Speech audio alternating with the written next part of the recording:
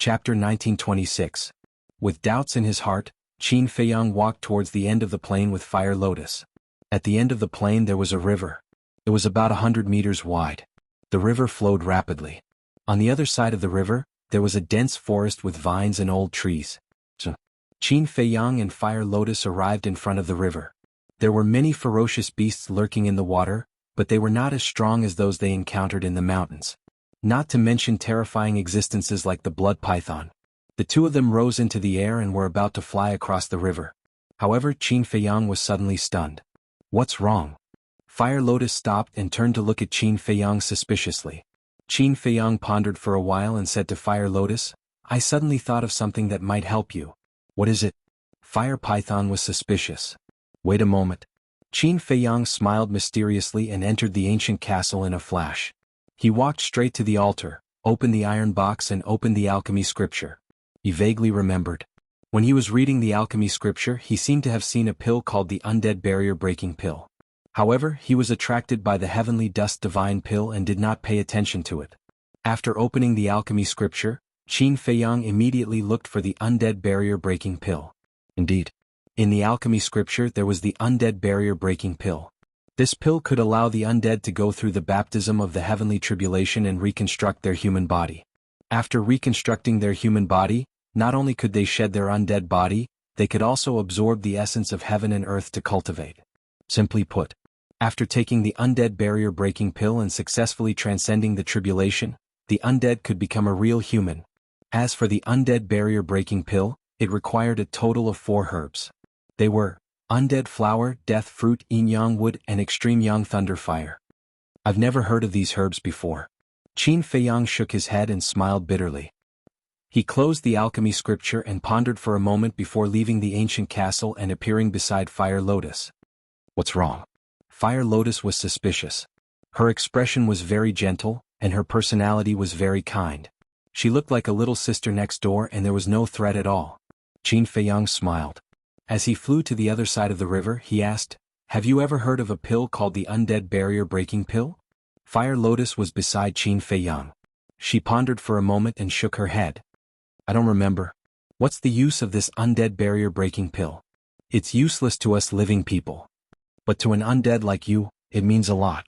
Qin Feiyang briefly explained the situation with the undead barrier-breaking pill. Really? Fire Lotus was very excited. Qin Feiyang nodded and said, And I'm thinking that if you shed your undead body, you might be able to recover your memories. Fire Lotus grabbed Qin Feiyang and begged, Qin Dage, you have to help me. The days without my memories are too painful, it's simply torture. Qin Dage? Qin Feiyang's mouth twitched. He smiled bitterly, Although I don't know your past, I can imagine that you must have lived for thousands of years, or even tens of thousands of years. Is it appropriate to call me Big Brother? Fire Lotus was stunned. She covered her mouth and laughed. I didn't expect you to be such an old-fashioned person. It's just a title. What's the matter? I'm old-fashioned? Qin Feiyang was speechless. He shook his head and said, Well, it's up to you.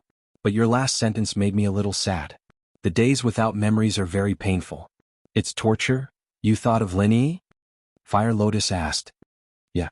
She should be the same as you.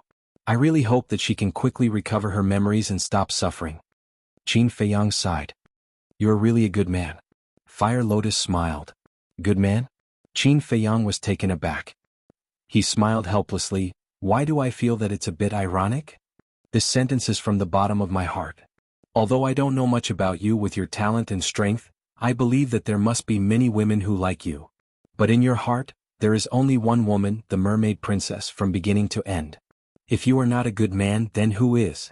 Fire Lotus said. Don't praise me like that. I will fly to the sky. Qin Feiyang touched his nose, a little embarrassed. Fire Lotus joked, Then fly, because no matter how high you fly, I can drag you down. You're also quite interesting. I really hope that when you recover your memories, we will not become enemies. Qin Feiyang smiled. That's for sure. We will always be friends. Fire Lotus said. So sure? Qin Feiyang was surprised. Fire Lotus was speechless. You are a person who has just entered the ancient world. What grudges can I have with you? That's true. But there is an old saying that the world is unpredictable. I still hope that you and I can remember what we said today. Qin Feiyang smiled. I will remember. Fire Lotus nodded. Passing through the river, the two of them entered the sky above the forest and looked ahead. The forest covered an area of about tens of thousands of miles. With Qin Feiyang's current low-level war god cultivation, he could clearly see the scenery tens of thousands of miles away. At the end of the forest, which was the edge of the forest, there were villages of various sizes. And in the forest there were many people hunting. The battlefield of humans and beasts could be seen everywhere. And the beasts in this forest were not very strong. The most powerful one was only a war god. Of course, the humans hunting in the forest were not strong either. Seniors, did you come from the mountain range on the other side of the river? Suddenly, a timid voice sounded from the forest below. There's someone? Qin Feiyang and Fire Lotus glanced at each other and looked down. They saw three young people standing below and looking at them curiously. At the same time, there was also a trace of vigilance in their eyes. The three of them looked to be in their 20s. They were all covered in blood and their hair was very messy. Obviously, they were also hunting in the forest. You actually didn't notice them? Qin Feiyang muttered. With his cultivation, he could see through the strength of the three at a glance. They were only one-star war gods. A mere one-star war god could actually hide from his perception? Even Fire Lotus did not notice them? Swish. The two of them took a step forward and landed in front of the three. The three of them immediately retreated. The vigilance on their faces was even stronger. Don't be nervous. Qin Feiyang revealed a kind smile. The three of them glanced at each other and still did not let down their guard. Qin Feiyang said, "Let me ask you, why didn't I sense you approaching?" It should be because of this. One of the young men took out a jade pendant from the clothes on his chest. So it's like this. Qin Feiyang mumbled. He took a closer look at the jade pendant and could tell that it was made by the soul-sealing stone. However, how could three mere war gods have the soul-sealing stone? Qin Feiyang asked secretly, Fire Lotus, is the soul-sealing stone very common in this ancient realm? I'm not sure either. But last time, when I sneaked into the Guo family, I found that many people were wearing the soul-sealing stone. Fire Lotus transmitted her voice. That's right. The soul-sealing stone is not considered a rare thing in the ancient realm. Qin Feiyang smiled bitterly. Thinking back to when he was in the Great Qin and Forgotten Continent, finding a soul-sealing stone was as difficult as ascending to the heavens. But here it was like carrots and cabbages, everywhere. The young man who took out the jade pendant asked suspiciously again, Seniors, did you come from the other side of the river? Is this very important? Qin Feiyang was suspicious. Yes. The young man nodded. The other two young men also waited for Qin Feiyang's answer with a look of anticipation. Yes. We came from the land of the undead, Qin Feiyang said. So, you guys crossed that mountain range? The three of them asked in surprise. That's right. Qin Feiyang nodded. Amazing. It said that there are monarch god-level beasts in that mountain range. The three of them were extremely shocked. You guys know about it too? Qin Feiyang asked. Of course. We live in a village outside the forest. Although we have never been to that mountain range, we have heard about it from the elders in the village. They said that the mountain range is a forbidden area. And this river here is the dividing line. You must not cross it. Two lords, to be able to cross the land of the undead, you must be very strong. Can you accept us as your disciples and teach us how to cultivate? The three young men looked at Qin Feiyang and Fire Lotus with a pleading look. Disciples? Qin Feiyang and Fire Lotus looked at each other. Two lords, please accept us. We just want to become stronger. The three of them looked at each other and even knelt on the ground and begged. What's going on? Qin Feiyang frowned. They were just strangers who met by chance. They didn't even know what kind of person he and Fire Lotus were, and they wanted to be apprenticed? Fire Lotus walked forward and smiled. Get up first. The three of them got up and looked at Fire Lotus with a pitiful look. Fire Lotus's eyes were very gentle. Tell me first, why do you want to become stronger? We want to protect our family in the village. Yes. We don't want to be oppressed by them anymore. The three of them clasped their hands and said, Oppress? Who is oppressing you? Qin Feiyang was suspicious. The Guo family. One of the young men said, his eyes full of hatred. The Guo family? Qin Feiyang was stunned and frowned. The Guo family you're talking about is the patriarch called Guizhixiong? Yes. The three of them nodded. Qin Feiyang and Fire Lotus looked at each other. Fire Lotus said telepathically, It seems that the Guo family is not a kind person. Qin Feiyang's eyes flashed and looked at the three young men calmly. How does the Guo family oppress you? The Guo family is very domineering. Hundreds of villages of various sizes within a few 100,000 miles are all controlled by them. Usually not only do they beat, scold, and bully us, but they also ask us to hand over 50 soul stones to them every year. You two lords must know how precious soul stones are. On the market they are basically priceless. Villages like ours can only barely gather 50 pieces after working hard for a whole year. Sometimes when we're unlucky and can't find anything valuable, we can't even gather that many. The three young men were talking at the same time, and all of them had an angry look on their faces. Literature Museum. Chapter 1927. There's such a thing? Qin Feiyang raised his eyebrows. If the three of them weren't lying, then the Guo family was indeed too much. Sir, we can guarantee with our lives that every word is true. Seeing that Qin Feiyang was a little doubtful, the three young men patted their chests and swore. Then what if your villages can't gather 50 soul stones? Qin Feiyang asked. Pay with your life. Kill one person for every soul stone missing. Over the years, more than 20 people in our village have been mercilessly killed by them. The eyes of the three were filled with resentment. Pay with your life. Hearing this, Qin Feiyang was furious. How could they do such an inhumane thing? How pitiful. Fire Lotus sighed. Sir, please take us in. We really don't want to be bullied by the Guo family anymore. The three young men begged bitterly. You're so anxious. Have you never thought that we're bad people? Or are we from the Guo family? Qin Feiyang said. The Guo family? The three of them looked at the two of them with fear in their eyes. Don't be so nervous. I do have some connections with the Guo family, but I'm not from the Guo family. Qin Feiyang smiled. You have connections with the Guo family? The three of them trembled and immediately turned around to flee. Because in their view, having connections with the Guo family meant that they were related. What three reckless brats. At least before they become apprentices, they should find out the other party's identity. Qin Feiyang shook his head and laughed. Although they are reckless, it also shows how desperate they are. Otherwise they wouldn't be so desperate. And when they heard that you have connections with the Guo family, they immediately ran away. It shows how scared they are of the Grand Preceptor. Fire Lotus said. It doesn't make sense. Our ancestor is such a kind person. How could he be friends with the Guo family? Not to mention leaving behind a marriage contract? Qin Feiyang frowned. I think there's something fishy about this. We need to investigate. Fire Lotus said. It's not just an investigation, it's a thorough investigation. A cold light flashed in Qin Feiyang's eyes. If the Guo family was really such a person, then the possibility of the marriage contract being forged could not be ruled out. If the marriage contract was forged, then don't blame him for being impolite. But, regardless of whether the marriage contract was real or fake, Guo Zixiong definitely knew the ancestor. Let's go. Let's catch up to them and find out more information. Qin Feiyang said. Fire Lotus nodded. The two of them were both low-level war gods. His speed was much faster than the three youths. In just a few breaths' time he had caught up with them. Sir, we were wrong. Please don't kill us. Their faces turned pale as they knelt on the ground and begged in despair. Get up. We are all men, how can we kneel to anyone? Qin Feiyang raised his eyebrows and shouted. The three of them trembled and hurriedly crawled to their feet. They stood together, cowering in fear. Qin Feiyang asked, Do you know about the Gao family? Yes. They rule over another area with a few hundred villages. And just like the Guo family, they ask the villages to hand over 50 soul stones every year. The three of them hurriedly said. Qin Feiyang said, I'll say it again.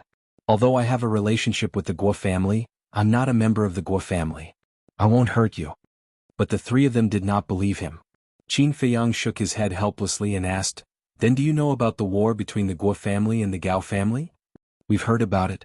The three of them said. I want to know the details. Qin Feiyang said. We don't know the details either. We only heard people talking about it occasionally. The three of them were extremely anxious.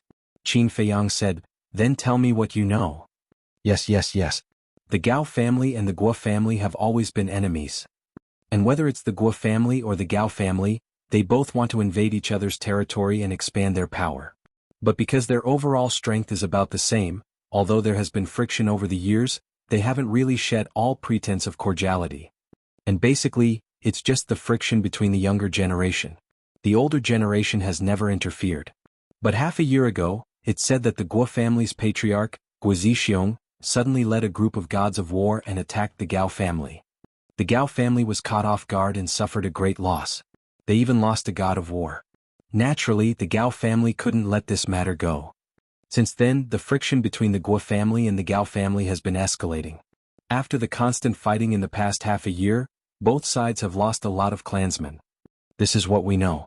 If you want to know more, you can ask the Gao family and the Guo family. After saying that, the three of them looked at Qin Feiyang anxiously. Qin Feiyang asked, "Then why did they attack the land of the undead?" "The land of the undead? We really don't know about this," the three of them said.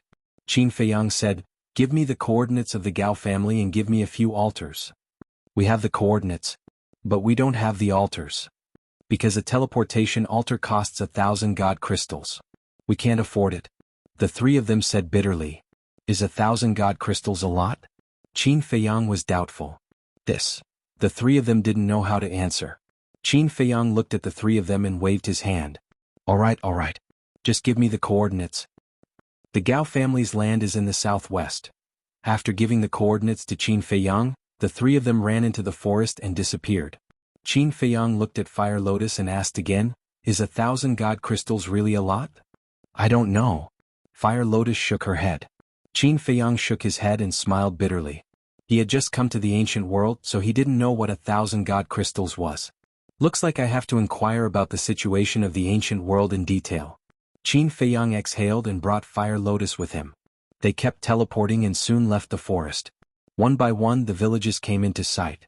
The big villages had thousands of families. The smallest village had more than 1,000 families. As for cultivation, the strongest was only a 5 or 6-star war emperor. However, compared to the Great Qin and the Forgotten Continent, the strength of these villages was not simple. Because in the Great Qin and the Forgotten Continent, other than the Lu family, there was no other village that could compare to the villages here. Even the 9 provinces of the Great Qin and the 9 regions of the Forgotten Continent combined could not compare to a village here. "I'm really looking forward to it." Qin Feiyang did not stop and directly teleported to the southwest. About an hour passed. Suddenly, he stopped above a village. This village had more than 10,000 families. Moreover, he sensed the aura of a false god in the village. Obviously, this village was overseen by a false god. "Where did you come from?" Following a hoarse shout, a white-haired old man flew into the sky. Qin Feiyang sized up the white-haired old man. This old man was the false god that he had sensed. At the same time, the white-haired old man was also sizing up Qin Feiyang and Fire Lotus. Suddenly, his pupils suddenly shrank and he hurriedly bowed and said, "Greetings, lords." He was actually unable to see through the cultivation of these two people. That meant that they were definitely war gods. Qin Feiyang laughed, "Old man, there's no need to be so polite." The white-haired old man did not dare to be negligent at all, and said respectfully, "May I ask, what orders do you have for coming here?" Qin Feiyang said, "I'm just passing by." "So you're just passing by?" The white-haired old man heaved a sigh of relief. Qin Feiyang said, "Old man, I want to ask, is your village ruled by the Guo family or the Gao family?" "We belong to the Guo family," the white-haired old man said. Qin Feiyang asked, "What's the Guo family's character like?" "The Guo family's character?" The white-haired old man was stunned and immediately became vigilant, asking carefully, "May I ask if you're from the Guo family?" Qin Feiyang turned his head to look at Huolian and said with a smile, "See, people with a bit of experience are indeed different." Fire Lotus said, "More cautious than those 3 brats." Qin Feiyang looked at the white-haired old man and laughed, "Old man, don't worry, I have nothing to do with the Guo family." The white-haired old man did not believe him immediately. Qin Feiyang laughed, "Think about it, if I'm from the Guo family, then I'll definitely know that this village is ruled by the Guo family. Then I wouldn't have asked you before." The white-haired old man thought about it and nodded, "You're right, my lord." As for the Guo family's character, there's no need for an old man like me to say. In this area you can ask anyone and you'll know. The old man did not say it directly. Obviously he did not want to get into trouble. Qin Feiyang, of course, saw through the white-haired old man's thoughts. He laughed, "All right then, I won't make things difficult for you, but can you lend me a teleportation altar?" "You want to borrow a teleportation altar?" The white-haired old man was a little surprised. The 2 war gods did not have a teleportation altar? Qin Feiyang said, "We used to have one, but it's been used up recently." "I see." The white-haired old man nodded in realization, took out an altar from his cosmos bag and said, "I only have one altar, I'll give it to you, my lord." "Thank you." Qin Feiyang cupped his hands and thanked him, then grabbed the altar and was about to open it. Whoosh! But at this moment, two men in black suddenly descended above the village.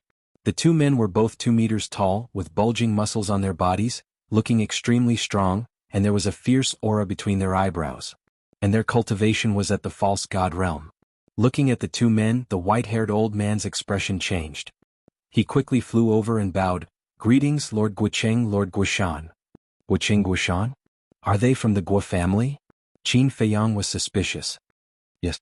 Guicheng and Huolian raised their noses and nodded in an overbearing manner. When they raised their heads to look at Qin Feiyang and Huolian, their pupils immediately shrank. Guicheng asked, "Qi Yuan, who are they?" The white-haired old man's expression changed slightly, and he said with a flattering smile, "They're just asking for directions." As he spoke, he gave Qin Feiyang and Guishan a look, indicating that they should leave quickly. But Qin Feiyang did not move. Instead, he put away the teleportation altar, crossed his arms in front of his chest, and watched curiously like a bystander. Fire Lotus was even more indifferent. Chapter 1928. Passers-by? Guicheng and Fire Lotus looked at Qin Feiyang and Fire Lotus suspiciously for a while before retracting their gaze. Guicheng looked at the white-haired old man and said, "Qi Yuan, you know why we're here, right?" I know, I've already prepared it." Qi Yuan smiled flatteringly, took out a Chengkuan bag from his bosom, and respectfully handed it to Guicheng. Guicheng grabbed the Chengkuan bag, lowered his head to check, and nodded with a smile. "Not bad, exactly 50 soul stones." The white-haired old man smiled flatteringly. "In front of the two lords, how would I dare to lie?" "Soul stones," Qin Feiyang murmured and sent a sound transmission. "It seems that they are really from the Guo family." "Since they are from the Guo family, why don't they know you?" Fire Lotus was puzzled. "I guess not many people know about the marriage contract." Qin Feiyang thought. These two were only false gods, at most two errand boys, so they shouldn't be qualified to know about these things. However, the Guo family's cultivation was indeed too much. A rare treasure like the soul stone could be said to be priceless. For a village to gather 50 soul stones in a year, it would probably take the entire clan's strength. This was simply exploitation. At the same time, Guicheng threw the Chengkuan bag to Guishan, looked at the white-haired old man with contempt, and said, "I don't think you have the guts, but from next year onwards the soul stones will be doubled." Doubled? The white-haired old man was stunned and asked suspiciously, "Lord, what does this mean?" "It means that from next year onwards, villages with false gods like yours will no longer have to hand in 50 soul stones, but 100. Guicheng said. 100? The white-haired old man was startled, and his face suddenly turned pale. These bastards who eat people without spitting out the bones. Qin Feiyang also frowned. The Guo family was getting more and more outrageous. "Lord, why is this? 50 soul stones a year is already far beyond our burden, let alone 100. Isn't this asking for our lives?" The white-haired old man asked anxiously. "This is the patriarch's order," Guicheng said calmly. The white-haired old man clenched his fists and roared, "I'm going to argue with Guizixiong. 100 soul stones a year. Is he going to give us a way out?" "What? I have to hand over 100 soul stones in the future? The Guo clan is going too far." At this moment, the villagers below ran out of their houses one after another and gathered together. They all looked at Guicheng and Guishan with anger and resentment. Guicheng raised his eyebrows and glanced at the villagers. He looked at the white-haired old man and shouted, "Do you want to rebel?" He had heard of it. A trace of panic appeared on the white-haired old man's face. But then, he straightened his back and roared, "The government forces the people to rebel. If the Guo family really forces us like this, we might rebel." "Ha!" Guicheng and Guishan couldn't help but laugh out loud. "Qi Yuan, there's something you don't know yet, right? The Gao clan's territory has already been taken over by my Guo clan. My Guo clan's power now is even greater than before. You dare to rebel?" Guishan laughed. "What? They've already invaded the Gao clan's territory?" Qi Yuan was surprised. "That's right. Just yesterday evening, the clan leader led more than 20 war gods and killed their way into the Gao clan. Except for Gao Guofang and Gao Xiaowei, everyone in the Gao clan was wiped out by us. Now say it again. Are you rebelling?" Guicheng sneered at the white-haired old man. Hearing this, the white-haired old man's old face turned pale. "Say it. Aren't you very brave? Didn't you even dare to call our clan leader by his name? What? Now that you've heard the news of the Gao clan's destruction, you don't dare to say anything?" Old thing, I'm giving you face but you don't want it. Guicheng took a step forward and immediately slapped the white-haired old man's face. A blood-red palm print appeared. Streaks of bright red blood flowed out from the corners of the white-haired old man's mouth. However, the white-haired old man turned a deaf ear to this. His whole person seemed to have become numb. He stood there in a daze, his eyes dim and his face indifferent. The Gua clan's strength skyrocketed after annexing the Gao clan. In the future, their villages would undoubtedly have no way to survive. Suddenly, the white-haired old man looked up at Guicheng and said, "Just now, you said that the village with a false god will only have to hand in 100 soul stones?" "Yes." Guicheng nodded. The white-haired old man said, "Then, will the villages without a false god still have to hand in 50 soul stones like before?" "Yes." Guicheng nodded again. "Good." The white-haired old man gritted his teeth and looked at the villagers below. He roared with tears in his eyes, "From this moment on, this old man is no longer a person of this village." "What?" The villagers below suddenly became restless. Guicheng was also stunned. Then he said angrily, "Old thing, are you playing tricks? This is my home. The people here are also my family. If I wasn't forced to a dead end by you, would I have made such a painful decision? I think in this world no one would be willing to abandon a home and the family around them." The white-haired old man cried sadly. "Yes. Who wants to leave home? Leave family? But in this world there are too many helplessness." Qin Feiyang sighed inwardly. The white-haired old man's words deeply touched his heartstrings. However, Guicheng and Guishan's faces were gloomy. "I have abandoned my family in the village. Now that there are no more false gods here, can we only hand in 50 soul stones like in previous years?" The white-haired old man looked at the two and said, "Ha!" Guicheng and Guishan looked at each other and couldn't help but laugh. However, their laughter was full of sarcasm. "Old thing, do you think you can reduce the soul stones by playing tricks? Let me tell you, stop dreaming. Even if you leave, this village must hand in 100 soul stones in the future." Guicheng said. "Guicheng, not 100. You have to increase the price. In the future, this village must hand in 150 soul stones every year. This is the price of playing tricks," Guishan said. Guicheng was slightly stunned and laughed. "Good idea, it's decided. Qiyuan, prepare 150 soul stones for us on this day next year. If there is one less, we will kill one of you." 150 soul stones? Qiyuan's face was dull and disheartened. The villagers below were also filled with anger and despair. "This is too much, too much." Fire Lotus looked at this scene and muttered to herself, a trace of murderous intent surging in her eyes. This was simply treating the villagers as fish to be slaughtered. However, Guicheng and Guishan's faces were full of sneers. "Let's see if you dare to be rash in the future. Let's go." Guicheng smiled contemptuously and turned to leave with Guishan. "Stop." But at this moment, the white-haired old man suddenly roared. The two stopped and turned to look at the white-haired old man with a cold expression. The white-haired old man stared at the two of them, like a wild beast that was about to go crazy, and said word by word, "You really don't want to give us a way out? You asked for it." Guicheng snorted coldly. "Good. Very good. Very good." The white-haired old man nodded with a smile, and then suddenly roared in anger, "If you don't give us a way out, you can forget about living." Boom. The white-haired old man took a step towards Guicheng and Guishan, and a destructive aura rushed out from his body. Self-destruction. "Old man, are you crazy?"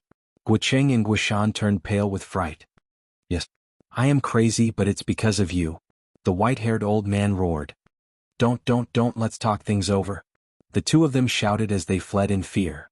"There's nothing to talk about. For this village, for these family members, I have to stand up bravely.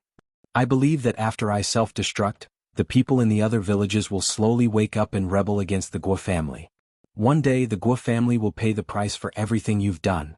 The white-haired old man roared, and there was no fear on his face. Shwa. But just as the white-haired old man was about to self-destruct, a young figure suddenly appeared behind him. It was Qin Feiyang. Qin Feiyang raised his arm and gently pressed on the white-haired old man's shoulder. The white-haired old man's self-destruction was forcefully stopped. The white-haired old man was stunned, and he turned to look at Qin Feiyang. "My lord, what are you doing?" Qin Feiyang smiled. "Old man, life is so precious. How can you seek your own death?" The white-haired old man sighed. "My lord, I don't want to either, but as you can see, I can only do this." "Don't worry. There's always a way out." Qin Feiyang smiled and looked at Guicheng and Guishan. He flicked his finger and a strand of divine power shot out. After the white-haired old man stopped self-destructing, the two of them immediately activated a teleportation altar. The divine power blasted out, and the awakened altar shattered. The two of them stood awkwardly in the air and looked at Qin Feiyang. "Your Excellency, please don't meddle in other people's business. I have a bad habit. Whenever I see someone bullying others, I can't help but attack. Moreover, I owe Qi Yuan a favor. I can't just sit by and watch." Qin Feiyang smiled. The two of them were suspicious. How could Qi Yuan be related to a war god? However, Qi Yuan himself was also suspicious. Why didn't he know that this young man owed him a favor? Qin Feiyang looked at the two of them and smiled. "Before you came, Qi Yuan gave me a teleportation altar." "What? Giving you a teleportation altar is considered a favor?" The two of them were stunned. Although a teleportation altar is nothing, it's still a favor. A drop of water should be repaid with a gushing spring. Qin Feiyang said. "My lord, you..." Qi Yuan looked at Qin Feiyang in a daze. He didn't know what to say. "Leave this to me." Qin Feiyang smiled at Qi Yuan. "Is this okay? They're from the Guo family.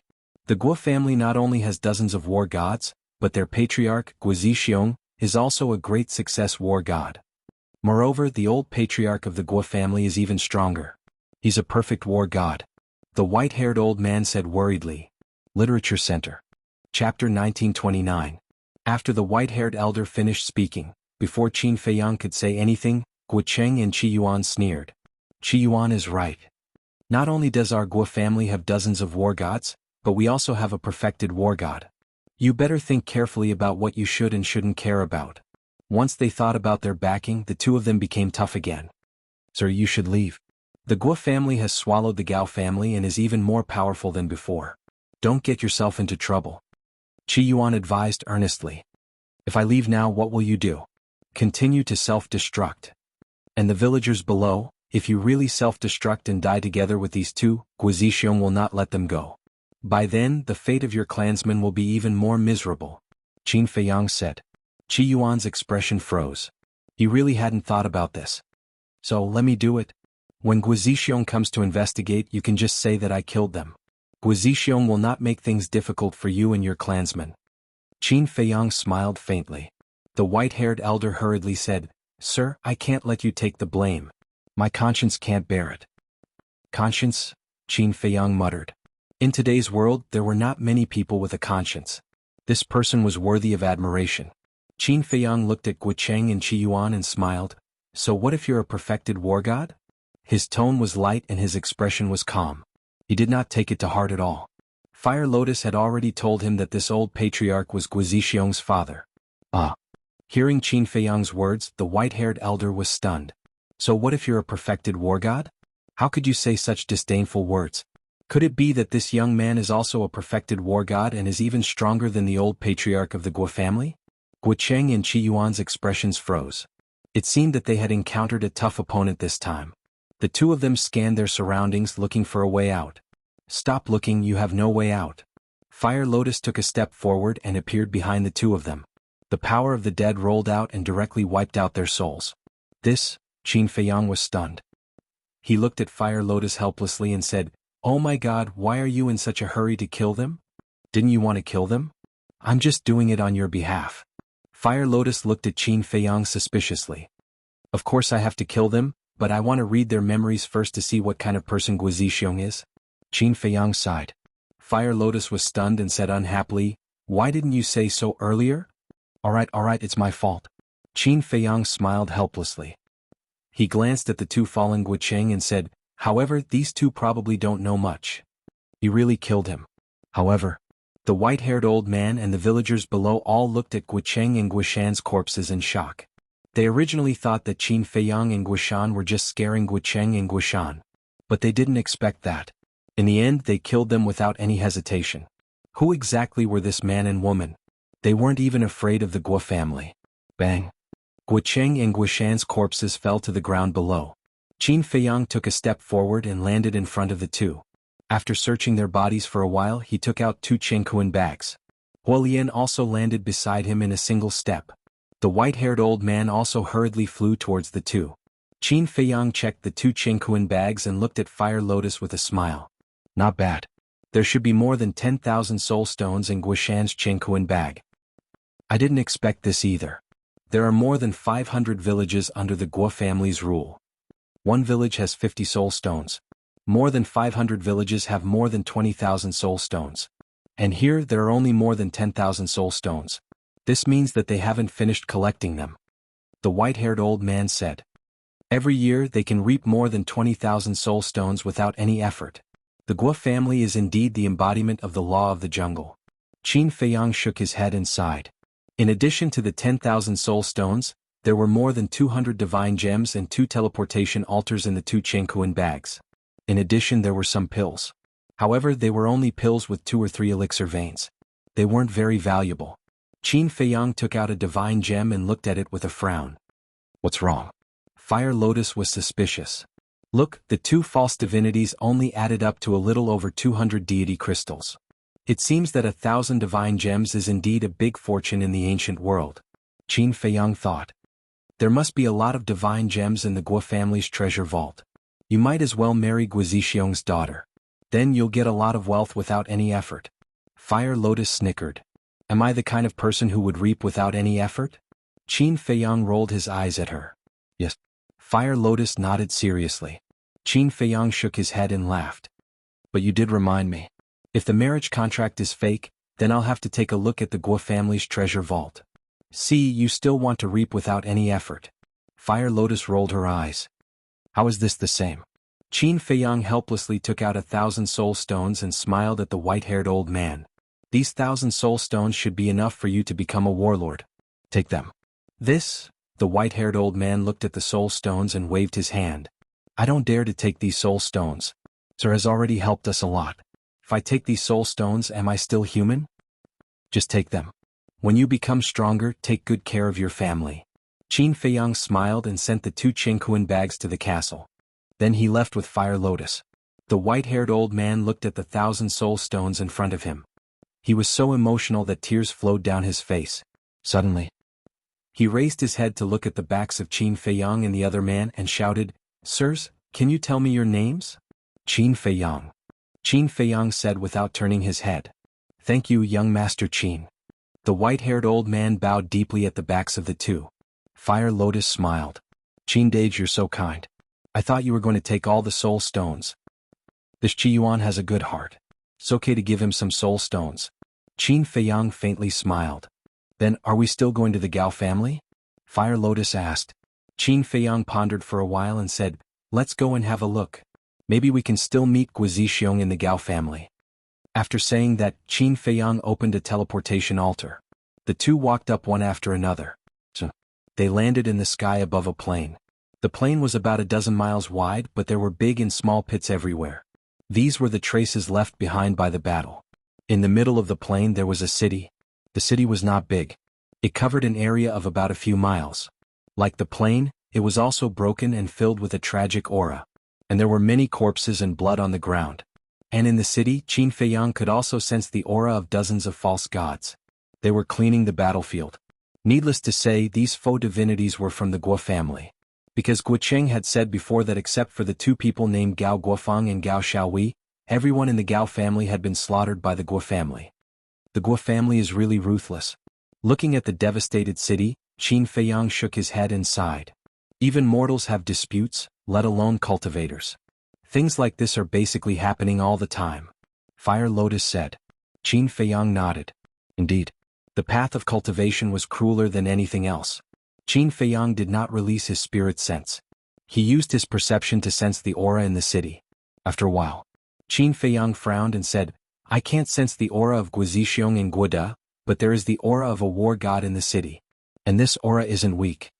I can sense it too. It seems to be a low-level war god. Fire Lotus whispered. The 2 of them were about to fly into the city. But suddenly, in the sky above the plain opposite the city, a black-clothed man flew through the air like lightning and landed in the sky above the city. He shouted, Miss, I found the whereabouts of Gao Guofeng and Gao Xiaowei. So, at that moment, a figure flew up into the sky. It was a red-haired woman. She was also wearing a fiery red dress. She was about 1.78 meters tall and had an excellent figure. Her facial features were also quite exquisite. From afar she looked like a fairy standing in flames. However, her expression was somewhat cold, giving off a cold feeling that kept people thousands of miles away. Where? The woman looked at the black-clothed man, her eyes flashing with a cold light, and asked. The black-clothed man said, "They are hiding in the Scarlet Flame Valley and are healing their injuries. Take me there immediately." The woman said. "Yes." The black-clothed man respectfully replied, turned around, and flew in the direction he came from. The woman took a step forward, but suddenly seemed to have sensed something. She turned her head and looked in the direction of Qin Feiyang and the other person. But there was nothing in the void. "Miss, what's wrong?" The black-clothed man looked at the woman in confusion. "Nothing?" The woman shook her head and suspiciously glanced at the void. Then she turned around and followed the black-clothed man. In the void. Fire Lotus looked at the woman's back, then turned her head to Qin Feiyang and asked suspiciously, "Why did you use the invisibility technique?" Qin Feiyang said, "I'm thinking that woman might be Guizixiong's daughter." Guizixiong's daughter? Fire Lotus was a bit surprised. Qin Feiyang asked doubtfully, "Didn't you go to the Guo family? Why don't you know what she looks like?" "I did go to the Guo family, but I didn't see Guizixiong's daughter." "If that woman is really Guizixiong's daughter, then you're really lucky." Fire Lotus mocked. "Lucky?" Qin Feiyang was stunned. What did she mean? Think about it. His daughter is so young, but she broke through to the low-level war god realm. It shows how terrifying her talent is. Facing such a beautiful girl, even if the marriage contract was forged by the Guo family, I'll still marry her. Fire Lotus covered her mouth and laughed. A row of black lines appeared on Qin Feiyang's forehead as he speechlessly said, "Then go ahead and marry her. I absolutely won't stop you." "Then I'm curious. If you don't plan to marry her, then why are you avoiding her?" Fire Lotus said. "I just want to see if she's really Guizixiong's daughter or not. If she is, then she must know about the marriage contract. If the marriage contract is fake, then I'll just show up. She won't tell the truth." Qin Feiyang said. "I see." Fire Lotus suddenly smiled and teased, "I thought you were shy because you met your future wife. You really know how to talk nonsense." Qin Feiyang looked at her helplessly. He waved his hand and rolled up Fire Lotus. Then he used the Xing technique and chased after the woman and the black-clothed man. Literature Center. Chapter 1930. The Xing character formula is a heaven-defying formula. In less than 10 breaths, Qin Feiyang took the Fire Lotus and caught up with the red-clothed woman and the black-clothed man. Then he followed them. The red-clothed woman and the black-clothed man didn't notice him at all. About 500 to 600 breaths passed. A huge valley came into sight. Around the valley, waves of fire rolled and black smoke curled up. There were no plants within a radius of dozens of miles. Crimson lava flowed and waves of heat surged, turning this place into a huge furnace. The lava came from the valley. In the middle of the valley, there was a crater with a diameter of 5 to 6 meters. Occasionally, lava would spurt out. "Miss, they are in a cave on the left side of the crater." The black-clothed man pointed and said in a low voice. The two of them also concealed their presence.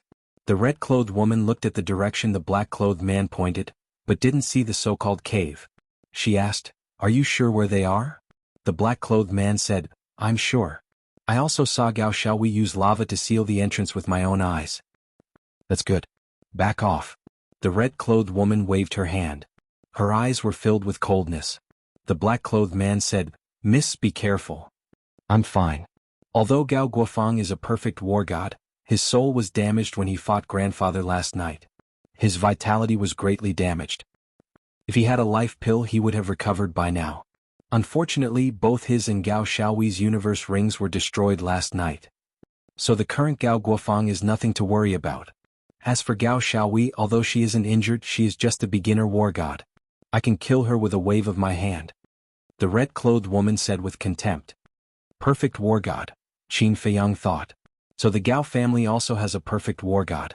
No wonder the three young men he met not long ago said that the Gao family and the Guo family were equal in strength. "Mrs. Mighty," the black-clothed man said flatteringly and then retreated silently. "Gao Guofeng, Gao Xiaowei," the red-clothed woman muttered. She stepped out and landed on top of the crater. She looked down coldly and said, "Gao Xiaowei, come out." But after a while, no other sound could be heard. "Looks like you'll only come out if I do it." The woman in red raised her slender finger, and a surge of divine energy suddenly surged out. It turned into a wave of fire that blasted into the valley below. Accompanied by a loud bang, the valley instantly split apart and collapsed crazily. The surging magma was like a fountain as it gushed out from the ground. Black smoke enveloped the entire area. Qin Feiyang looked at Fire Lotus and said with a smile, "Let's back off a little." Fire Lotus nodded. The two of them retreated 50 to 60 miles and stood in the void, watching from afar. To a mortal, it would take several hours to cover a distance of 50 to 60 kilometers even if they ran non-stop. However, to Qin Feiyang and Huolian it was nothing. They could teleport away. Furthermore, with their current eyesight, they could see everything clearly even from tens of thousands of miles away. Just as the two of them retreated, two figures suddenly rushed out of the black smoke. It was an old man and a young woman. Although the old man was old, he had a ruddy complexion and white hair, and his body was quite strong. And the young woman was about the same as the woman in red. Her appearance was also quite good. She was more than 1.7 meters tall and was extremely slender. Her jet black hair was tied together, making her look full of heroic spirit. Her skin was also very soft. However, the old man and the young woman were in a sorry state at the moment. Especially the old man, his body was covered in blood, his eyes were dim and lifeless, and there was a sense of weakness between his eyebrows that couldn't be dissolved. After the two of them appeared, they didn't bother with the woman in red. They didn't even say a word and directly teleported away. However, there was a trace of fear on their faces. "Gao Guofeng, you're a perfect war god. Facing a junior like me, you actually ran away without fighting. Aren't you afraid of being laughed at?" The woman in red said mockingly. She took a step forward and her speed instantly increased by several times. In the blink of an eye, she appeared in front of Gao Guofeng and Gao Guofeng. The two of them braked and stopped in the void. Gao Xiaowei immediately glared at the woman in red and shouted, "Guosweki, don't go too far." "Guosweki," Qin Feiyang mumbled. So that was the name of the woman in red. Guosweki looked at Gao Xiaowei expressionlessly and then shifted her gaze to Gao Guofeng. After observing carefully for a while, she said, "As I expected, your divine soul hasn't been repaired. Even if it hasn't been repaired, it's not something that a little kid like you can block." Gao Guofeng shouted furiously, and there was a hint of anger in his tone. His divine power was like a tide that carried a terrifying aura as it rushed toward Guosweki. Guosweki's eyes flickered. She seemed to be hesitating whether to fight head-on. Suddenly, a cold light flashed across her eyes. She raised her hand and a flame-like divine power appeared. It roared in the sky and collided with Gao Guofeng's divine power. Boom! A loud explosion that shook the sky suddenly exploded. A wave of destructive energy surged out in all directions. The land within a radius of tens of thousands of miles was razed to the ground. Dust and smoke covered the sky. Qin Feiyang also went to the Black Tortoise world with the Fire Lotus. This was because once they were affected by the fluctuations of battle, the concealment technique would disappear. However, it was different in the Black Tortoise world. No matter how Guosweki and the other two fought, even if they self-destructed, it wouldn't affect them. Outside, when the dust settled, Guosweki was pushed back dozens of miles. Her face was pale and there was a trace of blood at the corner of her mouth. The skin on her arm was also cracked. Blood dripped down from her fingertips. However, Guosweki ignored this injury and stared at Gao Guofeng, who was standing in the void opposite her. Gao Guofeng stood firmly in the void and didn't even move a step. He didn't look any different from when he first appeared. The aura exuding from his body was extremely terrifying. How is this possible? Last night, I saw with my own eyes that his divine soul was damaged and he could only use the strength of a beginner god of war. But now he actually pushed me back. Could it be? His divine soul has been repaired. Guosweki muttered to herself and looked at Gao Guofeng with a face full of shock. Gao Xiaowei glanced at Guosweki and ran to Gao Guofeng's side and asked, "Grandpa, are you okay?" Gao Guofeng waved his hand and said with a hoarse smile, "Don't worry, Grandpa is fine." Guosweki raised her eyebrows and said, "Your Qian Kuan ring was destroyed and you didn't have the life elixir. How could you repair your divine soul so quickly? Little girl, you are still too young. Although the Qian Kuan ring was destroyed, the life elixir is such an important elixir. I will definitely store it elsewhere." Gao Guofeng sneered. Damn it. Guosweki cursed in her heart. If Gao Guofeng's divine soul hadn't been repaired, she wouldn't be afraid at all.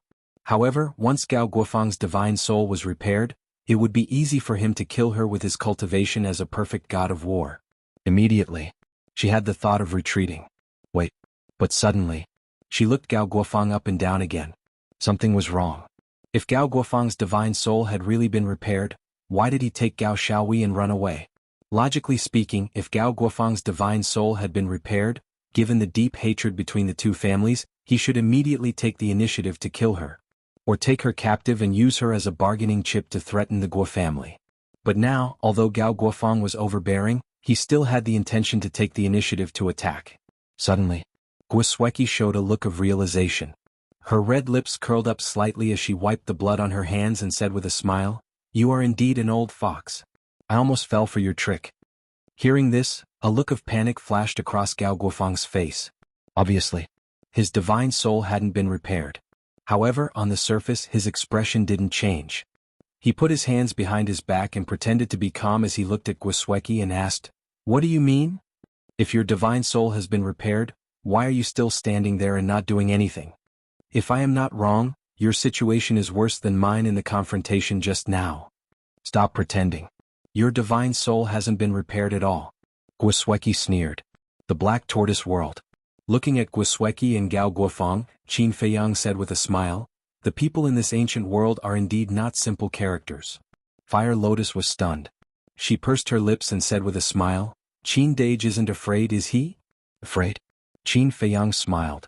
In terms of scheming, he really wasn't afraid of anyone. Outside. Hearing Guo Sueki's words, Gao Guofang's expression still didn't change. His aura became more and more terrifying. He had to continue pretending. Because only by scaring away Guo Sueki could he and his granddaughter Gao Xiaohui live. However, his weak body didn't allow it. The blood that had been held in his throat suddenly spurted out. His face instantly became pale. His body kept shaking. Even standing seemed to be very difficult. Gao Xiaohui's expression changed. She quickly stretched out her hands and grabbed Gao Guofang's arm. "Finally, you can't pretend anymore." Guo Sueki's face was full of ridicule. Gao Guofang smiled bitterly and turned to look at Gao Xiaohui. He said with a face full of guilt, "Xiaohui, I'm sorry. Grandpa is too useless. I can't even protect you." "Grandpa, don't say that. I'm the useless one." Gao Xiaohui shook her head and tears flowed down. "The Gao family only has today's achievements and status because of our ancestors' hard work. But I didn't expect that it would all be destroyed by my hands overnight. Xiaohui, Grandpa is the sinner of the Gao family." Gao Guofang cried out in grief. "Grandpa, cheer up. You still have me." Gao Xiaohui cried out. Then she turned around and protected Gao Guofang behind her. She said without turning her head, "Grandpa, I will protect you." Looking at his granddaughter in front of him, Gao Guofang undoubtedly blamed himself. He actually needed his granddaughter to protect him? He was a perfect war god. Where was his face? Gao Guofang pushed Gao Xiaohui away and roared, "Xiaohui, you are our Gao family's only hope now. You can't die here. Grandpa will hold her back. Run and find your brother. Ask him to avenge us." "No one can escape." Guo Sueki smiled coldly. Chapter 1931. Accompanied by a loud clanging sound, a world-destroying sharpness appeared in front of him. Following that, a thin red sword appeared in Guo Sueki's hand. The thin sword looked like it was made of magma. The fire dragon was engraved on the sword hilt. The fire dragon divine sword. Looking at the thin sword, Gao Guofang's face changed. He shouted anxiously, "Xiaohui, don't hesitate. Hurry. I can't leave you behind, grandfather." Gao Xiaohui shook her head. Looking at Gao Guofang and Guo Sueki, there was a trace of fear for the fire dragon divine sword, but more than that, there was a reluctance to leave Gao Guofang. Clang. The fire dragon divine sword in Guo Sueki's hand had awakened. The aura was shocking like a tide, covering the sky and shattering the earth. High-grade divine weapon. Black Tortoise World. Qin Feiyang's eyes lit up. Even the Guo family's patriarch, Guo Zixiong, only has a middle-grade divine weapon, but this girl has a high-grade divine weapon. Looks like Guo Sueki's status in the Guo family isn't low. Qin Dage, if you really become the Guo family's son-in-law, your future will be limitless. Fire Lotus said with a smile. Qin Feiyang heard this and felt helpless. Outside. Facing Gao Xiaohui's stubbornness, Gao Guofang was both touched and anxious. He was touched because of his granddaughter's filial piety. He was anxious because if Gao Xiaohui didn't leave, both of them would die here. All these years the Guo family and Gao family had been at odds. Because of this, Gao Guofang knew everyone in the Guo family like the back of his hand. After all, there was a good saying. Know yourself and know your enemy and you will win every battle. He had watched Guo Sueki grow up, so he knew Guo Sueki very well. Although she was beautiful, she had a heart as venomous as a snake and scorpion. Once he was killed, he would never show mercy to his granddaughter, Gao Xiaowei. Clang. Guosweki looked coldly at the grandfather and granddaughter duo. She shook the fire dragon divine sword in her hand, and thousands of sword chi roared out, forming a huge fire dragon. It bared its fangs and brandished its claws as it pounced towards the duo. The appearance of the fire dragon also meant that the power of the fire dragon divine sword had recovered to its peak state. Seeing this, Gao Guofeng immediately pushed Gao Xiaowei away and shouted, "Xiaowei, now is not the time to be sentimental. Let's go, we must find your big brother." Then, like a moth darting into a flame, he pounced towards the fire dragon formed by the sword chi. "Grandpa!" Gao Xiaowei screamed in despair. "Go!" Gao Guofeng roared without turning his head. Tears streamed down Gao Xiaowei's face as she stared at Gao Guofeng's back. Then she turned around and fled into the depths of the mountain. Guosweki saw it all, but she didn't care about Gao Xiaowei. She took a step forward and charged towards Gao Guofeng with a cold expression. Her black hair danced in the wind and her clothes fluttered in the wind. She looked like a merciless goddess. "Guosweki, my Gao family has not perished yet. Your Guo family will definitely pay the price for the sins you have committed today." Gao Guofeng roared angrily, and with what little divine power he had left, he blasted towards the fire dragon. After all, he was a perfect war god. Although his divine soul was damaged and he was unable to unleash his peak strength, he was still not to be underestimated. Boom. Accompanied by an earth-shaking explosion, the fire dragon formed by the sword chi let out a wail and dissipated in the air. But at the same time, Gao Guofeng's body trembled as he spat out blood. His old face was completely drained of blood. Even with his divine soul damaged, he can still display such terrifying strength. As expected of the old patriarch of the Gao family. However, this is probably your last bit of strength. Guosweki was as cold as ice as she landed in front of Gao Guofeng. The fire dragon divine sword shone brightly and slashed forward. Immediately, Gao Guofeng let out an unwilling scream as his divine body was sliced into two by the fire dragon divine sword. "Grandfather!" Hearing Gao Guofeng scream, Gao Xiaowei turned around and saw this scene. She was instantly enraged. However, she did not stop and continued to escape with all her might. Strange, Black Tortoise World. Fire Lotus looked at Gao Guofeng's corpse with a hint of suspicion in her eyes. "What's strange?" Qin Feiyang turned around and looked at her suspiciously. Why didn't Gao Guofeng self-destruct? Since he was going to die anyway, he might as well self-destruct and die together with Guosweki. Fire Lotus said. "Because of Gao Xiaowei. Gao Xiaowei hasn't escaped far. If he self-destructs, it will definitely affect Gao Xiaowei." Qin Feiyang smiled. "That's true." Fire Lotus was stunned. She nodded and smiled. Then she asked suspiciously, "Qin Dage, aren't you going to help the Gao family?" "Help the Gao family? Why should I help them?" Qin Feiyang was puzzled. "The enemy of my enemy is my friend. The enemy of the Gao family and the Guo family is naturally our friend," Fire Lotus said. Qin Feiyang was stunned. He helplessly said, "Although the Guo family's conduct isn't that great, the matter of the marriage contract hasn't been investigated yet. It's still too early to say that the Guo family is our enemy." "So, Qin Dage still has some thoughts about the Guo family in his heart?" Fire Lotus covered her mouth and laughed. "What thoughts?" Qin Feiyang was confused. "Playing dumb? Of course it's about Guosweki," Fire Lotus said. Qin Feiyang was helpless to the extreme. He really wanted to ruthlessly knock this woman's head. What was she thinking about all the time? However, as he spent more time with her, he realized that Fire Lotus was quite cute sometimes. Outside, the ground was in pieces. The magma was boiling. It was a scene of devastation. Gao Guofeng's body had already fallen and was swallowed by the red magma. Guosweki looked down coldly. Then she grabbed the fire dragon divine sword and chased after Gao Xiaowei.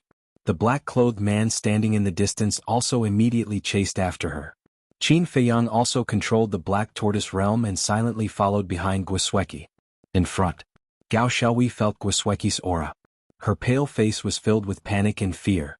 Guosweki was an initial stage war god. Although she was also a war god, she was only an initial stage war god. Although there was only a difference of one stage, it was like an insurmountable chasm. Whether it was strength or speed, Guosweki surpassed her by too much. If this continued, she would not be able to escape. As expected. In less than 100 breaths, Guosweki relied on her suppressive speed to block in front of Gao Xiaowei. Gao Xiaowei slammed on the brakes and looked around in panic. Then she looked at Guosweki and said angrily, "Don't go too far." "Go too far?" Guosweki sneered. Her eyes were filled with disdain. "Think about it.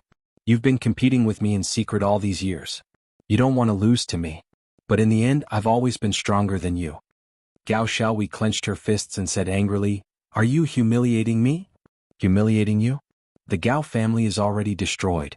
You're no longer the young miss of the Gao family. You're not worthy to be my opponent. What's the point of me humiliating you?" Guosweki said indifferently. Gao Xiaowei's face was red. She was ashamed and angry. "I just want to tell you something. In this world there will only be one genius.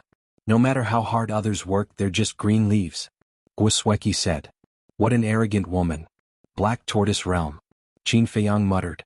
Fire Lotus said, "Although she's a bit arrogant, her words are reasonable." Qin Feiyang nodded. Outside. The black-clothed man also caught up and blocked Gao Xiaowei's path. Gao Xiaowei glanced at the black-clothed man, then looked at Guosweki and said, "Today I'm in your hands. You can kill me or torture me. But there's a question that I can't figure out." The black-clothed man sneered, "Young miss, don't talk nonsense with her." Guosweki glanced at the confused Gao Xiaowei and waved her hand at the black-clothed man. Then she looked at Gao Xiaowei and said, "Speak. The strength of our two families has always been on par. But why was my father's army wiped out in the land of the dead?" Gao Xiaowei said. Hearing this, Guosweki lowered her head. Her eyes flickered. Seeing that Guosweki was silent, the black-clothed man stared at Gao Xiaowei arrogantly and said, "Nonsense. Of course it's because the Guo family is stronger than the Gao family." "Impossible. In this battle in the land of the dead, both our families have the same number of people and divine weapons. Even if the Gao family loses, it's impossible for them to be wiped out." Gao Xiaowei shouted. "Battle?" Qin Feiyang was stunned. What was going on? Originally, he had thought that the Guo and Gao families were fighting over something in the land of the undead, and that was why they were fighting. But he did not expect it to be a battle. Then why did these two great clans want to fight? To fight for territory? That seemed to be the case. Because now, all the villages controlled by the Gao family had been taken over by the Guo family. Guosweki was silent for a long time. Then she looked up at Gao Xiaowei and said coldly, "A loss is a loss. Why are you still asking so many questions?" Gao Xiaowei shouted, "I don't believe that the Guo family has the ability. So, you must have used some despicable means." "How dare you? The Guo family is upright. How can we use despicable means as you think?" Guosweki said angrily. Gao Xiaowei said, "Since you are upright, why are you beating around the bush?" "I'm not." Guosweki shook her head. "Haha, Guosweki, I didn't expect there to be something that you can't talk about. It seems that the Guo family's victory is not glorious." Gao Xiaowei laughed out loud, his face full of mockery. Hearing this, Guosweki clenched her fingers and said in a low voice, "Fine, I'll tell you. The reason why the Gao family was wiped out in the land of the dead was because of one person." "Because of one person?" Gao Xiaowei was stunned. She said angrily, "Who is so capable?" "My..." Guosweki took a deep breath and said, "My fiancé." "Fiancé?" Gao Xiaowei's face was full of surprise. She asked, "Why didn't I know that you have a fiancé?" "I didn't know before. Grandfather and father only told me about it recently." Guosweki sighed. "Fiancé," Gao Xiaowei murmured and smiled sadly, "I didn't expect that the Guo family would have such a powerful person." "Shut up. I, Guosweki, don't need to rely on anyone. Even without him, with my talent, I can destroy the Gao family sooner or later." Guosweki shouted. Literature Center. Chapter 1932. Qin Dage, why do I feel like your fiancé is a disgrace in her eyes? Fire Lotus looked at Guosweki and asked suspiciously. She's not only an arrogant woman, she's also a very conceited and prideful woman. She doesn't want people to say that the Guo family relied on me to get rid of the Gao family. So, when Gao Xiaowei said that the Guo family had hooked up with a powerful person, to her, the word, hooked up, is a disgrace. Qin Feiyang smiled faintly. So you're saying that she's unhappy that you interfered with the Guo and Gao family in the land of the dead? Fire Lotus was stunned. Qin Feiyang nodded. She really doesn't know what's good for her. Fire Lotus shook her head. If it wasn't for Qin Feiyang, the final outcome would have been unpredictable. Actually, I don't care about any of this. I just want to know if the marriage contract is real or fake. But now it seems that Gwisweki doesn't know either. Qin Feiyang frowned. Outside. Gao Xiaowei looked at Gwisweki and said, I have no more questions, please give me a quick death. Okay. Gwisweki nodded. The fire dragon divine sword in her hand emitted a destructive aura. However, just as she raised the fire dragon divine sword, just as Gao Xiaowei was about to die under the sword, she suddenly disappeared without a trace. Gwisweki's arm froze, the fire dragon divine sword stopped in the air and immediately released her divine sense in all directions. At the same time, the black-robed man's expression changed greatly and he also released his divine sense. But the two of them searched tens of thousands of miles and didn't find the aura of a stranger, nor any traces of a spatial divine object. Miss, what's going on? The black-robed man ran in front of Gwisweki and exclaimed. Strange, Gwisweki didn't answer. She looked around at the void, her bright eyes full of suspicion. The Black Tortoise World. A woman suddenly appeared in front of Qin Feiyang and Fire Lotus. It was Gao Xiaowei. That was right. The person who saved Gao Xiaowei from Gwisweki's sword was Qin Feiyang. At this moment, Gao Xiaowei also sized up this unfamiliar place with a look of surprise and bewilderment. Fire Lotus glanced at Gao Xiaowei and asked through telepathy, Qin Dage, why are you saving her again?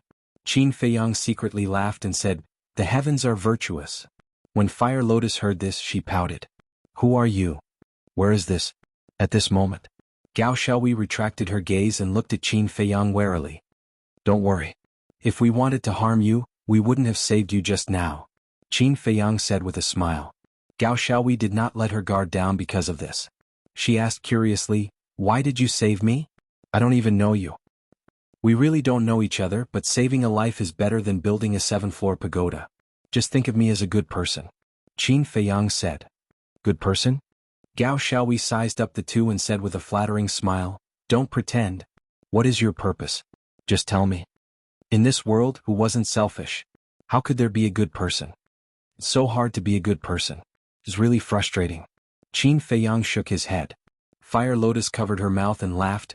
It's not that it's hard to be a good person, it's just that you look like a bad person. Qin Feiyang was stunned and shook his head helplessly. He looked at Gao Xiaowei and said, take us to the Guo family. The Guo family? Gao Xiaowei was slightly surprised and said, why are you going to the Guo family? Did these two have a grudge against the Guo family? That's none of your business. As long as we go to the Guo family, I will let you go. Qin Feiyang said. Gao Xiaowei was taken aback and quickly asked, really? A gentleman never goes back on his word. Qin Feiyang said and looked up at the image in the sky. Gwisweki had already left with the man in black. Gao Xiaowei also looked at Gwisweki's back and asked suspiciously, brother, where are we now? Why can't Gwisweki's immortal will find us? Here, Qin Feiyang's eyes twinkled and said with a smile, you are in my divine dimension item. Divine dimension item. Gao Xiaowei looked around in shock and mumbled, a divine dimension item can escape the detection of immortal will. Maybe it's because my divine dimension item's level is a bit high, so immortal will can't find it. Qin Feiyang smiled. A divine dimension item that immortal will can't find? What level is it? Gao Xiaowei was so shocked that she couldn't close her mouth. Fire Lotus was speechless. She actually believed your nonsense. How naive is this girl? How can anyone who has reached the divine war realm be naive? She didn't believe me at all. She's just pretending to be naive because she's in our hands. Qin Feiyang said telepathically. Pretending to be naive? Fire Lotus glanced at Gao Xiaowei and her eyes twinkled. There's no need to expose her. Qin Feiyang said and then looked at Gao Xiaowei with a smile. I'm a man of my words. Lead the way. Gao Xiaowei said, let's go southeast. Qin Feiyang immediately controlled the Black Tortoise World and under Gao Xiaowei's guidance, it took them half an hour to arrive at a city. The city was located in the middle of a mountain and was about a dozen miles in size. Every street in the city was bustling with activity. Looking at the city outside through the Black Tortoise World, Gao Xiaowei's eyes were filled with hatred. Do you hate the Guo family? Qin Feiyang asked with a smile. Of course. My Gao clan used to be as prosperous as this, but in a single night, we were all massacred. The Guo family is despicable. Gwisweki's fiancé is even more despicable. Gao Xiaowei clenched her fists and said. Qin Feiyang was stunned and asked calmly, why do you hate Gwisweki's fiancé? If it wasn't for him, would my father and the others have been wiped out in the land of the dead? If my father and the others hadn't died, would the Guo family have slaughtered my people and destroyed my family's land? Gao Xiaowei said angrily. You can't blame him for this. After all, he's Guo Sueki's fiancé. It's natural for him to help the Guo family deal with your Gao family. Qin Feiyang said. What do you mean, natural? He and Guo Sueki aren't even married yet. What right does he have to interfere with the grudges between our families? Gao Xiaowei glared at Qin Feiyang and said. Okay. Take it that I've said too much. Forget it. Qin Feiyang hurriedly waved his hand and drove the Black Tortoise realm into the city. Wait, didn't you say that you would let me go after we arrived at the Guo family? Gao Xiaowei said hurriedly. Are you sure you want to go out? Qin Feiyang asked. Yes. Gao Xiaowei nodded. She felt that the man and woman in front of her were a little too mysterious. It was better to leave as soon as possible. Qin Feiyang nodded and said with a smile, Okay, I'll send you out now. Now. Gao Xiaowei was stunned and immediately became angry. She shouted, You've already entered the city. Isn't sending me to my death if you send me out? Why are you so unreasonable? Didn't you say you wanted to go out? Qin Feiyang frowned. Gao Xiaowei was so angry that she gritted her teeth and trembled. She did say that she wanted to go out, but she didn't say that she wanted to go out here. How much time would it take if he sent her out of the city first? If you don't dare to go out, then shut up. Qin Feiyang glanced at her indifferently and then carefully observed the situation in the city. There were more than 100,000 people in the entire city. Every one of them had the aura of cultivation. In other words, there wasn't a single mortal in this city. Moreover, he sensed hundreds of fake gods' auras. Hundreds of fake gods. Just the Guo family alone was already so powerful. The ancient world was truly a frightening place.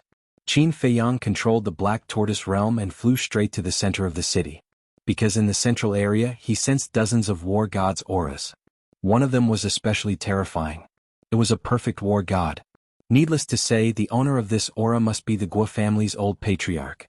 However, the old patriarch's aura revealed a trace of weakness. Very soon, Qin Feiyang controlled the Black Tortoise realm and landed in the sky above a courtyard. This courtyard was located in the center of the city and occupied a large area. There was a small stream, a rockery, a pavilion, and a garden. Beside one of the rockery, there was a two-story pavilion. The pavilion looked very old and the decorations were very simple, but it was very clean and tidy. It really surprised me, Qin Feiyang said with a smile. He thought that this place would be quite luxurious, but he didn't expect it to be so simple. The first impression it gave was quite good. That's not right. Why is this place different from what I've seen before? Gao Xiaowei's voice suddenly sounded. Qin Feiyang was stunned and turned to look at Gao Xiaowei. He saw Gao Xiaowei scanning the courtyard with a puzzled expression. What's different? Qin Feiyang asked suspiciously. I know the Guo family situation very well. In the past, this place could be said to be filled with jewelry and splendor. Why has it become so simple now? What the hell is the Guo family doing? Are they hiding something? Gao Xiaowei shook her head with a puzzled expression. Filled with jewelry and splendor? What are they hiding? Qin Feiyang frowned. Gao Xiaowei's words were somewhat thought-provoking. Swish. Suddenly, a middle-aged man appeared in the courtyard out of thin air. Was Guo Zixiong. Father. Guo Zixiong walked to the front of the pavilion and called out softly. Creak. After a while, the door of the pavilion opened and a white-haired old man in black walked out slowly with a silver-white walking stick. Gao Xiaowei said, He is the old patriarch of the Guo family, Guo Sueki's grandfather. Old patriarch. Qin Feiyang looked at the old man and Guo Zixiong, his eyes flickering. After the old patriarch came out, Guo Zixiong immediately went forward to support him and asked with concern, Father, how are your injuries? This Gao Guofang's strength is indeed not simple. Facing my attack, although he was not prepared at all, he still seriously injured me. The old patriarch sighed deeply and looked at Guo Zixiong with a smile. But don't worry, it's not a big problem. That's good. Guo Zixiong breathed a sigh of relief. The old patriarch asked, Have you found Gao Guofang and Gao Xiaowei? Chapter 1933. Guo Zixiong said, I came here to report this matter to you, father. Speak. The old patriarch said. Guo Zixiong said, Xueqi sent me a message saying that she found Gao Guofang and killed him. Good. That lass is indeed our Guo family's pride. The old patriarch was elated when he heard the news. Yes. Even though Gao Guofang's soul was damaged, his strength shouldn't be underestimated. Being able to kill him is enough to prove Xueqi's ability. Guizixiong said with a smile. It's all thanks to you, father. The old patriarch laughed heartily. Guizixiong hurriedly waved his hand and said, No, no, no. I don't dare to take all the credit. If you hadn't spent so much effort to nurture Xueqi, would she have her current achievements? You stinking brat, why are you still being so polite with me? The old patriarch rolled his eyes at Guizixiong. Guizixiong smiled embarrassedly and said, But what? The old patriarch was suspicious. The smile on Guizixiong's face disappeared and he said solemnly, Gao Xiaowei didn't die. What? Gao Guofeng died, so why didn't Gao Xiaowei die? Did Gao Xiaowei break through to the low-level war god realm? The old patriarch was shocked. No. Guizixiong shook his head. The old patriarch was puzzled. If she didn't break through, how did she escape from Xueqi's hands? Guizixiong said, According to Xueqi, she was rescued by someone. Someone? What does that mean? The old patriarch was puzzled. It means that Xueqi didn't see the person who rescued Gao Xiaowei. She didn't even see his shadow. He just disappeared into thin air. Guizixiong said. Disappeared into thin air. The old patriarch muttered. His gaze was gloomy. Suddenly he thought of something and said in shock, Could it be Gao Xiaolong? Impossible. If it was Gao Xiaolong, he would definitely kill Xueqi before leaving. However, the person who rescued Gao Xiaowei didn't make a move against Xueqi. Guizixiong shook his head. This is strange. If it wasn't Gao Xiaolong, who could it be? The old patriarch frowned. The Black Tortoise World. Qin Feiyang looked at Guizixiong and Gao Xiaolong on the screen and asked, Gao Xiaowei, who is Gao Xiaolong? Gao Xiaowei said, Gao Xiaolong is my older brother. Blood brother? Qin Feiyang was stunned. He turned to look at Gao Xiaowei and said, The person your grandfather asked you to find is him? That's right. My brother is much stronger than Guisueki. If my brother was here, the Guo family wouldn't dare to do anything to the Gao family even if they were given hundreds of guts. Gao Xiaowei coldly snorted. Then where is he now? Qin Feiyang was suspicious. Gao Xiaowei replied, 9 Heavens Palace. 9 Heavens Palace? Qin Feiyang was stunned. He looked at the Fire Lotus and asked, Where is the 9 Heavens Palace? I don't know either. Fire Lotus shook her head. What? You don't even know about 9 Heavens Palace? Are you people from this continent or not? Gao Xiaowei looked at the two of them in shock. Cough cough. Qin Feiyang coughed dryly and smiled. We siblings have been living in seclusion with our master since we were young, so we don't know anything about the outside world. Even if you live in seclusion, it's impossible for you not to know about 9 Heavens Palace. 9 Heavens Palace is very famous. In the entire northern region, who doesn't know about it? Gao Xiaowei said. Qin Feiyang said calmly, It's that famous? Of course. 9 Heavens Palace is the strongest force in the northern region. It can even be said that it's the ruler of the northern region. The disciples of 9 Heavens Palace, no matter where they go, they are respected by thousands of people. And my brother is a disciple of 9 Heavens Palace. When he returned home last year, he had already broken through to the high-level war god realm. Gao Xiaowei said proudly. So powerful? Qin Feiyang and Fire Lotus revealed a shocked expression, but they were pondering in their hearts. Outside. The old patriarch took a deep breath, raised his head and looked at Guizixiong. It's best if we can find Gao Xiaowei, but it doesn't matter if we can't. The most important thing now is to quickly take over the Gao family's territory. What about Gao Xiaolong? This person is a disciple of 9 Heavens Palace, and his talent is outstanding. Keeping him alive will always be a threat. Guizixiong asked. Gao Xiaolong? The old patriarch pondered for a moment, a cold light flashed across his eyes and he sneered, Don't worry, this old man has already made arrangements. Guizixiong was startled for a moment, then came to a realization and laughed, Father is indeed a treasured blade. Haha. The old patriarch laughed and said, Go and do your work. Yes. Guizixiong respectfully replied, then turned and left. Wait. But suddenly, the old patriarch called out to Guizixiong again. Guizixiong turned his head and asked suspiciously, Father, do you have any other orders? The old patriarch said, Is there still no news of Qin Feiyang? No. Guizixiong shook his head. It's already been a few days, why is there still no news of him? Could it be that he has already died in that mountain range? The old patriarch was bewildered. I don't know. Guizixiong said. The old patriarch thought for a moment, then gritted his teeth and said, No, this old man must go and take a look personally. Father, you mustn't. There are ferocious beasts everywhere in that mountain range. Not to mention that you are injured now. Even if you were in your peak condition once you set foot in there, it would be difficult for you to escape unscathed. Guizixiong's face changed and he hurriedly said, "Of course this old man knows. But you know how important Qin Feiyang is to our Guo family.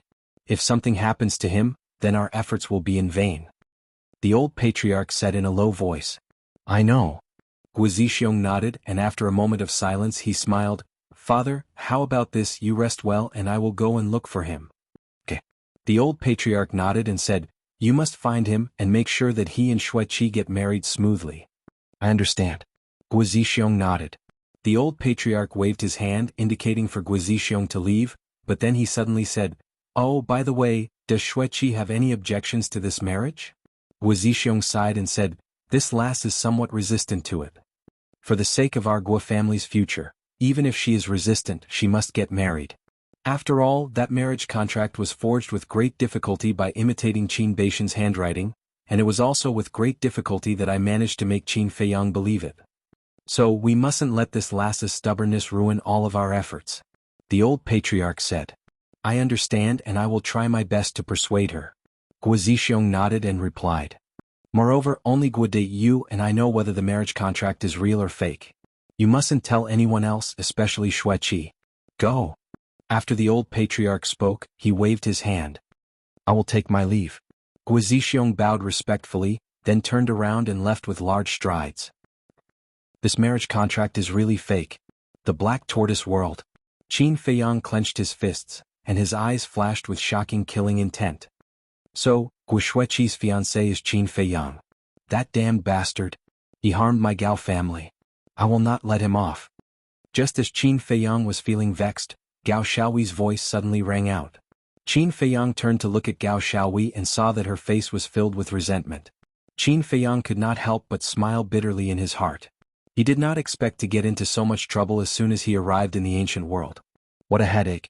Fire Lotus glanced at Gao Xiaoyi and said telepathically, "Qin Dage, the Gao family is really innocent." Qin Feiyang sighed and said, "It's my fault. I acted rashly without investigating properly." "Then what should we do now?" Fire Lotus asked in her heart. "Since they dared to trick me, they will have to pay the price." Qin Feiyang's eyes flashed with a cold light. "I am asking Gao Xiaoyi how to deal with this matter," Fire Lotus said in her heart. Qin Feiyang glanced at Gao Xiaoyi and frowned. Gao Xiaoyi did not know that the enemy she was looking for was right next to her. She lowered her head and frowned. There was a trace of suspicion on her face.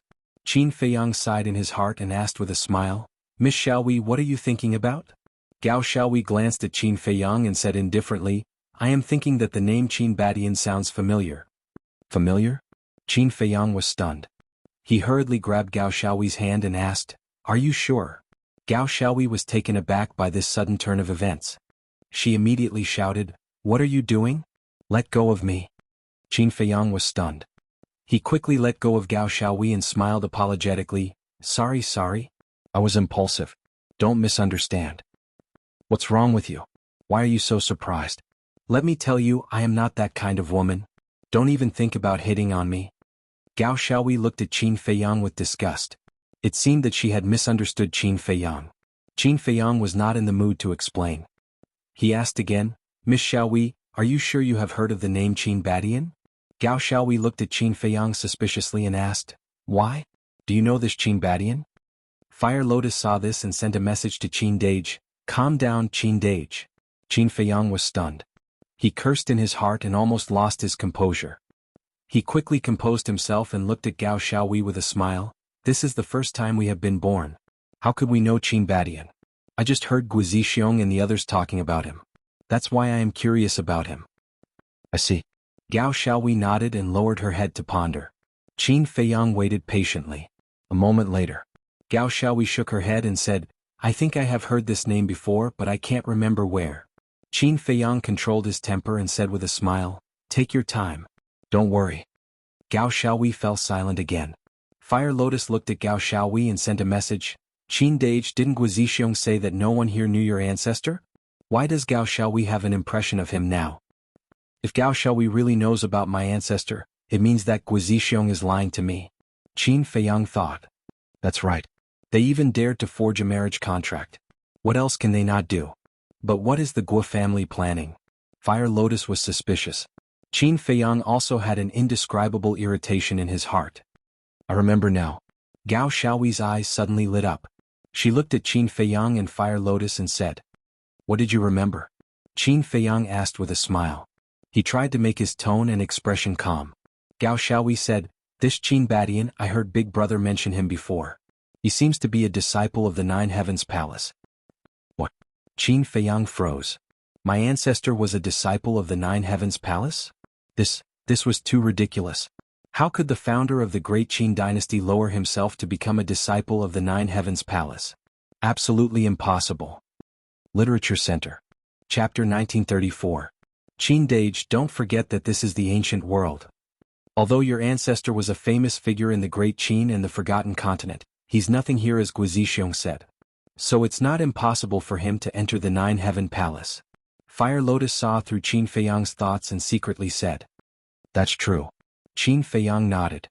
After all, when his ancestor left, he was only a low-stage war god. Qin Feiyang looked at Gao Xiaoyi and asked, "Apart from the fact that Qin Badian is a disciple of the Nine Heaven Palace, do you know anything else?" "I'm not sure about that. Because I'm usually focused on cultivation, I don't know much about the outside world." Gao Xiaoyi shook her head. Qin Feiyang's eyes flashed. It seemed that he had to make a trip to the Nine Heaven Palace to find out where his ancestor was. Wait. There was no way the Guo family would go through so much trouble to forge a marriage contract without any reason. Maybe Guo Zixiong and the old family had knew something? Whoosh. With this thought, Qin Feiyang looked at the image in the air again. After Guo Zixiong left, the old family head had already entered the pavilion. Fire Lotus said, "Qin Dage, just kill this Gao Xiaoyi so that she won't bring you trouble in the future. There's no rush, let's deal with the Guo family first." Qin Feiyang's eyes flashed with killing intent. He controlled the Black Tortoise realm and silently entered the pavilion. Soon he found the old family head. The old family head was sitting cross-legged on the bed in the bedroom on the second floor, closing his eyes and recuperating. What's going on? Gao Xiaoyi looked at the old family head, then suspiciously looked at Qin Feiyang. Why did this person look like he wanted to harm the old family head? But wasn't this the first time this pair of brother and sister came out? Why did they have a grudge with the Guo family? No. This man and woman's identity definitely wasn't that simple. Thinking of this, Gao Xiaoyi's eyes flashed. Who? Qin Feiyang stared at the old patriarch and took a deep breath. He then turned to Fire Lotus and said, "Keep an eye on Gao Xiaoyi." "All right." Fire Lotus nodded. Qin Feiyang waved his hand, and the image in the void disappeared. Then a blood-red sword light emerged from his palm. Gao Xiaoyi's body began to tremble. What was that? How could it contain such a terrifying killing intent? Outside, the old clan leader's expression was serene.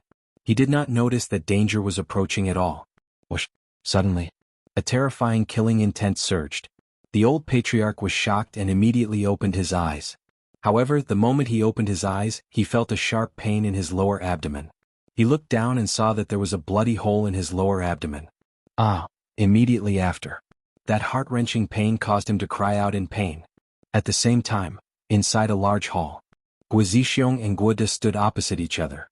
Guo Zixiong said, "Second uncle, I'm going to look for Qin Feiyang. Help me deal with the matters of the clan first."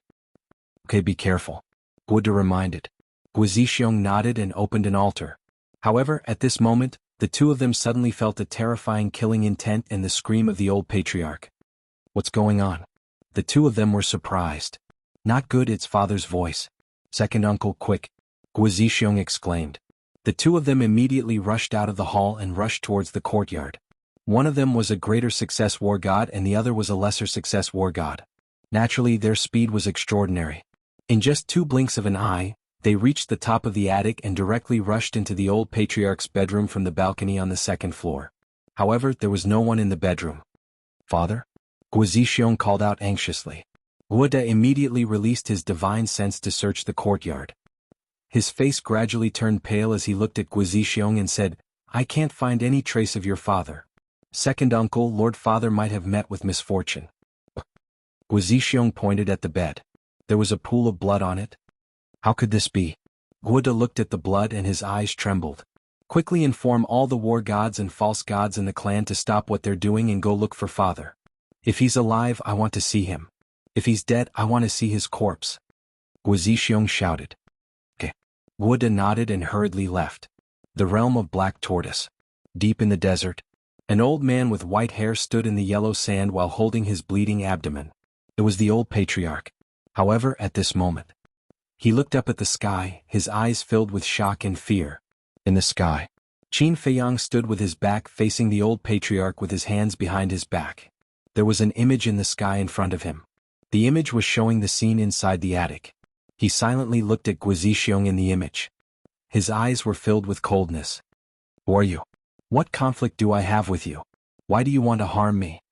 Seeing that Qin Feiyang didn't speak for a long time, the old patriarch shouted anxiously.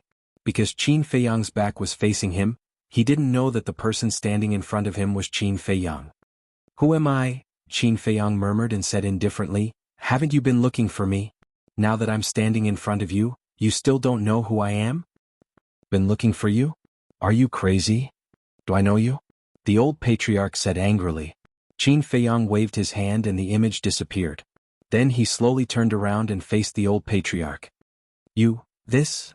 The old patriarch's eyes immediately widened in disbelief. Qin Feiyang said, it seems that Guizixiong has already told you my appearance. You are Qin Feiyang. The old patriarch was shocked. Yes. Qin Feiyang nodded. Why is he in my Guo family? The old patriarch's eyes trembled and hurriedly said with a smile, so you are Feiyang. You are indeed a dragon among men. But Feiyang, why are you doing this? Why? Qin Feiyang raised the corner of his mouth and said with a smile, don't you know very well in your heart? This is bad. Could it be that he heard my conversation with Guizixiong? The old patriarch's eyelids twitched, but he pretended to be innocent and said suspiciously, what do I know? What are you talking about? I don't understand. You don't understand? Qin Feiyang smiled. Even now you're still playing dumb? He said, you spent a lot of effort to forge that marriage contract, right? Damn it. The old patriarch cursed secretly. Sure enough, he heard the conversation between him and Guizixiong. But what was the reason for this? For this plan they were careful at every step. How could this kid notice the clues? Qin Feiyang said, now, are you wondering why such a perfect plan was discovered by me? The old patriarch nodded instinctively.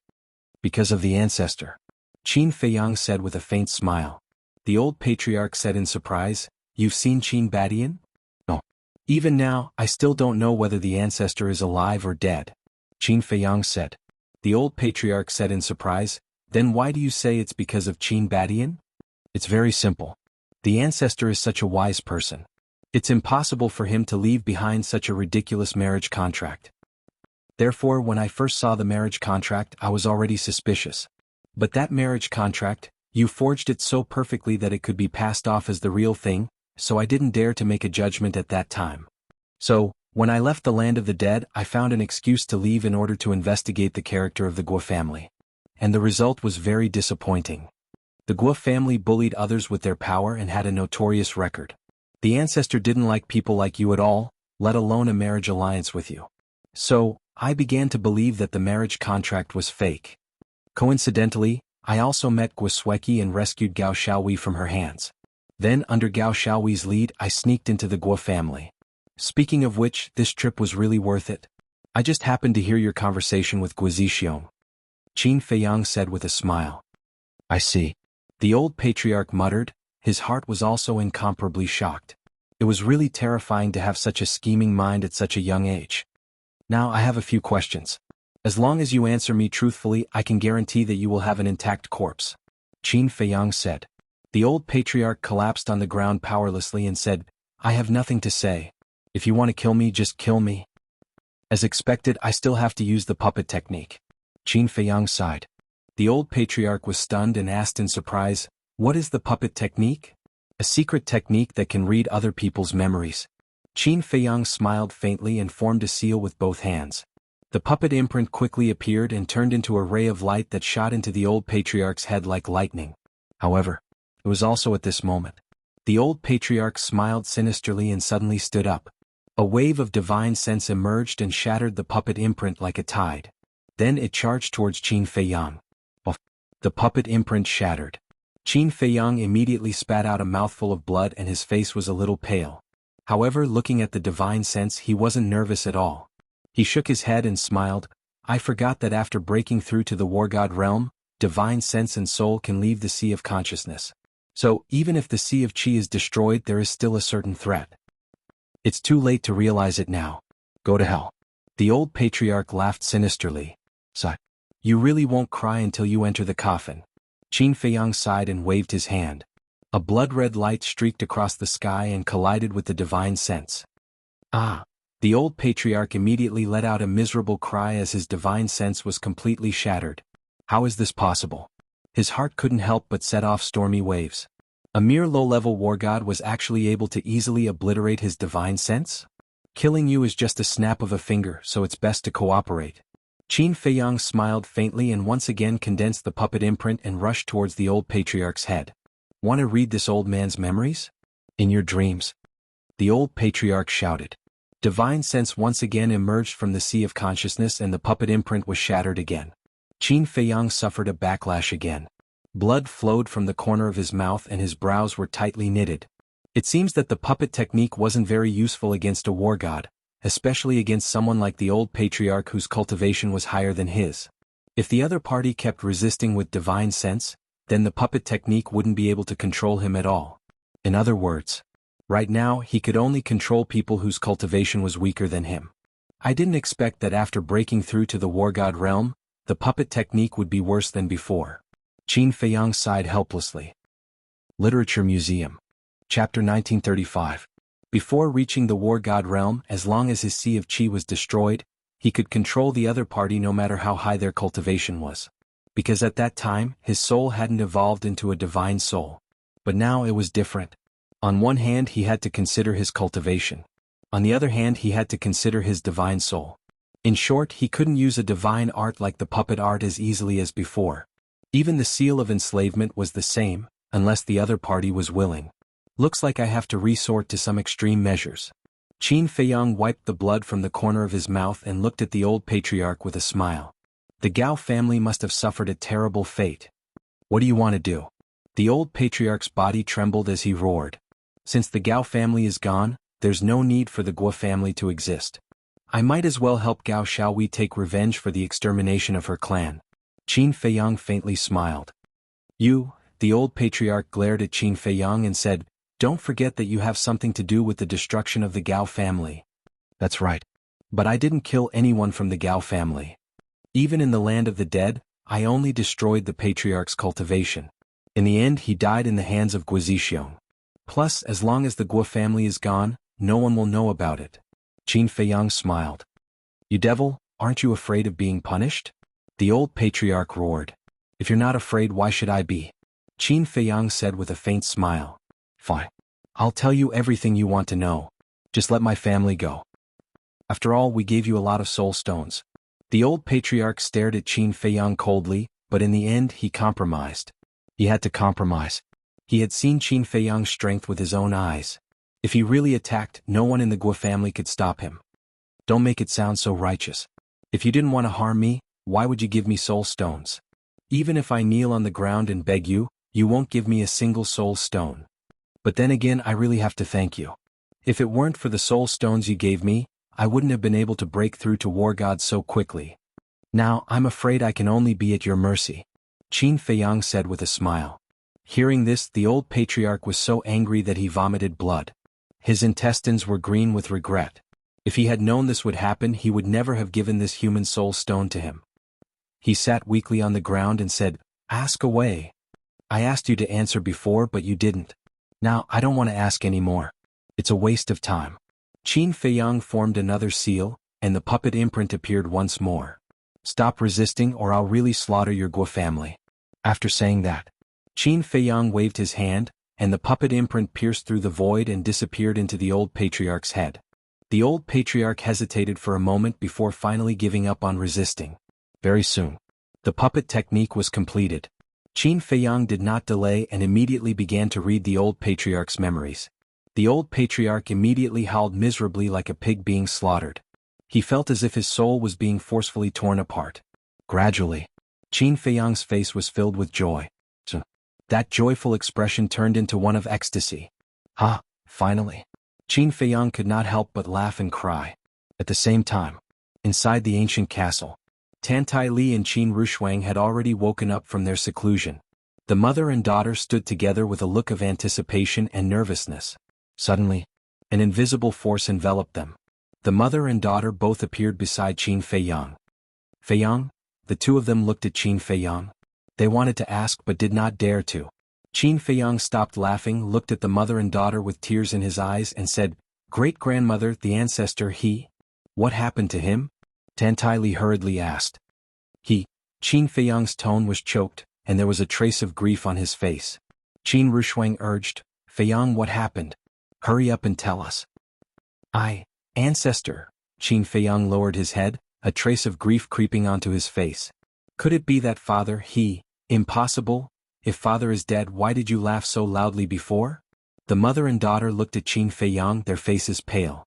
Qin Feiyang lowered his head and said, "I laughed because the ancestor was indeed in the ancient realm, but now," hearing this, the mother and daughter immediately collapsed powerlessly. Their expressions were filled with grief. "Ha, I'm teasing you, the ancestor is still alive now." Qin Feiyang laughed loudly. "Alive?" Their eyes trembled.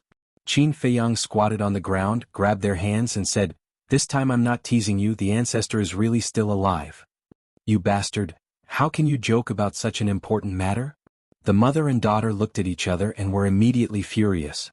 They raised their fists and hammered Qin Feiyang's body like a storm. Qin Feiyang did not resist and looked at the mother and daughter with a smile on his face. He was very happy that the ancestor was not dead. Because the ancestor had always been his goal, and it could even be said that he worshipped and idolized him. However, the two women in front of him were definitely happier than him. On the side, the old patriarch looked at Qin Feiyang and the other two, his eyes constantly flickering. Suddenly, he got up and ran for his life without looking back. Seeing this, the mother and daughter finally calmed down and hurriedly reminded Qin Feiyang. Qin Feiyang waved his hand and smiled. Not to mention now, the old patriarch's cultivation was crippled. Even if his cultivation was still there, the entire Black Tortoise realm was his. Where could he run to? There was no need to care at all. The mother and daughter looked at each other and looked at the old patriarch's back, and could not help but sympathize. Qin Rushuang asked, "Feiyang, where is father now? How long will it take to find him?" This? On the contrary, Qin Feiyang became hesitant. "What's wrong? Are you trying to scare us again? I'm telling you, if you do this again, I won't let you off easily." Tantai Li raised her eyebrows. No. Qin Feiyang hurriedly waved his hand and sighed. "To tell you the truth, the old patriarch doesn't know much." "What do you mean?" The mother and daughter became nervous again. "Don't be so nervous. Back then, the ancestor never returned after leaving the Guo family. Therefore, Guo Zixiong and the old patriarch only know some rumors about the ancestor." Qin Feiyang said. "What rumors?" Tantai Li asked. "It is said that the ancestor entered the Empyrean Palace back then and made a name for himself. It can be said that during that period, no one did not know the ancestor's name." Qin Feiyang said. "Since he is so famous, why did that child named Gao Xiaowei only remember him after thinking for a long time? And he knows so little?" Tantai Li was puzzled. "This is because, as early as 6,000 to 7,000 years ago, our ancestor had already disappeared without a trace. There are rumors that the ancestor is in seclusion. There are also rumors that the ancestor became a core figure of the Empyrean Palace and did not appear in the world. There are even rumors that the ancestor went to travel the continent. Think about it, the ancestor disappeared 6,000 to 7,000 years ago. Gao Xiaowei was not even born at that time, so how could she know? Not to mention Gao Xiaowei, according to the memories of the old patriarch of the Guo family, there are not many people in the northern region who still know about the ancestor." Qin Feiyang said. "Disappear without a trace?" The mother and daughter looked at each other. Qin Rushuang said, "Then the clues are broken again? Moreover, how can a person disappear unless he is dead? You have to believe in the ancestor. With his ability, it is absolutely impossible for him to die. As for the clues, they will not be broken." Qin Feiyang said with a smile. "What do you mean?" Qin Rushuang was suspicious. "Others may not know the whereabouts of the ancestor, but the upper echelons of the Empyrean Palace will definitely know." Qin Feiyang said. Yes. Since father has stayed in the Empyrean Palace, then the people of the Empyrean Palace will definitely know his whereabouts. Feiyang, let's go to the Empyrean Palace immediately." Qin Rushuang urged. "Look at how anxious you are." Qin Feiyang smiled helplessly and sighed. The Empyrean Palace is not a place that everyone can enter. Qin Rushuang and Tan Tai Li looked at each other and looked at Qin Feiyang suspiciously. Let me explain it to you like this. The Empyrean Palace's position in the northern region is equivalent to the imperial capital of the Great Qin Empire and the Great Tower of the Forgotten Continent. One must go through layers of tests before one can enter. And those who can enter the Empyrean Palace are basically the favored ones of the heavens. Therefore this matter cannot be rushed, Qin Feiyang said with a smile. Hearing this, Tan Tai Li looked at Qin Rushuang and smiled bitterly. It seems that there is still a long way to go before we can find and reunite with your father. Qin Rushuang clenched her fists and said firmly, no matter how difficult it is, I must find him. Tan Tai Li rubbed Qin Rushuang's head and felt sorry for her. Then she looked at Qin Feiyang and asked, why did the Guo family forge the marriage contract? Because of ambition. The Guo family is not willing to continue struggling at the bottom of the ancient world, so they want to use me to establish a relationship with the ancestor. Because with the ancestor's position in the Empyrean Palace, as long as I marry Guosweki, it will be equivalent to having the Empyrean Palace as a backer. Even if the ancestor is not in the Empyrean Palace now, with the ancestor's prestige, the Guo family can still reap many benefits. The most important thing is the purple gold dragon blood, Qin Feiyang said. Purple gold dragon blood? The mother and daughter frowned. Yes. The purple gold dragon blood flowing in the ancestor's body is no longer a secret in the northern region. There are even rumors that the reason the ancestor has such heaven-defying talent and can rise in such a short time is entirely because of the purple gold dragon blood. Therefore, the Guo family wants me to marry Guosweki and give birth to a few descendants with the purple gold dragon blood. In this way, the Guo family can still rise even without the ancestors and my help, Qin Feiyang said. Ah, so that's how it is. The Guo family is really scheming. They are completely using you as a tool to give birth to children. Qin Rushuang covered her mouth and laughed. Qin Feiyang's face was full of helplessness. Tan Tai Li said, does Guosweki know about this? No. Qin Feiyang shook his head. She can't even control her own marriage. She doesn't even know anything. What a pitiful child. Tan Tai Li shook her head and sighed. After pondering for a while, she said, by the way, how is the relationship between your ancestor and the Guo family? Literature Museum. Chapter 1936. Qin Feiyang pondered for a while and frowned. I can't explain their relationship. Didn't you read the old patriarch's memory? Why can't you explain it clearly? The mother and daughter were puzzled. Qin Feiyang said, back then our ancestor stayed with the Guo family for a while and then left without saying goodbye. The Guo family members don't know what he was thinking. Left without saying goodbye? Tan Tai Li frowned. Mother, did you think of something? Qin Rushuang asked. Tan Tai Li said, your father has a good character. If there wasn't a special reason, he wouldn't have left without saying goodbye. Qin Rushuang said, then what do you think the special reason is? I think he might have found out about the Guo family's character but didn't want to reveal it, so he left without saying a word. Tan Tai Li said. Qin Feiyang's eyes lit up and he said with a smile, Great-grandmother, what you said makes sense. Tan Tai Li waved her hand and said with a smile, I'm just guessing and don't take it seriously. However, Guo Zixiong's family has a good plan. Mother, why are you still praising them? Qin Rushuang was a little dissatisfied. Of course I have to praise them. You dare to scheme against Feiyang? How audacious. Tan Tai Li chuckled. Qin Feiyang and Qin Rushuang looked at each other. Why did Tan Tai Li's tone sound a little off? Tan Tai Li looked at Qin Feiyang with a smile and asked, Feiyang, what do you think we should do? It seems that great-grandmother is angry.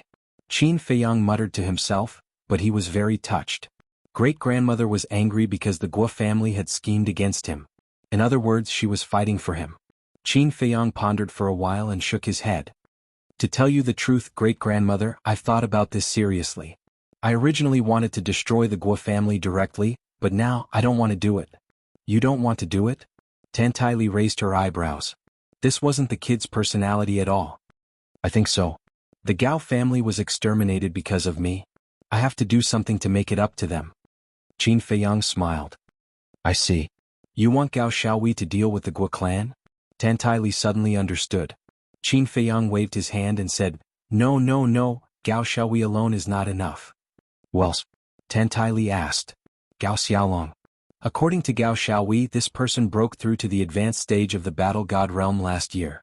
As long as the old patriarch, a perfect battle god, dies, I believe that with his identity as a disciple of the Nine Heaven Palace, it will be easy for him to destroy the Guo family. Qin Feiyang smiled. Qin Rushuang frowned. Feiyang, why do I feel like you're using someone else to do your dirty work? Go, go, go. How can you call this killing with a borrowed knife? I'm just being nice. Qin Feiyang said unhappily. I can't tell. Qin Rushuang pursed her lips. Tentai Li smiled. Rushuang, you don't understand. Feiyang is doing this to prepare for entering the Nine Heaven Palace. What do you mean? Qin Rushuang was suspicious. Think about it. We are strangers in the ancient world. Who will help us enter the Nine Heaven Palace? But it's different with Gao Xiaolong. Gao Xiaolong is a disciple of the Nine Heaven Palace. He must have some connections in the Nine Heaven Palace. With his help, wouldn't it be easier to enter the Nine Heaven Palace? Tentai Li smiled. So that's how it is. Qin Rushuang suddenly understood. She looked at Qin Feiyang and smiled. In other words, you're trying to curry favor with others? Can you not make it sound so bad? This is not a waste of resources. Qin Feiyang was speechless. Yes, yes, yes. What you said makes sense. Qin Rushuang rolled her eyes and frowned. But I'm thinking, is this necessary? Father has such a high status in the Nine Heaven Palace. As long as we show our identity, won't the people of the Nine Heaven Palace come to welcome us? You're thinking too simply. As the saying goes, the tallest tree in the forest will be destroyed by the wind. Our ancestor was so talented that he must have aroused the jealousy of many people. Moreover, we don't know what's going on with our ancestor. So, at this time, if we reveal our identity in advance, it might backfire. Qin Feiyang said. Rushuang, do you see? This is the brain. Every time you do something, you have to consider all aspects. Otherwise, one wrong step will result in your death. Tentai Li said. Qin Rushuang pouted and said unhappily, Mother, continue to praise him.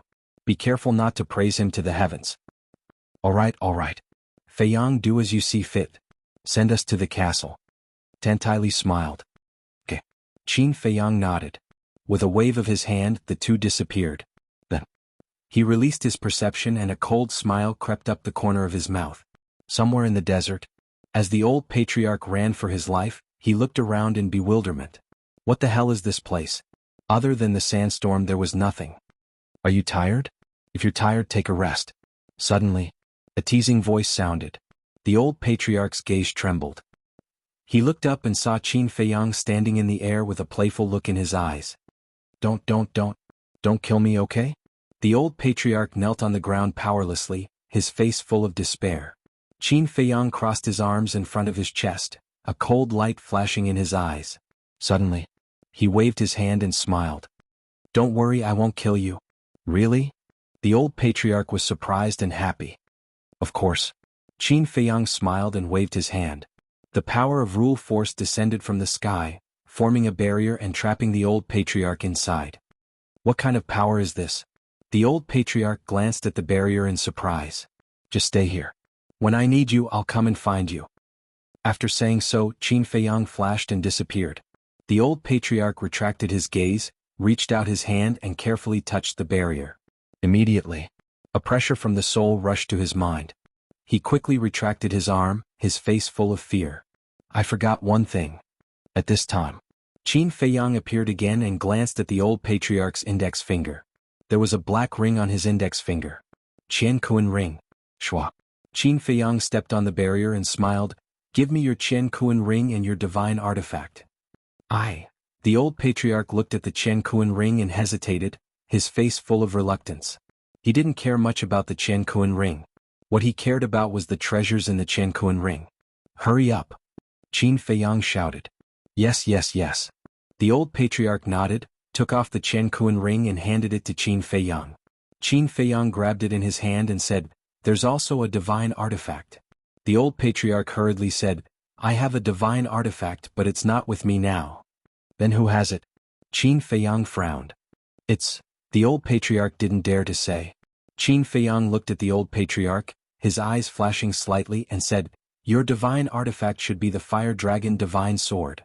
No, the old patriarch shook his head. His divine artifact was actually the fire dragon divine sword. The reason why he denied it was because he was afraid that Qin Feiyang would find trouble with Guosweki. Fire dragon divine sword, high-grade divine artifact. To be honest, I don't like it. Qin Feiyang smiled disdainfully, took out a spirit sea pill, threw it to the old patriarch and disappeared without a trace. The old patriarch was stunned. Why did he give him the spirit sea pill? Wasn't he afraid that his chi si would recover and break the barrier and escape? The land of the demons. The herb field. Fire Lotus and Gao Xiaohui sat in the courtyard of the herb field, chatting and laughing and got along very well. Gao Xiaohui looked outside the courtyard at the swaying herbs and said in surprise, "Fire Lotus sister, such a big herb field, is it all yours?" "Yes." Fire Lotus nodded. Gao Xiaohui said, "Then where is this place? And why are you wearing a mask?" "This place?" Fire Lotus looked around and said with a smile, "A very magical place. As for the mask, it's because I'm too smelly and I don't want to scare people." Gao Xiaohui was stunned and said helplessly, "Fire Lotus sister, you didn't say anything. What are you talking about? You look so happy." Qin Feiyang appeared in the courtyard and looked at the two with a smile. Gao Xiaohui immediately stood up and stared at Qin Feiyang, a trace of vigilance creeping up her face. "I say, Miss Xiaohui, this is your fault. Am I that scary? Staring at me like this the moment you arrived? Besides, don't forget that I'm your savior."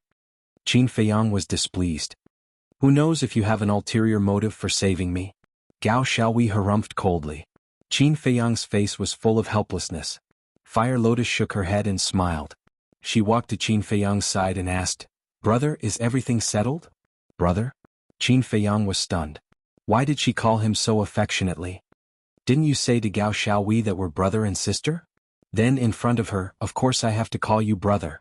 Fire Lotus transmitted her voice. Qin Feiyang was stunned, then he laughed involuntarily and nodded, "Everything is settled." "Then what's next?" Fire Lotus asked. "Next?" Qin Feiyang pondered for a moment, then looked at Gao Xiaohui. "Your brother Gao Xiaolong is in the Nine Heavens Palace, right?" "Yes." Gao Xiaohui nodded. Qin Feiyang said, "Good, I'll send you to the Nine Heavens Palace now." "You're sending me to the Nine Heavens Palace?" Gao Xiaohui was stunned, then she waved her hand, "Thank you for your kindness, but there's no need, I can go by myself. You really don't need to guard against me like this. On the contrary, the one you should be worried about is your brother." Qin Feiyang said. Gao Xiaohui sneered, "My brother is a disciple of the Nine Heavens Palace, why should I be worried about him?"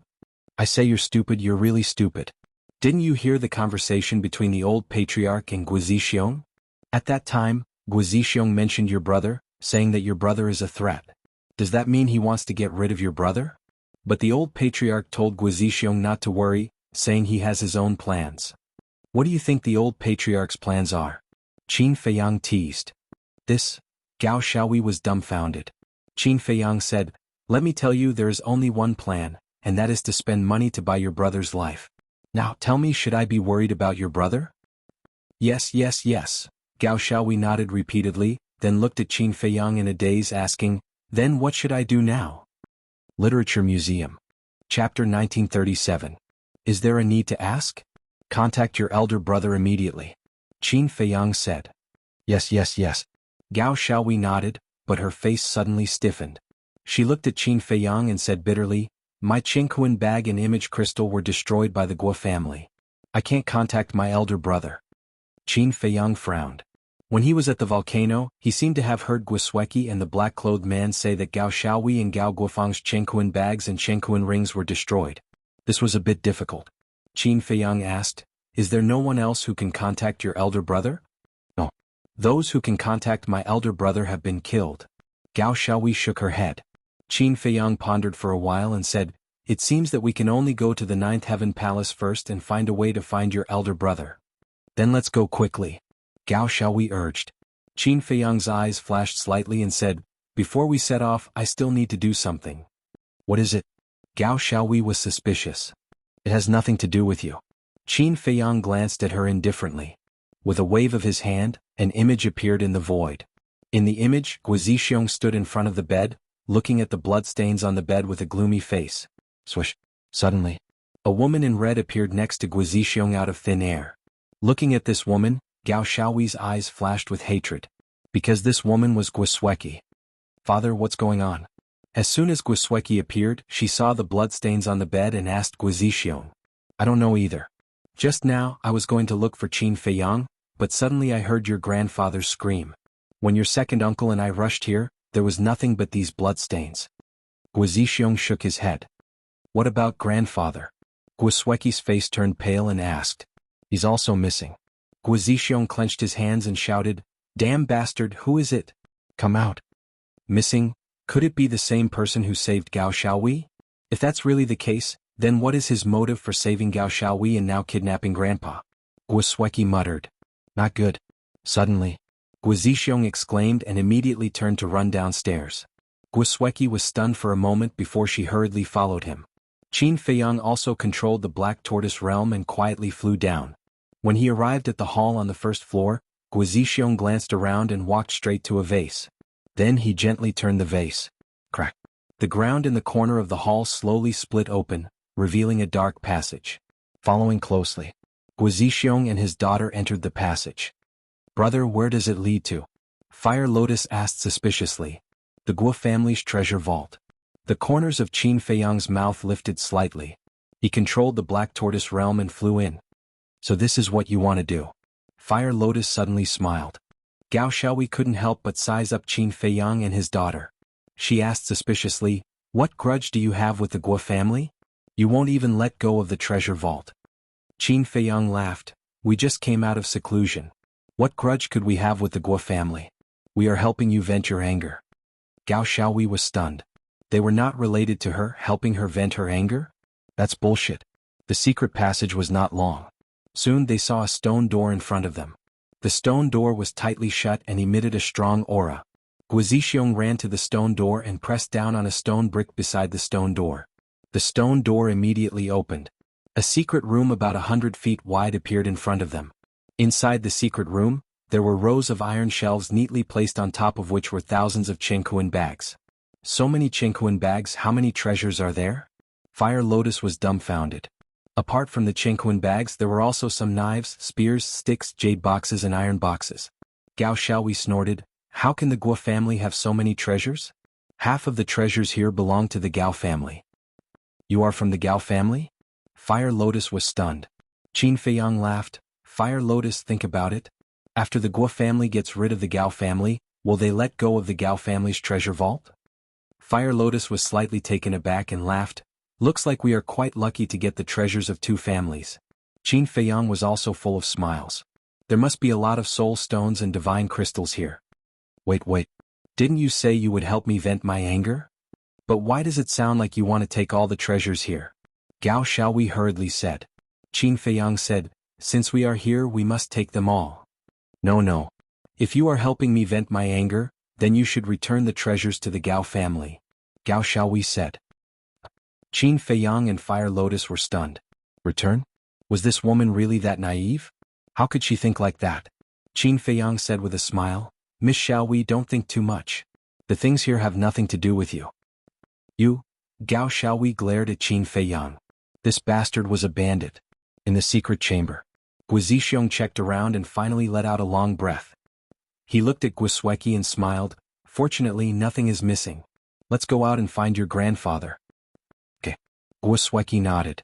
The father and daughter turned and walked out of the treasure vault. After closing the stone door, they left directly, unaware that the person they were looking for was in the treasure vault. The treasure vault. Qin Feiyang was standing in front of an iron shelf, holding a Qingquan bag and looking down. Fire Lotus was also holding a jade box in her hand, looking curiously at the things inside. Gao Xiaowei looked around, her eyes darting around. Suddenly, her eyes were fixed on a row of iron shelves behind her. On the third level of the iron shelf, there was a black iron box, about the size of a palm, rusty and inconspicuous. But looking at the iron box, Gao Xiaowei's eyes lit up. She glanced at Qin Feiyang and Fire Lotus. Seeing that both of them had lowered their heads, she pretended to be indifferent and walked to the iron shelf, reaching out to grab the iron box and quietly put it in her arms. What are you doing? But just when she thought that no one would notice, Qin Feiyang's suspicious voice sounded behind her. Gao Xiaowei's body stiffened. She slowly turned her head around and saw that Qin Feiyang was already standing behind her. At that moment, he was looking at her with a pair of ridiculing eyes. I didn't do anything? Although Gao Xiaowei tried hard to remain calm, there was still a hint of panic in her expression. Nothing? But why do I see that you seem to be holding an iron box? Qin Feiyang said teasingly. When Gao Xiaowei heard this, she subconsciously covered her chest. Wasn't this equivalent to confessing without being pressed? But when Gao Xiaowei realized this, it was already too late. Qin Feiyang stretched out his hand and said with a smile, "It's not good to be a thief, hand it over.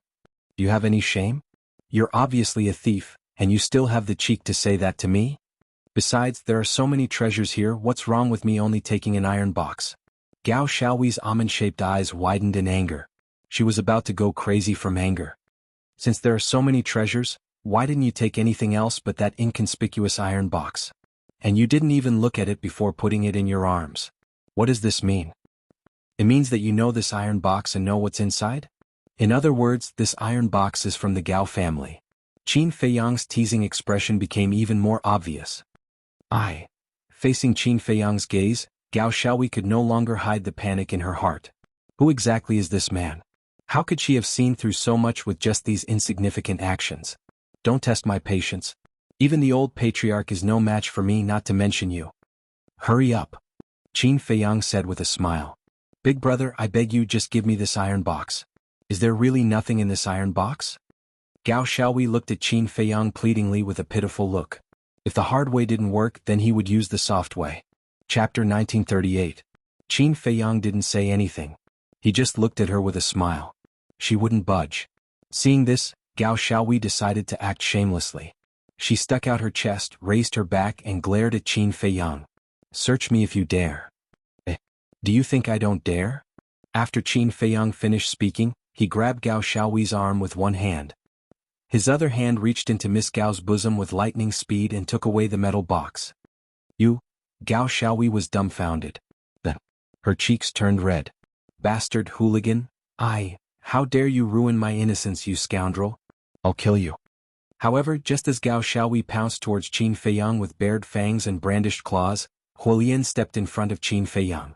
With bone-chilling coldness in her eyes, she coldly said, Miss Gao Xiaowei, don't push your luck.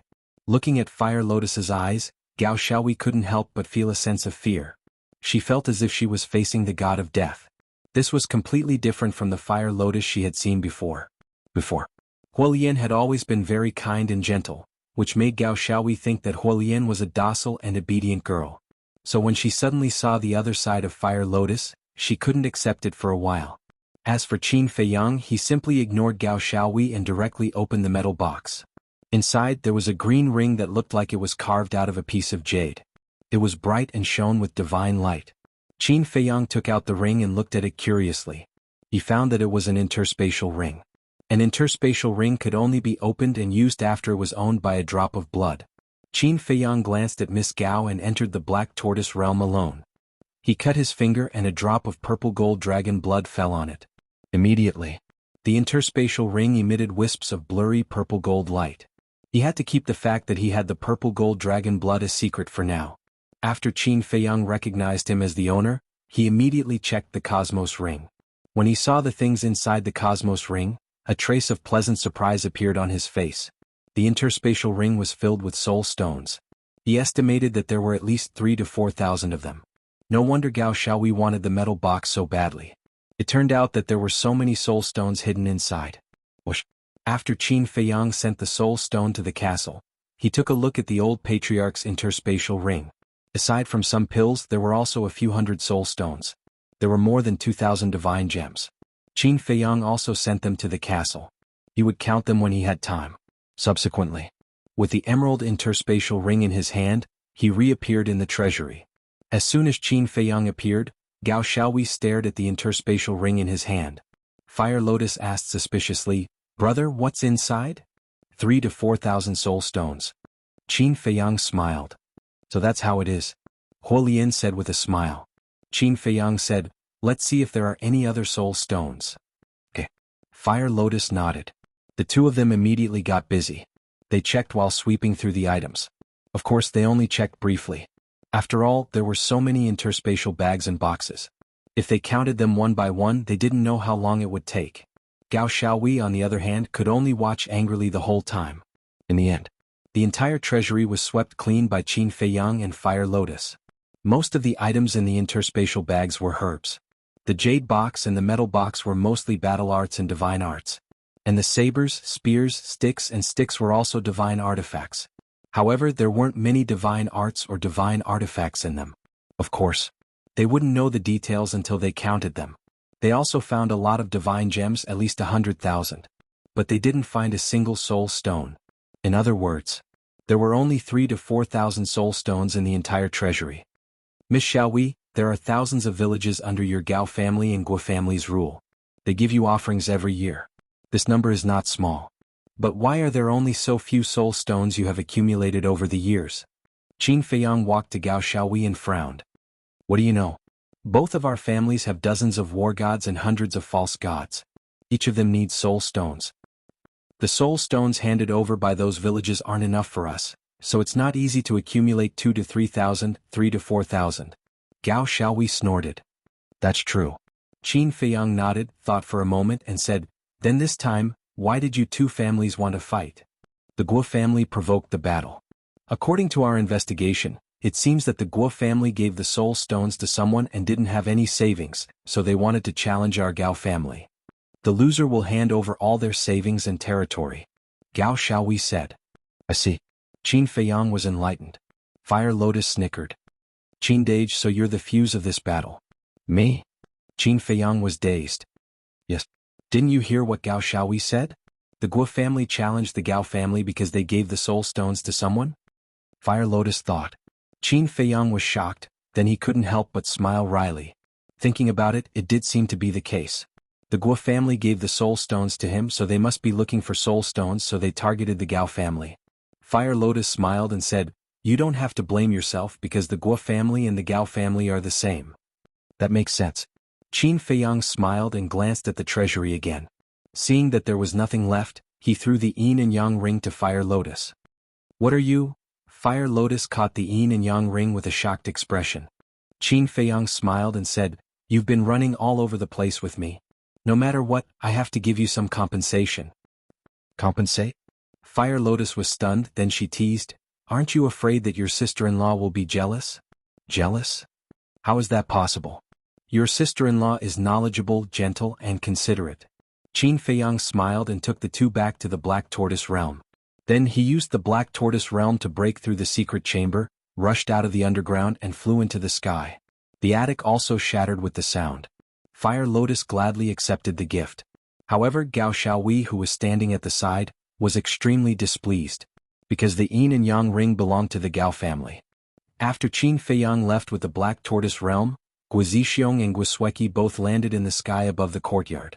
Looking at the destroyed pavilion and the large hole in the ground, his entire body emitted a monstrous murderous aura.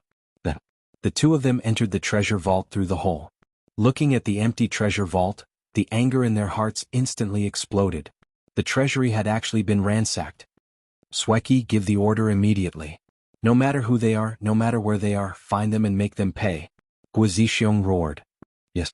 Guo Sueki nodded, glanced at the treasury and left with a gloomy face. P.S. Late update, late blessing. I wish everyone a happy Lantern Festival. By the way, there are 3 chapters tomorrow. Chapter 1939. As the culprit, Qin Feiyang didn't even think about Guo family's revenge. Naturally, he wasn't afraid of Guo family's revenge.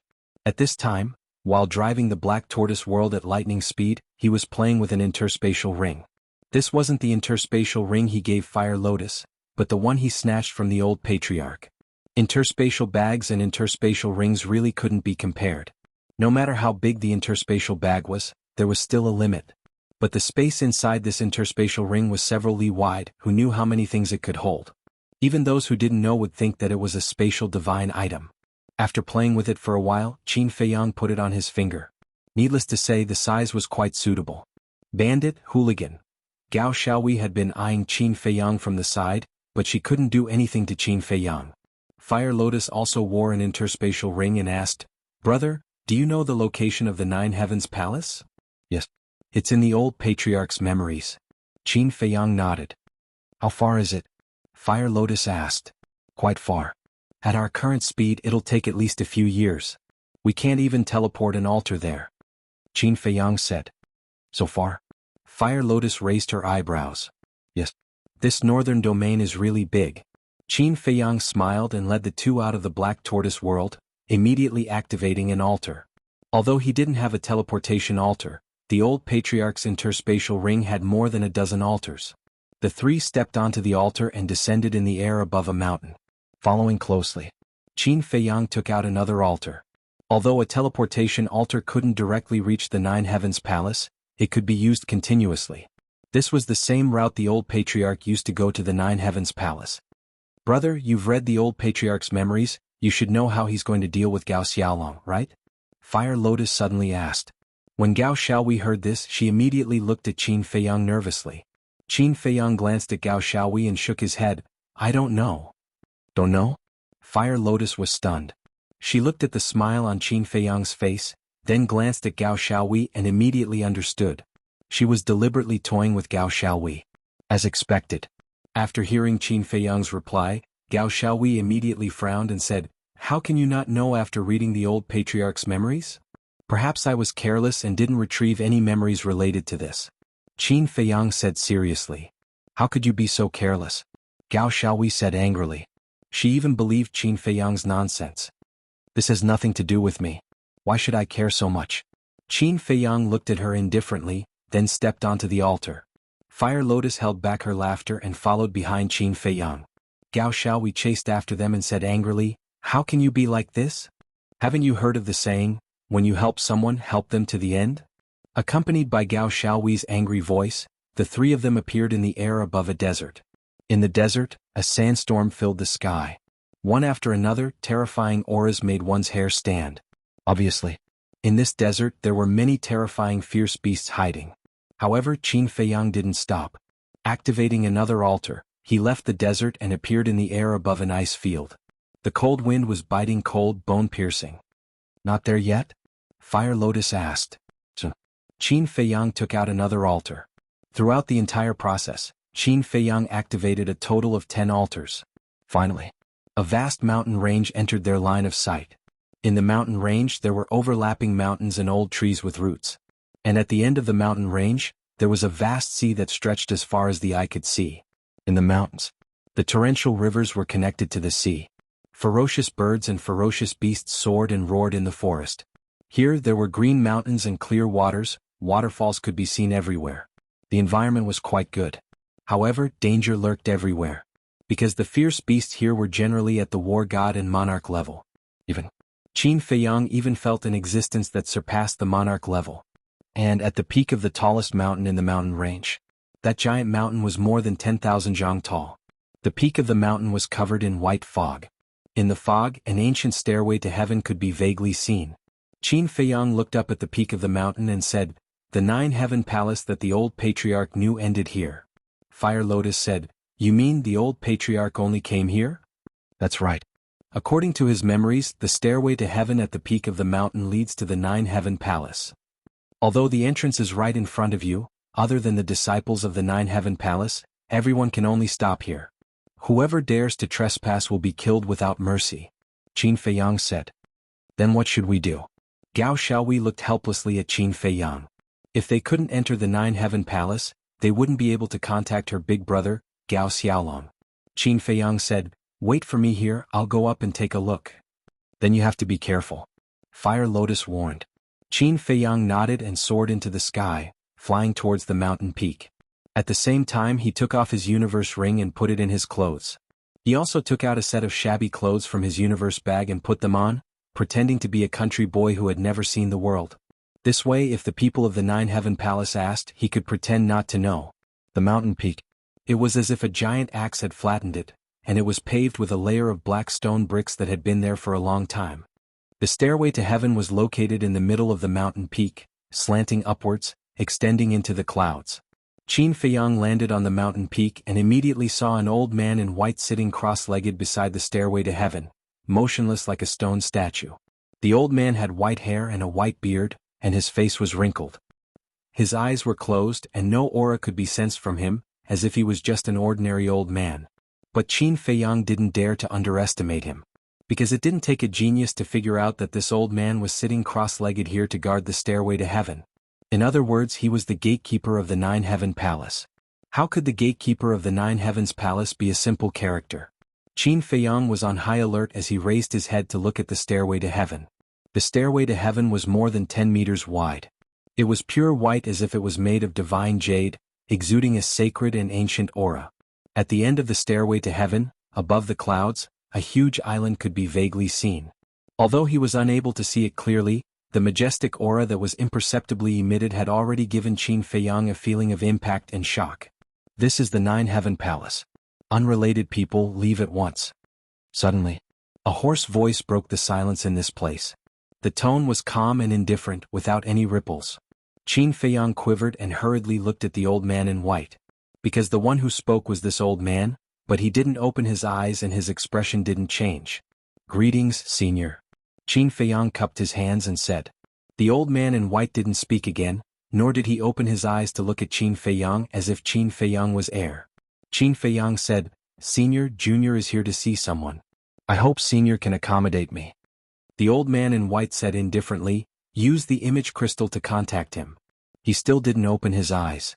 Although his words were very calm, there was a kind of majesty that couldn't be disobeyed. Qin Feiyang raised his eyebrows and said, "Senior, the person Junior is looking for has not established a contract with Junior, so I hope Senior, let's go." But before Qin Feiyang finished, the old man in white opened his mouth. His tone began to have a trace of coldness. Qin Feiyang sighed helplessly, turned into a stream of light, cut through the sky, and landed beside Fire Lotus and Gao Xiaohui. "How is it?" Gao Xiaohui hurriedly asked. "There's no chance at all." Qin Feiyang shook his head. "What should we do?" Gao Xiaohui was burning with anxiety. "It's definitely impossible to enter the Nine Heaven Palace. We can only try our luck nearby and see if we can meet someone who knows your big brother." Qin Feiyang pondered. "Then let's go quickly," Gao Xiaohui urged. "What's the hurry? There are beasts everywhere here. If we run around like headless flies, we will definitely encounter a lot of trouble." After Qin Feiyang finished speaking, he released his divine sense in all directions. Everything was clear in his eyes. He saw beasts as big as mountains, pythons as big as mountains, and poisonous insects as small as grains of rice, but he didn't see any traces of humans. Something wasn't right. The beasts here were too terrifying. Ordinary disciples wouldn't come here to hunt, train, or search for treasures. Qin Feiyang turned around and looked at the periphery of the mountain range. Perhaps there were disciples of the Nine Heaven Palace in the periphery or the border. He made a prompt decision. He brought Fire Lotus and Gao Xiaohui into the Black Tortoise world, then controlled the Black Tortoise world and flew towards the periphery. This mountain range was unimaginably huge. The number of beasts was also beyond imagination. If they didn't directly teleport in with their strength, they wouldn't be able to reach the Nine Heaven Palace. Time flew by and a day passed. The beasts they encountered finally had a change in strength. Monarch god level beasts were nowhere to be seen. Their cultivation was generally at the war god level. In other words, they had already left the hinterland. Morning. The sun rose from the horizon. The cold air left by the night gradually dissipated. Boom. After that, the roars of beasts and the sounds of battle gradually came from the mountains in front. If there were sounds of battle, there must be people. Qin Feiyang immediately followed one of the sounds of battle and searched. At this moment, the beasts they encountered were even weaker. They were basically between the initial and advanced war god level. Of course, they would occasionally encounter a few perfect war god level beasts. Along the way, Qin Feiyang's heart couldn't calm down. Along the way they not only encountered beasts but also a large number of herbs. And many of those herbs he had never seen before. However, he didn't go out to collect them. Because as long as the herbs were slightly older, there would be beasts protecting them. He wasn't afraid of these beasts, but he didn't want to cause trouble. So, a lake appeared in the image. The lake's area was dozens of miles. At this moment, the lake water was tumbling, creating a 100 feet tall wave. Terrifying shock waves from the battle swept across the sky like a tide. And in the sky above the lake, a man and a beast were crazily fighting. It was a young man. He looked to be about 25 or 26 years old. He was about 1.75 meters tall and wore a black robe. His thick black hair danced in the wind. His body was covered in blood and his face was pale. But his aura was very strong. It was a low-level war god. Chapter 1940. The black-clothed youth's strength was already not bad, but the beast's aura was even stronger than the black-clothed youth's. It was a water serpent. Its body was several hundred meters long and covered in scales. Its two large eyes were filled with a terrifying light. Cultivation level, advanced war god.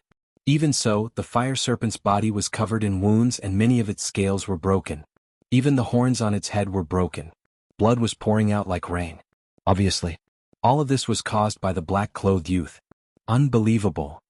A low-level war god human was able to fight to a draw with an advanced-level war god serpent. Fire Lotus murmured. Gao Xiaowei said in surprise. He's a disciple of Nine Heaven Palace. Disciple of Nine Heaven Palace? Qin Feiyang and Fire Lotus were slightly stunned. They turned around and asked Gao Xiaowei suspiciously, "How did you know?" "Look at the left side of his chest. There's a Fire Lotus tattoo there. That tattoo is the symbol of Nine Heaven Palace," Gao Xiaowei said. Fire Lotus tattoo? Qin Feiyang and Fire Lotus looked at the black-clothed youth again. Looking carefully, there really was a Fire Lotus tattoo on the youth's clothes. But because his clothes were torn and had blood stains, they didn't notice it before. Disciple of Nine Heaven Palace. Qin Feiyang pondered for a while, then looked at Gao Xiaowei and smiled. Then he might know your big brother. But just as he finished speaking, Qin Feiyang suddenly thought of something. He looked at the Fire Lotus tattoo on the black-clothed youth's chest again. Wait, why does this tattoo look so familiar? He looked at the Fire Lotus on the side. Looking at the Fire Lotus tattoo, his eyes were a bit dazed. Oh right. Qin Feiyang suddenly shivered and looked at the mask on Fire Lotus's face in surprise. If he didn't remember wrongly, the Fire Lotus mark between his brows was very similar to the Fire Lotus pattern on the black-clothed young man's clothes. Fire Lotus transmitted her voice. Qin Dage, could it be that I'm from the Nine Heavens Palace? Don't jump to conclusions just yet. Take off your mask and let me confirm it. Qin Feiyang thought. There's no need to confirm. I've taken a closer look. The two Fire Lotus patterns are exactly the same. Fire Lotus said. Exactly the same, Qin Feiyang murmured. Was Fire Lotus really from Nine Heavens Palace? Then what was her status in the Nine Heavens Palace? My head hurts, suddenly. Fire Lotus hugged her head, her face contorted as she howled in pain. Obviously, she was thinking about the past. Seeing that, Qin Feiyang's face changed. He grabbed onto Fire Lotus and said, "Don't think about it anymore." Gao Xiaowei looked at the two of them suspiciously. What was going on? After a long while, Fire Lotus finally calmed down. Looking at the Fire Lotus pattern on the black-clothed young man's clothes, her eyes were filled with confusion. When I refine the undead barrier-breaking pill, your memory will naturally recover, so don't think too much about it now. Qin Feiyang comforted her secretly. All right. Fire Lotus nodded her head. Outside, the black-clothed young man and Shui Jiao were locked in battle. The surrounding space was collapsing one after another. You guys stay here, I'll go out and ask. Qin Feiyang reminded the two girls, and with a flash, he appeared above the lake. He did not hide his aura. The black-clothed young man and Shui Jiao immediately noticed him. They stopped at the same time and looked at Qin Feiyang. Qin Feiyang coughed dryly, a friendly smile appeared on his face, and he walked towards the black-clothed young man. Seeing that, the Shui Jiao immediately became ferocious. Looking at the black-clothed young man, it roared, "You despicable human, you actually have a helper." Boom. Then it raised its huge tail and smashed it towards the black-clothed young man. The black-clothed young man's face changed and he quickly shouted, "Wait, I don't know him at all." "If you don't know him, why would he smile at you?" The Shui Jiao roared and its huge tail crazily swung down. The black-clothed young man was also very depressed, but now was not the time to think too much. Divine power surged out and he threw a punch at the huge tail. Boom. The man and the beast were equally matched in strength. After the collision, they were both sent flying, blood flowing out. Looking at this scene, Qin Feiyang's expression was rather stunned. The black-clothed young man looked at Qin Feiyang and shouted, "No matter who you are, stay away from us first in case this beast says that I called for a helper." Okay. Qin Feiyang was stunned and nodded in response. He stepped aside, crossed his arms and watched quietly. Did you see that? If he was called by me, how could he just stand there and not attack? The black-clothed young man looked at the Shui Jiao and said. The Shui Jiao stabilized its huge body, glanced at Qin Feiyang, and attacked the black-clothed young man again. The bloody battle between the man and the beast began again. The Shui Jiao's cultivation was higher than the black-clothed young man, but it could not suppress the black-clothed young man. It even showed signs of being defeated. The more Qin Feiyang watched, the more puzzled he became. The black-clothed young man did not use a divine art or a divine artifact. But why could he suppress the Shui Jiao whose cultivation was higher than his? Suddenly, Qin Feiyang noticed that there was something fishy about the hands of the black-clothed young man. He observed carefully, and a look of realization gradually appeared in his eyes. The black-clothed young man was indeed wearing a pair of gloves, but that pair of gloves was different from other gloves. The gloves were as thin as cicada's wings and the color was exactly the same as the skin. If one did not have the ability to observe carefully, they would not have noticed. It seems that it is also a divine artifact, otherwise it would not be able to withstand the power of the Shui Jiao. Qin Feiyang murmured. The strength of a beast was naturally stronger than that of a human. Especially this kind of water dragon that was closest to a divine dragon, its physical strength was enough to suppress a human of the same realm. And now, the Shui Jiao was gradually suppressed by the black-clothed young man, which meant that the gloves were at least a middle-grade divine artifact. Bang, bang, bang. The man and the beast seemed to have some kind of agreement. Not only did they not use a divine art or divine artifact, they did not even activate their fighting souls. It was a battle of physical strength. About a few hundred breaths later, the Shui Jiao was losing more and more. What is going on? I have the body of a flood dragon, but I can't even defeat a mere human? The Shui Jiao roared. A human's physical body and strength are not to be underestimated. The black-clothed young man snorted and attacked more fiercely. The Shui Jiao looked at the black-clothed young man who was imposing and looked at Qin Feiyang who was watching coldly from the side. The Shui Jiao roared unwillingly and turned around to escape. Don't go. We have an agreement. Are you trying to go back on your word? The black-clothed young man was stunned and hurriedly shouted. You even called your helper. What's the point of talking about an agreement? The Shui Jiao said without looking back. The black-clothed young man said angrily, I have said that I did not call him here. I don't know him at all. If you don't know him, why would he listen to you and retreat to the side just because you asked him to? Don't think that I am a fool. This emperor will not let go of today's debt. Just you wait. The Shui Jiao sneered and quickly disappeared into the vast mountains. Damn it, damn it. The black-clothed young man flew into a rage. He turned around and glared at Qin Feiyang. Who are you? Why did you run out? Do you know that I was just one step away from winning? Qin Feiyang was innocent. The black-clothed young man took a deep breath and tried to calm down. He looked at Qin Feiyang expressionlessly. Speak, what do you want? Qin Feiyang smiled. Brother, don't be angry. I don't have any other intentions. I just want to ask you about a person. Oh. The black-clothed young man was suspicious. Gao Xiaolong. Qin Feiyang said. Gao Xiaolong? The black-clothed young man was stunned and shook his head. I don't know him. The black-clothed young man turned around and flew in the direction the Shui Jiao had escaped. Qin Feiyang quickly chased after him. He is also a disciple of your Nine Heavens Palace. There are countless disciples in the Nine Heavens Palace. If he isn't famous, who would know him? I still have things to do. Don't follow me. The black-clothed young man shouted impatiently.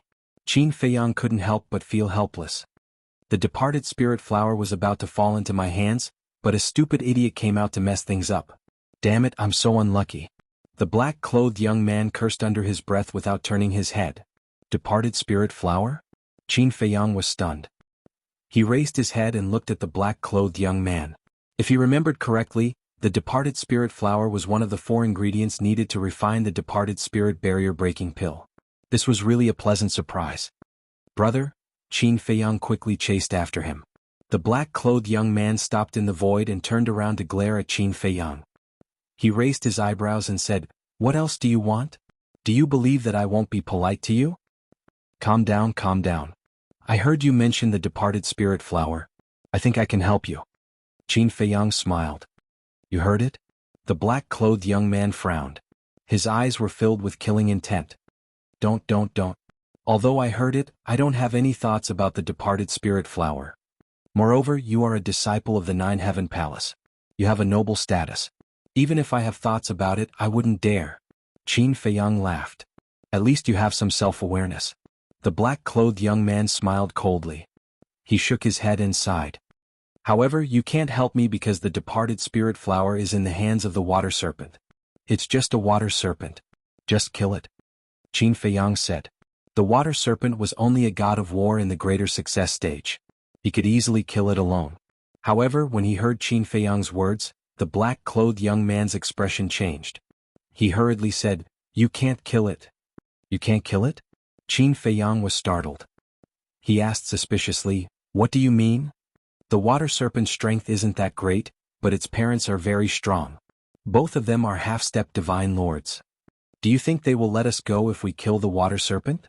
The black-clothed young man sighed. I see. Qin Feiyang nodded. Therefore we can only use our wits to get the departed spirit flower. I had an agreement with it.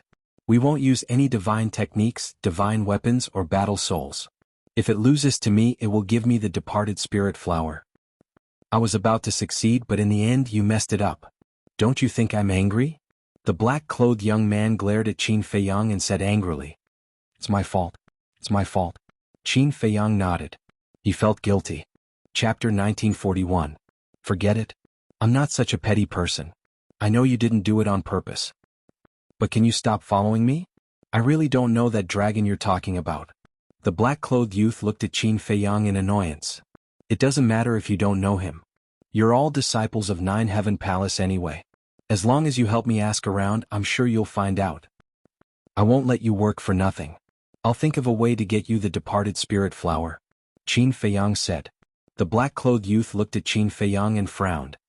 Then tell me, what method do you have? Qin Feiyang asked. Is the departed spirit flower with the anaconda? Yes. The black-clothed youth nodded. Qin Feiyang said, Okay, I'll go kill it and get you the departed spirit flower. Kill it? The black-clothed youth was shocked and said angrily, Did you hear what I just said? Its parents are both half-step monarch god existences. Killing it is the same as seeking death. It's fine. You don't have to do anything. Even if its parents find out, they'll look for me. They won't implicate you. Qin Feiyang smiled. The black-clothed youth was stunned. He looked at Qin Feiyang and asked, Are you sure? Qin Feiyang nodded. As long as you bring me the departed spirit flower, I'll immediately return to Nine Heaven Palace and help you ask about that dragon. The black-clothed youth clenched his teeth and said, Okay, wait for me here. I'll be back soon. Qin Feiyang smiled and teleported, disappearing from the black-clothed youth's sight. What a fool. The black-clothed youth shook his head, his eyes full of disdain. After leaving the black-clothed youth's sight, Qin Feiyang summoned the white-eyed wolf to chase after the anaconda. After some effort, the man and the wolf finally found the water serpent in front of a waterfall. The water Jiao was lying on a huge rock in front of the waterfall, recuperating while mumbling something angrily. Sure. Qin Feiyang, together with the white-eyed wolf, flew above the water flood dragon and greeted it with a smile. The Shui Jiao was slightly taken aback. It raised its head to look at the man and the wolf. It didn't pay any attention to them at all. It immediately withdrew its gaze. The white-eyed wolf was stunned. This guy had a lot of guts. He actually dared to ignore them? The man and the wolf landed in front of the white-eyed wolf. The wolf grinned and said, Aren't you afraid that we'll kill you? Kill me? Shui Jiao was stunned on the spot, but soon after, his eyes were filled with mockery. He looked at Qin Feiyang and said, You're not a disciple of the Nine Heavens Palace, are you? No. Qin Feiyang shook his head. Then that's funny. Even that disciple of the Nine Heavens Palace didn't dare to say such words to me. Who do you think you are? Do you want to die? Shui Jiao's eyes were filled with disdain. Qin Feiyang smiled and said, I know what you're relying on, but a mere half-step divine emperor doesn't have the right to be arrogant in front of me. What did you say? Shui Jiao raised his head and looked at Qin Feiyang and the white-eyed wolf. His eyes were filled with shock. I said, even if your parents were here, they wouldn't have the right to be arrogant in front of me. Qin Feiyang laughed. Ah, Shui Jiao raised his head and laughed. He didn't hide his contempt. Little Qinzi, he still doesn't believe you. The white-eyed wolf joked. He'll believe you soon. Qin Feiyang laughed and waved his hand. A blood-red light instantly entered Shui Jiao's sea of qi. Ah! Shui Jiao immediately screamed and his aura quickly dissipated. You? He looked at Qin Feiyang in disbelief. Did he really attack him? The most terrifying thing was, that blood-red light was so fast that he couldn't even react. The white-eyed wolf gloated, See, this is the consequence of showing off in front of us. Shui Jiao came back to his senses and his eyes flashed with a fierce light. He laughed and said, You're finished? Even God can't save you. If you dare to talk nonsense again, I'll kill you now. Qin Feiyang's eyes were cold. He said, I don't want your life. I just want the ghost flower. Give it to me immediately. Don't even think about it. Shui Jiao sneered. Qin Feiyang sighed and said, It seems that there are a lot of stubborn people and fierce beasts in this ancient world. In that case, let's do it. Anyway, I want to taste this dragon's meat. Do you want to stew it? Or braise it? Or stir-fry it? Or barbecue it? As the white-eyed wolf spoke, he wiped his saliva and his eyes were green. Looking at the white-eyed wolf's eyes, Shui Jiao couldn't help but start to panic. A wise man knows when to retreat. He decisively took out a jade box and threw it to Qin Feiyang, saying, "This is the ghost flower you want. Take it and leave." So cowardly? The white-eyed wolf was stunned and immediately lost interest. He hadn't shown his real strength yet, but he was already so scared. He was worse than a paper tiger. Qin Feiyang smiled, grabbed the jade box and opened it. A black flower suddenly appeared. This flower was about the size of an egg. It had a total of 4 petals like a small trumpet. It was pitch black and emitted a trace of black mist. This kind of black fog gave off a gloomy and eerie feeling. This is the ghost flower? The white-eyed wolf was curious. It's exactly the same as what's recorded in the scripture of pills. It should be good. According to the scripture of pills, the ghost flower can only be born in places with extremely strong yin energy. In other words, places like cemeteries or 10,000 burial mounds. Therefore, the ghost flower is an item of extreme yin energy. If it's not refined and consumed directly, it will take one's life. Qin Feiyang said. Then this thing can't be touched? The white-eyed wolf swallowed his saliva. Qin Feiyang said, "So, you'd better keep your thoughts to yourself and don't have any ideas about this ghost flower." Did I? The white-eyed wolf was stunned and laughed dryly. It seems like you didn't, but what are you thinking now? I know very well. Qin Feiyang rolled his eyes. Seeing that his thoughts were seen through, the white-eyed wolf smiled embarrassedly. Qin Feiyang put away the jade box and looked at Shui Jiao. Where did you find this ghost flower? I don't know. Shui Jiao turned his head away. Boom. A terrifying murderous aura roared out of Qin Feiyang's body. He said word by word, I must know. Little Qinzi, why do you care so much? The white-eyed wolf was puzzled. There's something you don't know. Death fruit, ghost wood, and the ghost flower are all items of extreme yin energy. Therefore, the place where the ghost flower is born is likely to have death fruit and ghost wood. Qin Feiyang transmitted his voice. I see. The white-eyed wolf nodded and stared at Shui Jiao. Tell us and we'll leave immediately. But if you dare to be stubborn, we'll stew you now. Why am I so unlucky to meet 2 bastards who don't care about their lives? Shui Jiao wailed and said helplessly, I don't know where the ghost flower came from. You don't know? Qin Feiyang raised his eyebrows. I really don't know. Some time ago, I killed a disciple of the 9th Heaven Palace. I found the ghost flower in his interspatial ring. Shui Jiao said. Hearing this, Qin Feiyang smiled helplessly and looked at the white-eyed wolf. Let's go. The man and the wolf rushed into the sky. Suddenly, Qin Feiyang stopped again and looked down at Shui Jiao. In fact, the person who fought with you just now used some tricks. Otherwise, you would have defeated him with your strength. What tricks? Shui Jiao was stunned and said angrily. He was wearing a pair of gloves. I think it should be a middle-grade divine artifact. After saying this, Qin Feiyang didn't stay any longer. He turned around and left with the white-eyed wolf. Damn bastard, how dare you trick me? Just you wait. The water flood dragon immediately frowned and became extremely angry. Achoo. Above the lake. The young man in black sneezed, rubbed his nose and murmured suspiciously. Who's cursing me behind my back? Whoosh. A stream of light flashed through the sky. It was Qin Feiyang. As for the white-eyed wolf, he had already gone to the castle to cultivate in seclusion. Brother, how was it? When the young man in black saw Qin Feiyang, he greeted him enthusiastically. Qin Feiyang smiled and waved his hand.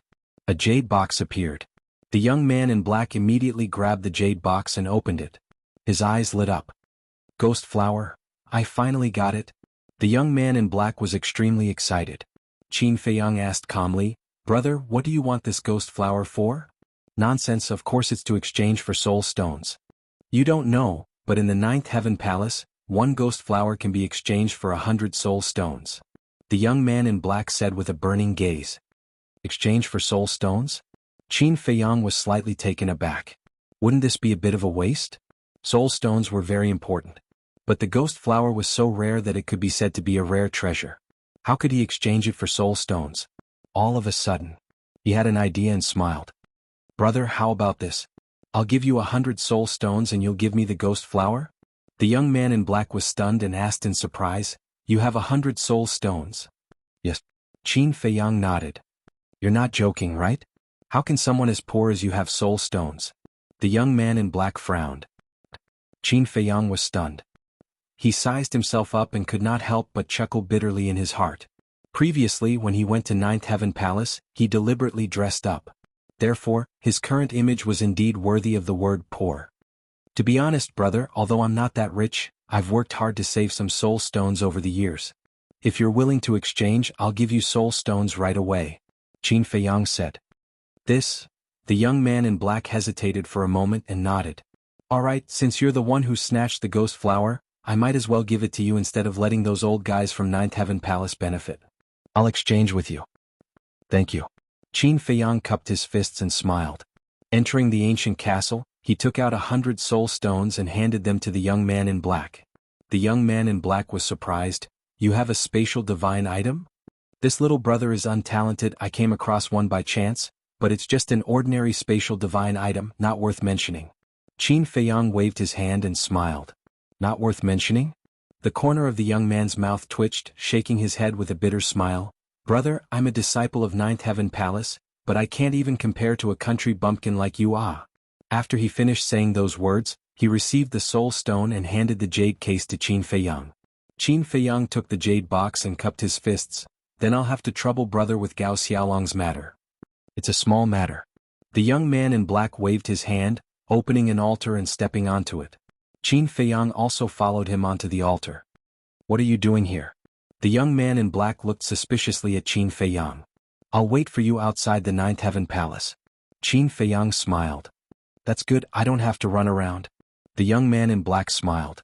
When the two of them arrived near the Ninth Heaven Palace, the young man in black turned into a streak of light, flying up the stairway. Qin Feiyang stood on the mountain peak, looking at the young man in black's back with a smile in his eyes. Chapter 1942. Actually, exchanging the soul stone for the departed spirit flower was purely to test the black-clothed youth. He wanted to see if this person would be tempted by his wealth after seeing that he had the soul stone and a spatial divine item. But he didn't. It seemed like the disciples of Nine Heavens Palace were of good quality. However, as time passed, the black-clothed youth still hadn't appeared. This made Qin Feiyang irritated. Was he fooled? The night deepened. Whoosh! Finally. Accompanied by the sound of something breaking through the air, two figures arrived at lightning speed. Qin Feiyang focused his gaze. Who else could it be but the black-clothed youth? It seems like I was overthinking. Qin Feiyang smiled and looked at the other youth. The youth was about 1.8 meters tall and was also dressed in black. There was also a fire lotus tattoo on his chest. His appearance was extraordinary. His temperament was also outstanding. His aura had also reached the level of a high-level war god. Qin Feiyang waved his hand and Gao Xiaohui appeared. He said, "Take a look, is he your big brother?" Gao Xiaohui raised her head and was pleasantly surprised. It's him. She immediately soared into the sky and flew towards Gao Xiaolong. Qin Feiyang smiled faintly and followed behind Gao Xiaohui. "En? There's another woman?" The black-clothed youth looked at Qin Feiyang and then at Gao Xiaohui. He was slightly stunned. The four of them met in the sky. The black-clothed youth cupped his hands and apologized. "Brother, sorry for making you wait." "It's fine." Qin Feiyang waved his hand and smiled.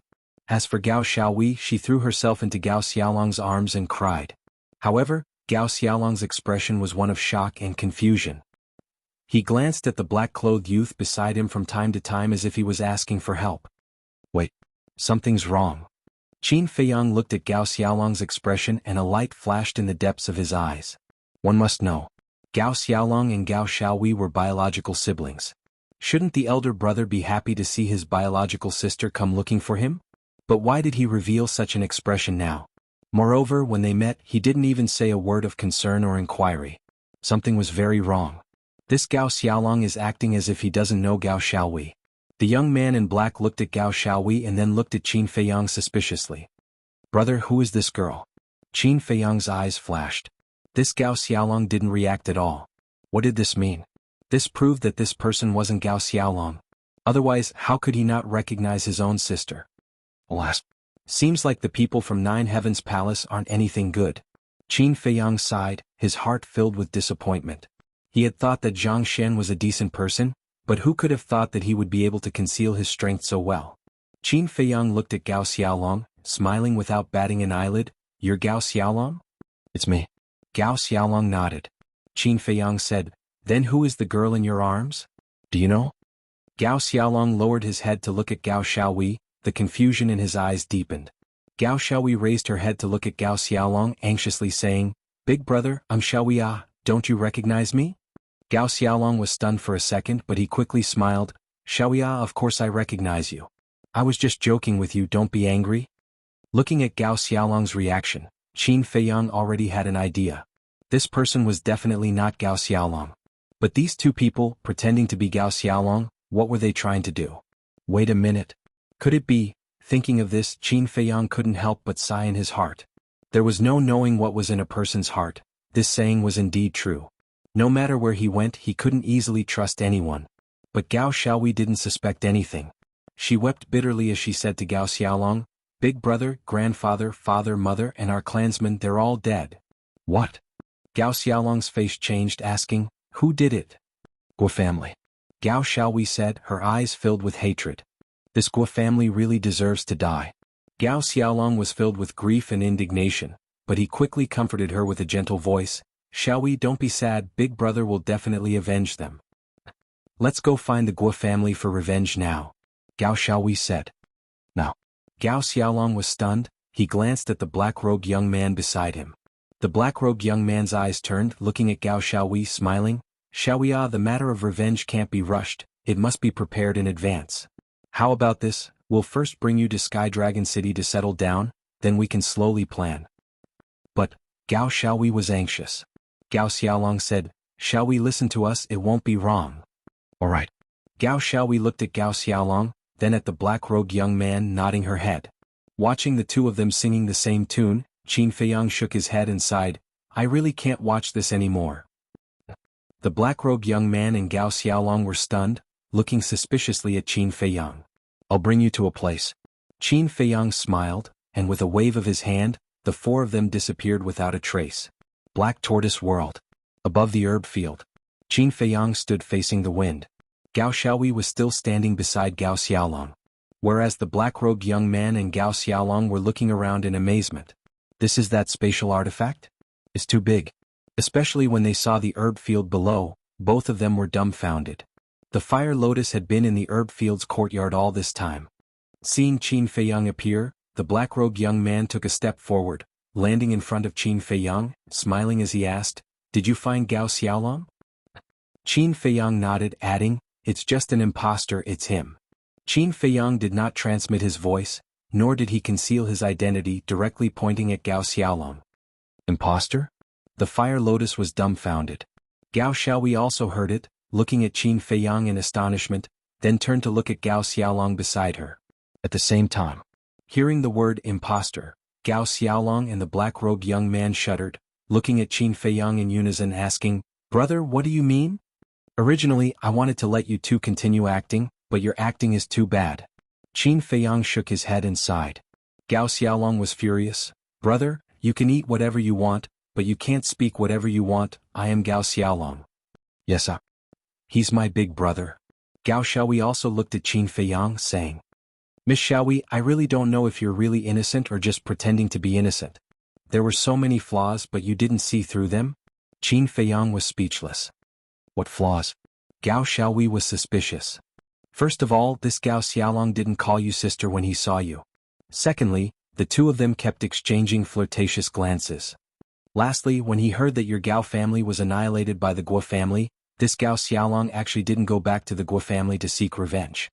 Think about it, if it was anyone else who heard such bad news, they would go crazy. But this person was able to calm down immediately. If you still don't believe me, you can ask him a few questions, I guarantee that he won't be able to answer." Qin Feiyang laughed. Gao Xiaolong and the black-robed young man's expression revealed a trace of panic. Hearing this, Gao Xiaowei turned to look at Gao Xiaolong, muttering to herself, "All right, big brother, let me ask you a question. When we were young, what did you call me?" "Of course it was little sister." Gao Xiaolong said. "Wrong. When we were young, you never called me little sister, you always called me smelly girl. You're really a fake. Who are you? Why are you pretending to be my big brother?" Gao Xiaowei said angrily. The panic on Gao Xiaolong's face could no longer be concealed. "Do it." At the same time, the black-robed young man's face darkened, and he pounced towards Qin Feiyang. Gao Xiaolong also reached out to grab Gao Xiaowei. Gao Xiaowei retreated in a panic. However, the fire lotus suddenly landed in front of Gao Xiaowei, and undead energy surged out like a tide, drowning Gao Xiaolong in an instant. Ah! A painful scream resounded through the sky. The undead energy was everywhere, rushing into Gao Xiaolong's sea of consciousness, crazily nibbling away at his soul. At the same time, Qin Feiyang also raised his arm and punched towards the black-robed young man. One must know. Qin Feiyang's physical body had been tempered by heavenly lightning, and could easily crush a mid-grade divine artifact, not to mention this black-robed young man.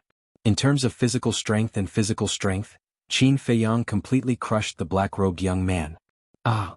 Accompanied by a miserable scream, the black-robed young man was sent flying, and his arm was shattered, blood and flesh splattered everywhere. So strong? The black-robed young man's face changed, and he looked at Qin Feiyang in horror, and without caring about Gao Xiaolong, he turned and fled. In here, even if you have the ability to fly, you can't escape from my palm. Qin Feiyang said contemptuously, and the power of law fell, forming a barrier, trapping the black-robed young man inside. The fire lotus snorted, retracting her undead energy, and kicked Gao Xiaolong into the barrier. Then, the two of them madly bombarded the barrier within the barrier. Qin Feiyang didn't stop them, and he crossed his arms, watching with a smile. In the end, the two of them were exhausted, sweating profusely, but the barrier didn't even tremble. Are you bored? Then, can we have a good chat now? Qin Feiyang looked at the two of them with ridicule.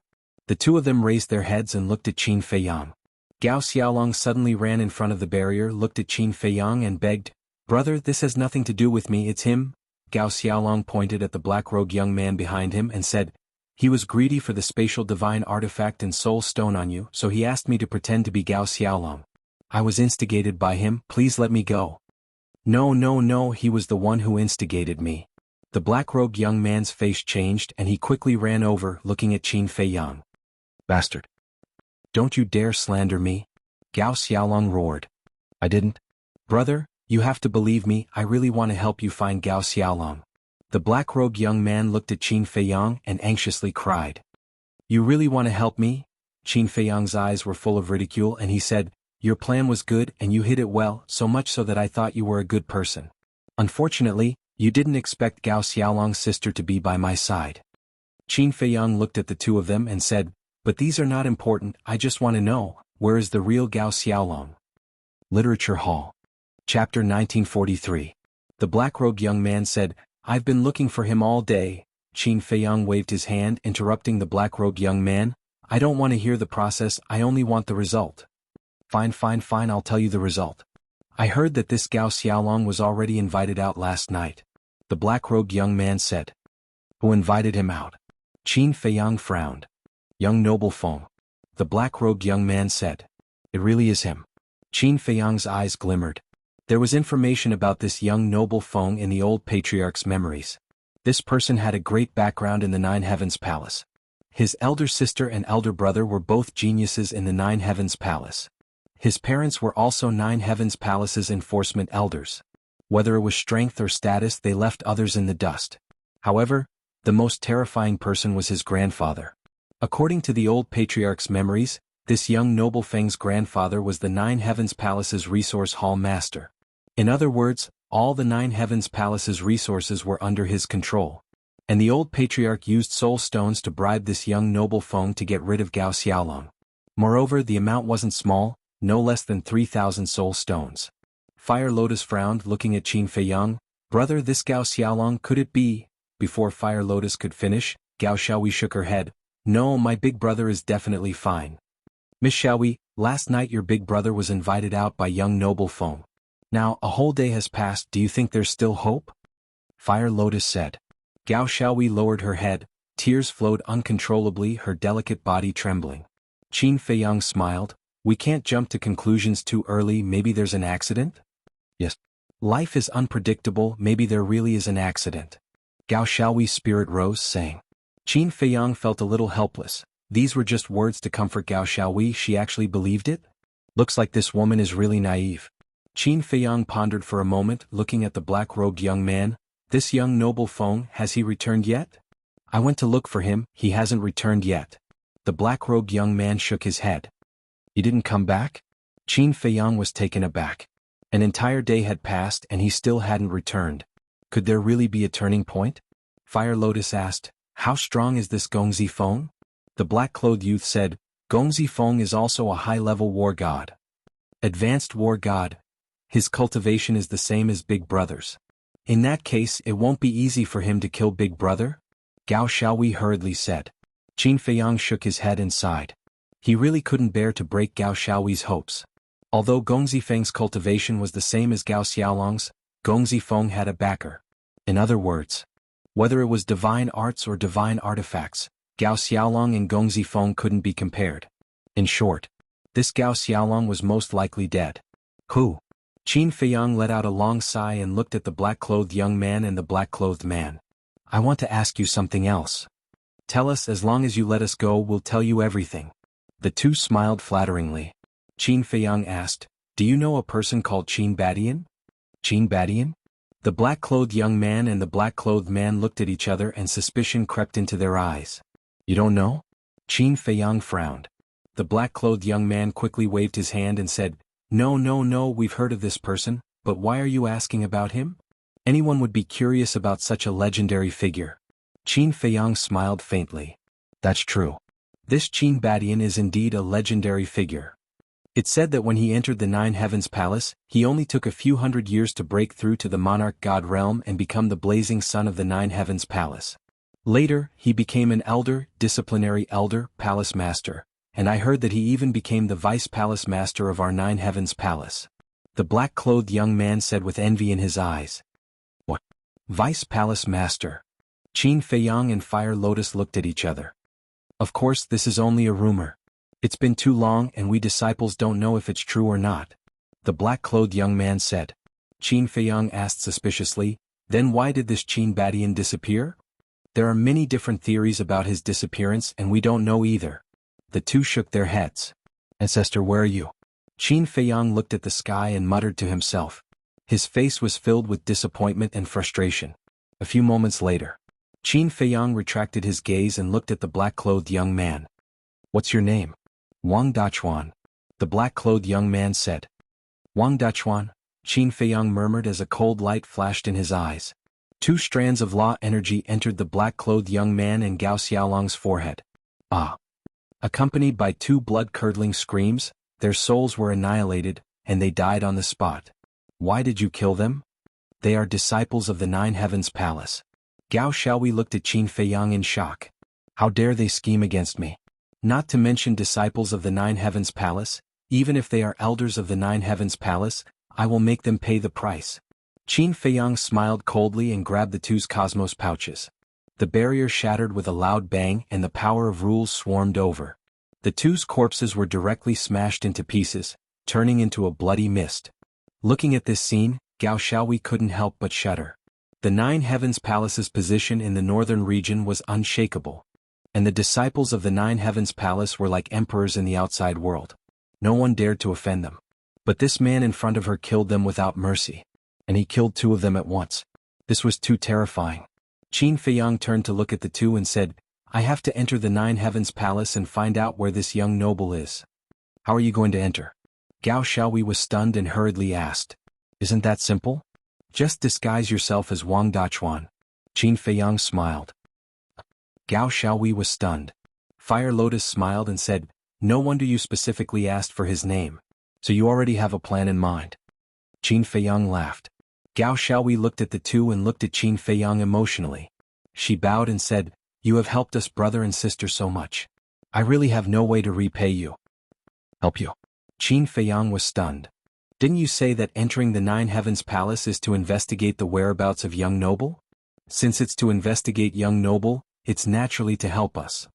"Don't deny it. Thank you very much," Gao Xiaohui said gratefully. "Ha!" Qin Feiyang laughed dryly and said, "It's also to help you guys. Of course it's also to help myself." "Help yourself?" Gao Xiaohui was stunned. Qin Feiyang said, "There are some things that you're better off not knowing." "I won't ask. But can I ask, what are your and Sister Fire Lotus's names? After knowing each other for so long, I still don't know your names?" Gao Xiaohui smiled. "Names?" Qin Feiyang's eyes flashed slightly and said, "My name is Jianghu. My sister is called Jiang Fire Lotus." Gao Xiaohui nodded. Jianghu, how long has it been since I used this name? Qin Feiyang sighed inwardly. The past emerged like a tide. Thinking back to the spiritual state, the name Jianghu was also famous. Shaking his head, Qin Feiyang took out a phantom pill and changed his appearance.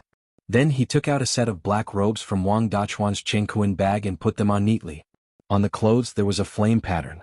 Immediately after, Qin Feiyang sent the 2 Chengkuan bags to the ancient castle. Then, with a flash, he appeared in the sky above the mountain range outside. The waning moon was in the void. In the dead of night, the giant mountain that led to the 9th Heaven Palace was like a giant beast standing on the ground.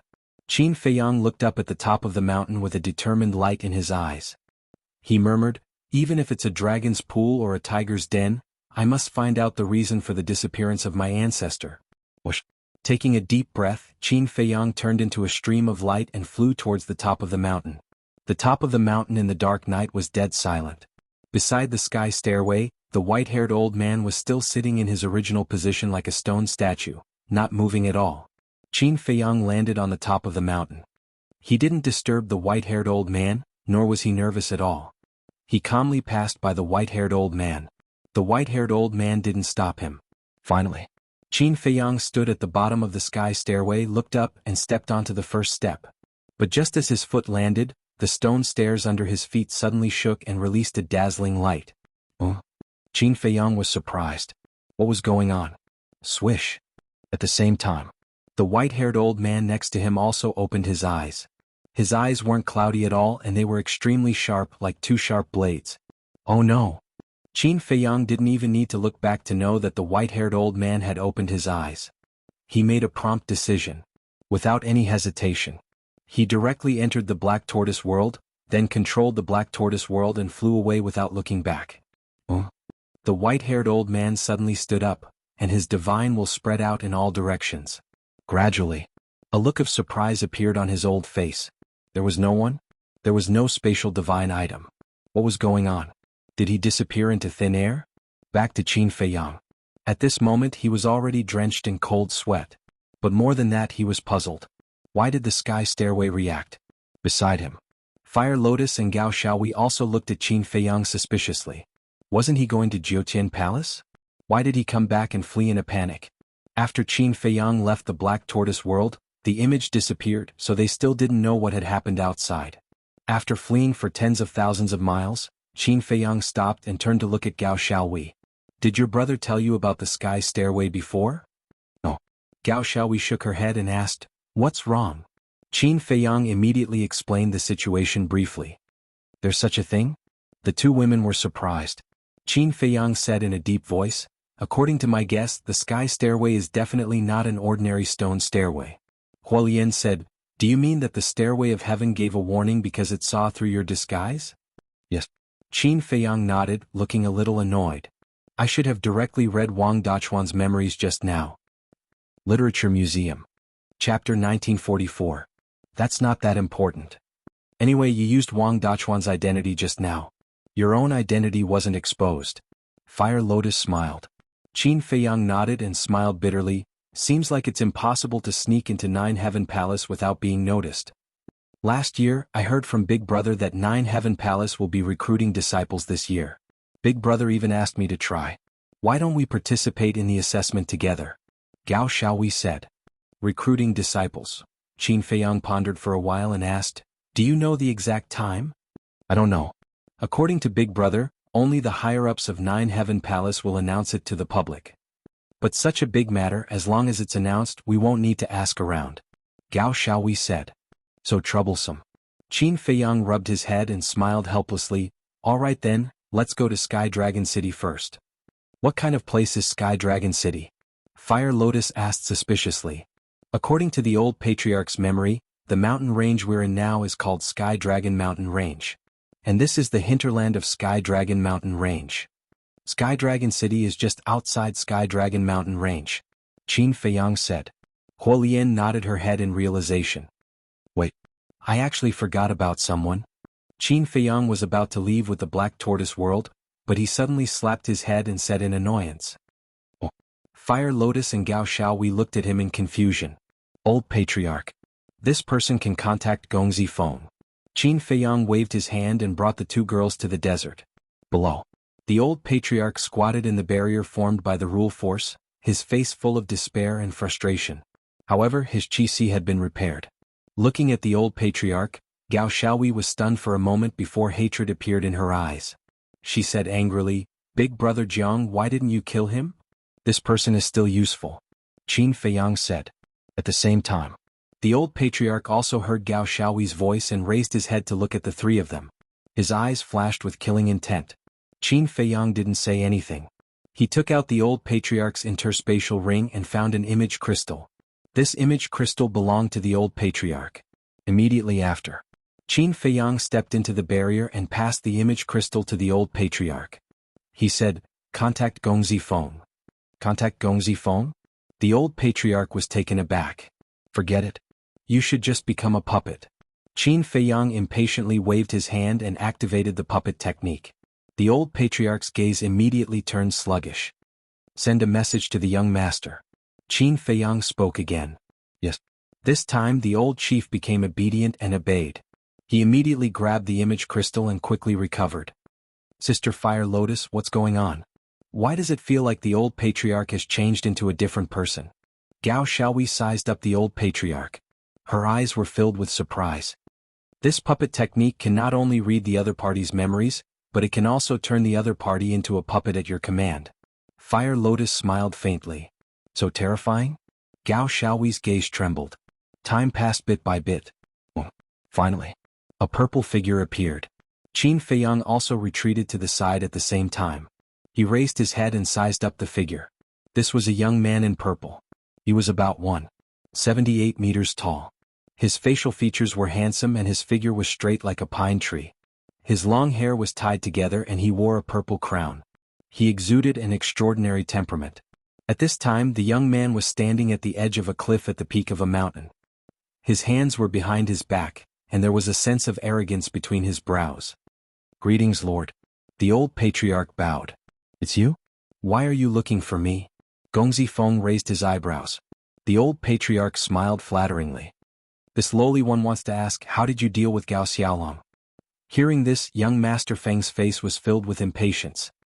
He waved his hand and said, "Don't worry, this young master will definitely deal with him." Gao Xiaowei was shocked. "Listening to what you said, it seems like Big Brother is still alive?" Fire Lotus quickly made a shushing gesture to Gao Xiaowei. Qin Feiyang's eyes flickered as he secretly controlled the old patriarch. He looked at young Master Feng and asked in surprise, "Lord, what do you mean by that? Gao Xiaolong is still alive?" "No." Young Master Feng's impatient expression had a trace of anger. "What's going on? Didn't Lord say that dealing with a small Gao Xiaolong is as easy as flipping your hand?" the old patriarch said. "I already said that this young master will deal with him. Aren't you annoying?" Young Master Feng shouted. "Yes, yes, yes. With Lord's identity and status, dealing with a small Gao Xiaolong is not a problem." The old patriarch nodded repeatedly. "Isn't that right?" However, this Gao Xiaolong really exceeded this young master's expectations. Young Master Feng said. "What do you mean?" The old patriarch was suspicious. This young master invited him out last night to deal with him in one fell swoop, but he actually guessed that this young master wanted to harm him. Before this young master could make a move, he escaped. Young Master Feng said angrily. "Then have you found him yet?" the old patriarch asked. "Not yet." Young Master Feng shook his head. "No." The old patriarch was stunned and he hurriedly said, "Lord, you can't let him return alive. Don't worry, he will never be able to return. Because he entered the Sky Dragon Sea." Young Master Feng sneered. "That's good." The old patriarch nodded and sighed in relief. "All right, after dealing with him, this young master will contact you. Don't send me any messages in the future. If my old man knows that this young master is doing this kind of thing, he will definitely not forgive this young master." Young Master Feng said. "Okay." The old patriarch respectfully replied. Soon after, young Master Feng's shadow disappeared. "Let's go to the Sky Dragon Sea." Qin Feiyang also immediately confiscated the old patriarch's image crystal, controlled the Black Tortoise realm and broke through the sky. Fire Lotus asked doubtfully, "Where is the Sky Dragon Sea?"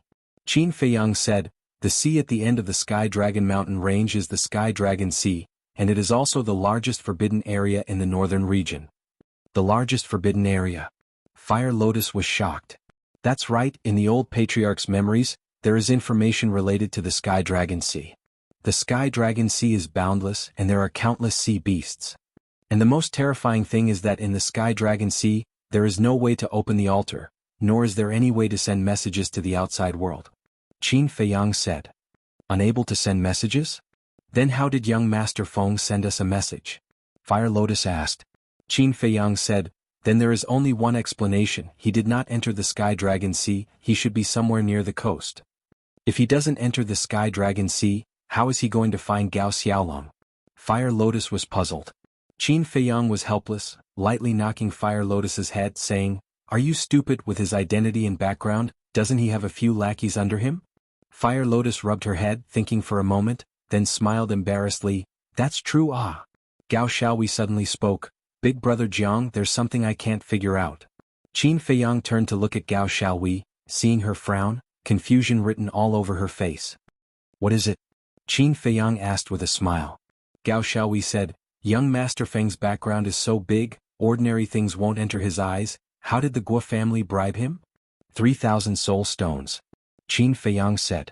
Gao Xiaowei was stunned for a moment, then said solemnly, 3,000 soul stones, this Guo family is really generous.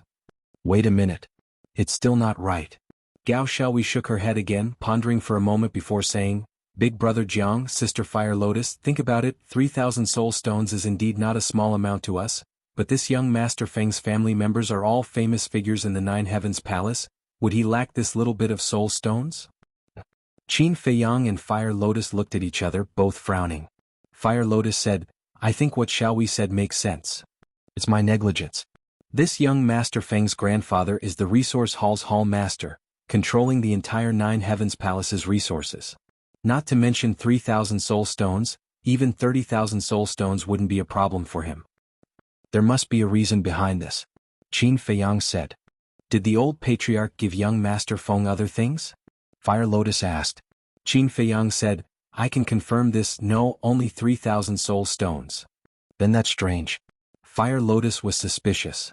It seems like we can only get the answer from young Master Feng's mouth. Qin Feiyang said in a low voice. While the three of them were talking, the Sky Dragon Sea entered the screen. In the dark night, the Sky Dragon Sea didn't look any different from the Sky Dragon mountain range.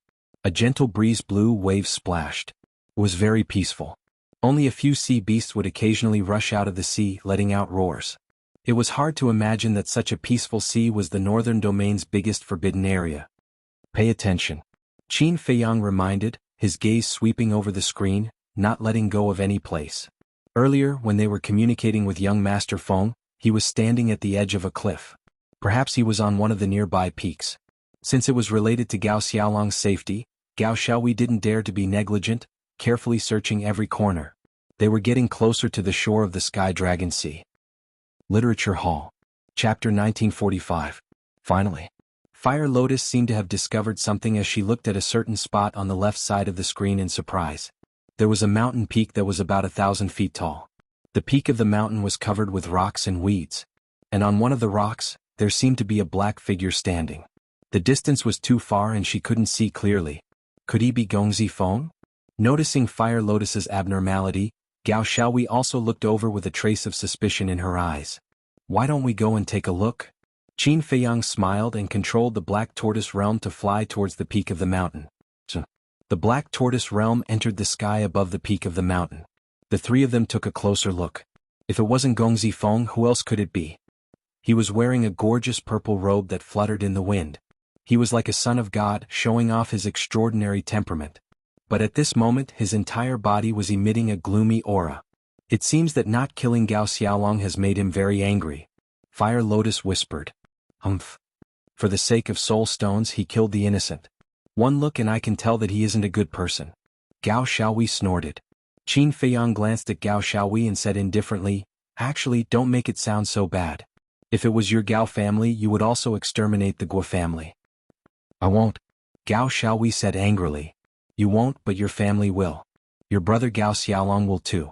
Actually, everyone is the same. We all want to survive, but the methods are different. Qin Feiyang said. Gao Xiaowei fell silent. She couldn't find a reason to refute this point. Fire Lotus glanced at Gao Xiaowei and looked at Qin Feiyang, Let's not talk about this first. Now that we have found Gongzi Feng, what should we do next? Wait. Qin Feiyang said. Late at night. In the sky above the heavenly dragon sea, two black figures flashed through the sky and landed on the peak of the mountain. They were two muscular men in black. They looked middle-aged and were more than 9 meters tall. Their upper bodies were bare and muscular, filled with a valiant aura. The aura they exuded was also extremely strong. They were two perfect war gods. However, there was no flame symbol of the Nine Heavens Palace on their clothes. Obviously, they were not disciples of Nine Heavens Palace. Young Master. The two of them landed on the mountain peak and bowed respectfully to young Master Feng. Yes. Gongzi Feng nodded. He looked at the two of them and asked, "Have you found him?"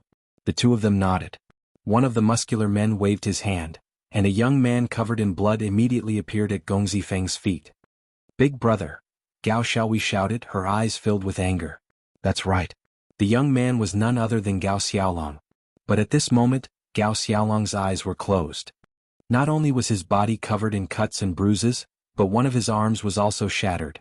There was a bloody hole in his lower abdomen, and even his skull had been split open, causing blood to gush out. As for his life force, it was so weak that it was almost undetectable. Looks like there's no need to enter the Sea of Heavenly Dragons. Qin Feiyang murmured. Outside, when Gongzi Feng saw Gao Xiaolong, a trace of viciousness crept into his eyes, and he ruthlessly kicked Gao Xiaolong in the chest as he sneered, "Bastard, I'll let you escape." But Gao Xiaolong was lying motionless on the ground, already unconscious. Gao Xiaohui looked at Qin Feiyang and begged, "Big brother Jiang, I beg you, please save my big brother or he will really die." Qin Feiyang remained silent. Gao Xiaohui's heart was burning with anxiety, and she looked at Fire Lotus. "Don't worry." Fire Lotus comforted her softly. Outside, Gongzi Feng glanced at Gao Xiaolong, then looked at the two muscular men and asked, "Did anyone see him?" The Sea of Heavenly Dragons was right beside the Nine Heavens Palace. Thus there were many Nine Heavens Palace disciples training in the Sea of Heavenly Dragons. No. The two of them shook their heads. Very good. Gongzi Feng nodded, and a cold light flickered in his eyes as he ordered, "Kill him and destroy the evidence." Yes. The two of them responded respectfully and prepared to make a move on Gao Xiaolong. But at this moment, Gao Xiaolong, who was lying in front of them, disappeared without a trace. Where is he? The three of them were bewildered, and they immediately released their divine sense to cover the surroundings. The two muscular men looked at each other. There was actually no one? Damn it, who is it? Gongzi Feng was furious. He didn't expect that there would be someone else hiding here. Swish. Suddenly, a black-robed young man appeared beside the three of them. Gongzi Feng and the two muscular men immediately looked at the black-robed young man, and killing intent surged in their eyes. "The three of you, don't be angry, I don't mean any harm." The black-robed young man waved his hand and smiled. Gongzi Feng asked solemnly, "Are you the one who saved Gao Xiaolong?" Yes. The black-robed young man nodded. "Who are you? Such a big dog egg, how dare you interfere with this Gongzi's matter?" Gongzi Feng shouted gloomily. "I am Wang Dachuan." The black-robed young man smiled faintly. That's right. This person was Qin Feiyang. However, in order to not expose his true face, he came out to meet Gongzi Feng with the identity of Wang Dachuan. Wang Dachuan. Gongzi Feng sized up Qin Feiyang, and when he saw the flame pattern on Qin Feiyang's clothes he frowned and said, "You are also a disciple of the Nine Heavens Palace, don't you know my identity?" "Of course I know. The grandson of the Resource Hall Master, the son of the two law enforcement elders, and your big brother and big sister are also monstrous existences. This identity is not ordinary." Qin Feiyang laughed. Gongzi Feng shouted, "Then you still dare to go against this Gongzi?" No. I am not going against you. On the contrary, I am here to help you." Qin Feiyang laughed. "Help me?" Gongzi Feng raised his brows. "Gongzi, this person's intentions are unclear, please be careful." The two muscular men stood in front of Gongzi Feng and transmitted their voices with vigilance. Gongzi Feng's eyes flickered as he looked at Qin Feiyang and said, "Then I am really curious, what do you want to help me with?" Qin Feiyang laughed and said, "You have such a powerful family background, yet you are still doing such a murderous thing outside. I think you must have some hidden troubles." Gongzi Feng clenched his fists when he heard this, and the hostility between his brows intensified. Qin Feiyang said, "Based on my guess, it should be related to your family, right?" "You are investigating me?" Gongzi Feng said coldly. No. I have never investigated you, it is purely a guess. Actually, I don't know the real reason either. But you can tell me, maybe I can really help you. Qin Feiyang laughed. With a mere low-level martial god like you?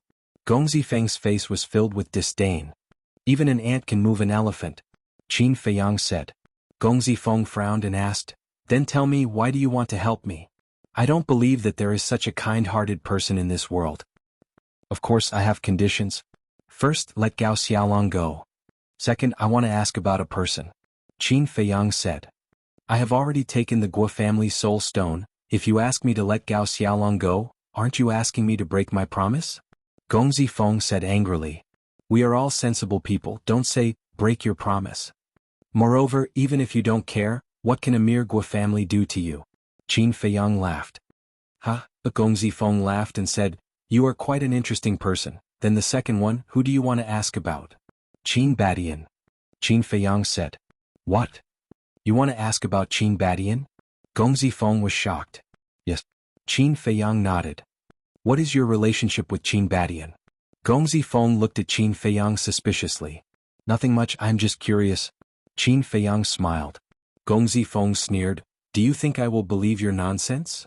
It doesn't matter if you believe it or not, in short, it won't do you any harm, right? Qin Feiyang said. That's true. Gong Zifeng nodded and pondered for a while, then shook his head and said, this Qin Badian, I have heard rumors about him, but I don't know much about him. Maybe my grandfather knows more about him. Qin Feiyang said, then I will have to trouble you to help me ask around. You are looking for the wrong person. If you ask my brothers and sisters, there might be hope, but Gong Zifeng shook his head and laughed at himself. Qin Feiyang's eyes flickered and he said, so, your relationship with your grandfather is not that good? Yes. Although on the surface I have a powerful background, but in reality, my life is worse than a dog's. Otherwise, I wouldn't be willing to be an executioner for a mere 3,000 soul stones. Gong Zifeng sighed. I would like to hear the details. Qin Feiyang cupped his fists and said. Gong Zifeng fell silent. After a long time he sneered, we are not that close. I can spare Gao Xiaolong's life, but you must make him keep his mouth shut. If this matter is leaked, not only will he die but you will also die. Seeing that Gong Zifeng did not answer directly, Qin Feiyang was a little disappointed. He nodded and smiled, all right, don't send any messages to the old patriarch. He is in my hands now. Let's go. Gong Zifeng looked deeply at Qin Feiyang, then waved his hand and left with the two strong men. Qin Feiyang also entered the Black Tortoise world. Wang Duchuan, Gong Zifeng frowned along the way. Gongzi, why didn't you kill him? Seeing that they were about to reach the Nine Heavens Palace, the two strong men couldn't help but ask Gong Zifeng. He was able to save Gao Xiaolong in front of us without us noticing. Do you think he's a simple person? Gong Zifeng raged. One of the strong men said, he's just an ordinary disciple of the Nine Heavens Palace. It shouldn't be that simple. When this Gongzi returns, I will investigate this person's background. You guys should return to the Sky Dragon City and hide. Wait for my orders. If this person can really help me, it might not be a bad thing. Gong Zifeng said, and a light flickered in his eyes. Yes. The two burly men responded respectfully, then opened an altar and left without looking back. Gong Zifeng turned into a streak of light and flew towards the stairway. Black Tortoise World Qin Feiyang had been following behind Gong Zifeng and the other two, so he heard their conversation clearly. Gao Xiaohui stood at the side, taking care of Gao Xiaolong with tears in her eyes. Fire Lotus retracted her gaze and smiled. Qin Dage, it seems like there's something fishy about this Gong Zifeng. I don't care about his matters. I just want to use all my connections to find out the reason behind the ancestor's disappearance. Qin Feiyang said. This time he entered the ancient world to increase his strength and seek justice for the inner demons. On the other hand, he wanted to find the ancestor. Therefore he would do anything. Looking at Gong Zifeng, he drove the Black Tortoise world and followed the two strong men to the Sky Dragon City. Chapter 1946. Outside the Sky Dragon mountain range there was a vast plain. And on the plain there was a huge city. The city covered an area of 1,000 li. Majestic buildings towered from the ground to the sky, exuding a magnificent aura. This was the Sky Dragon City. The Sky Dragon City had 4 city gates. Every city gate was heavily guarded, and the pedestrians who came and went had to be interrogated. The security was quite tight. Furthermore, a lifelike heavenly dragon was engraved on top of the city gates. Every stroke of the dragon contained an astonishing charm. Outside the city, in a dense forest, two burly figures appeared out of thin air. It was the two burly men. The Black Tortoise World also appeared with them. But because the Black Tortoise World was hidden in the void, the two burly men didn't know. Qin Feiyang monitored the two burly men and said to Fire Lotus, "Bring the siblings to the courtyard below and check on Gao Xiaolong's injuries.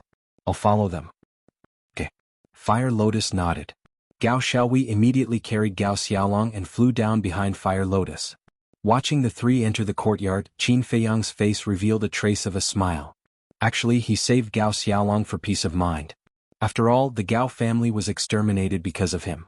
And now he successfully saved Gao Xiaolong, so he didn't let his conscience down. Outside, the two burly men walked straight to the city gate. Qin Feiyang had been following behind the two of them. Looking at their backs, there was a helpless expression on his face. These two men were perfect war gods. Their souls were extremely powerful. Unless they were willing, it was impossible to use the enslavement seal and puppetry art to control them. Puppetry art aside, let's talk about the enslavement seal. For a long time the enslavement seal had been successful. But now it was useless. This made Qin Feiyang somewhat sullen.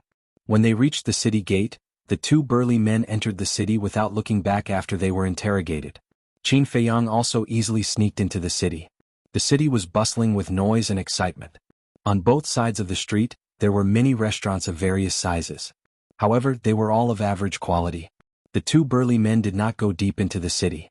After walking for several hundred meters, they entered a very simple and unremarkable restaurant. There were only 5 floors in the restaurant. Other than the hall on the first floor, the 4 floors above were all rooms for accommodation. There were only a dozen or so tables in the hall, and only 2 or 3 tables were occupied. It was very quiet. "Sirs, you're back." A waiter from the restaurant greeted the two burly men with a smile. Clearly these two people were already regulars here. "Yes. Send up 2 jars of wine and a few side dishes later." One of the burly men laughed. "All right." The waiter nodded and ran to the kitchen to make the arrangements. The two burly men followed him up to the 3rd floor, entered a room and closed the door tightly. "After running around for an entire day, I'm exhausted." One of them collapsed on the bed and said tiredly, "That's right. The most important thing is that we finally found Gao Xiaolong, but he was rescued again." The other person sat at the table and poured a cup of tea. He shook his head as he drank. The burly man on the bed sat up and said with a frown, "Do you think young master was too careless this time?" "What do you mean?" The other person was startled. He put down the teacup and asked suspiciously, "That Wang Duchuan is only an initial martial immortal, but he said he could help young master. No matter how I look at it, I feel like he's just fooling us." The burly man said, "You can't say it like that. This person's strength is indeed nothing special. However, since he dares to stand in front of us and say such words, it means that he has confidence. Moreover, there's a good saying, you can't judge a book by its cover. Don't underestimate anyone." The person sitting at the table said with a smile. He picked up the teacup and continued to drink. The burly man sitting on the bed pondered for a while and nodded, "That's true. However, our young master is really pitiful." "Shu, you can't say such things carelessly." The burly man's expression changed and he hurriedly whispered, "What are you afraid of? There's only the 2 of us here. Who can hear us? Although our young master is an illegitimate child and is a little arrogant, he usually works very hard. He's also very polite to us subordinates. How can such a good young man be treated like this by his parents and grandfather? It's too unfair." The burly man got down from the bed and walked to the table and complained with dissatisfaction. "There's no such thing as fairness in this world. Don't say any more. Be careful that the walls have ears. After all, this matter isn't very glorious. If it were to spread, who knows how many people would laugh at young master." The burly man drinking tea shook his head and sighed. Illegitimate child, Black Tortoise World. Hearing the conversation between the two, Qin Feiyang finally understood what was going on and didn't continue to listen. Because as long as he knew about this matter, he would be able to understand everything else. He's also a pitiful person, ah. Entering the small wooden house, Qin Feiyang looked at Gao Xiaolong lying on the floor in the main hall and asked, "How's his situation?" "His qi is shattered, his sea of knowledge is shattered, his internal organs are almost all shattered, plus he lost a lot of blood. His situation is not optimistic." Fire Lotus said. "What about his soul?" Qin Feiyang asked. Fire Lotus said, "His soul is fine, but his divine sense has been overused. Big brother Jiang, I beg you, please save my big brother." Gao Xiaowei looked at Qin Feiyang pitifully with tear-stained eyes. Her universe bag was destroyed and she didn't even have a single pellet on her. She could only watch helplessly. On Gao Xiaolong's body, there was no universe bag or universe ring. Obviously, it was either taken away by the two burly men. Either that or it was destroyed during the fight with the two burly men. Qin Feiyang looked at Gao Xiaowei then at Gao Xiaolong and took out his universe ring. There were a lot of pellets inside the old patriarch's universe ring.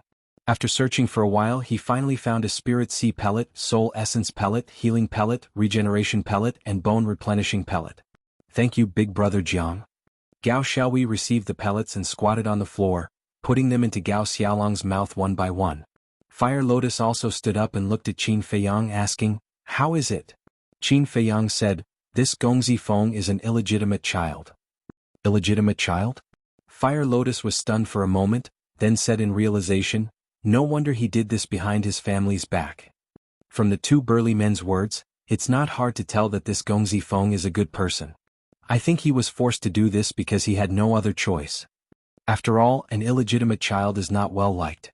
Qin Feiyang said. Now I'm starting to sympathize with him. Fire Lotus smiled. Sympathize? Qin Feiyang shook his head and smiled, saying, "In this world there are pitiful people everywhere.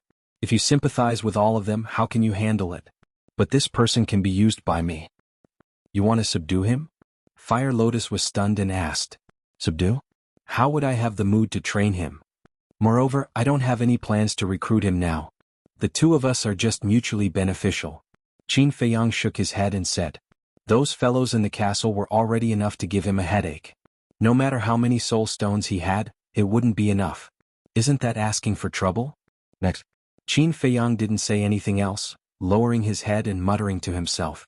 Huolian looked at him curiously for a while and said with a smile, "Are you thinking about something sneaky again?" Qin Feiyang's face darkened, lightly knocking Fire Lotus's head, speechless. "What are you thinking about all day?" Fire Lotus rubbed her head, pursing her lips. Qin Feiyang transmitted, "I'm thinking, can the Black Tortoise world sneak into Nine Heaven Palace without anyone knowing?" "You still want to sneak in?" Fire Lotus said in a daze. Qin Feiyang thought, the assessment is really troublesome and what I hate the most is trouble. I think it's better not to take the risk.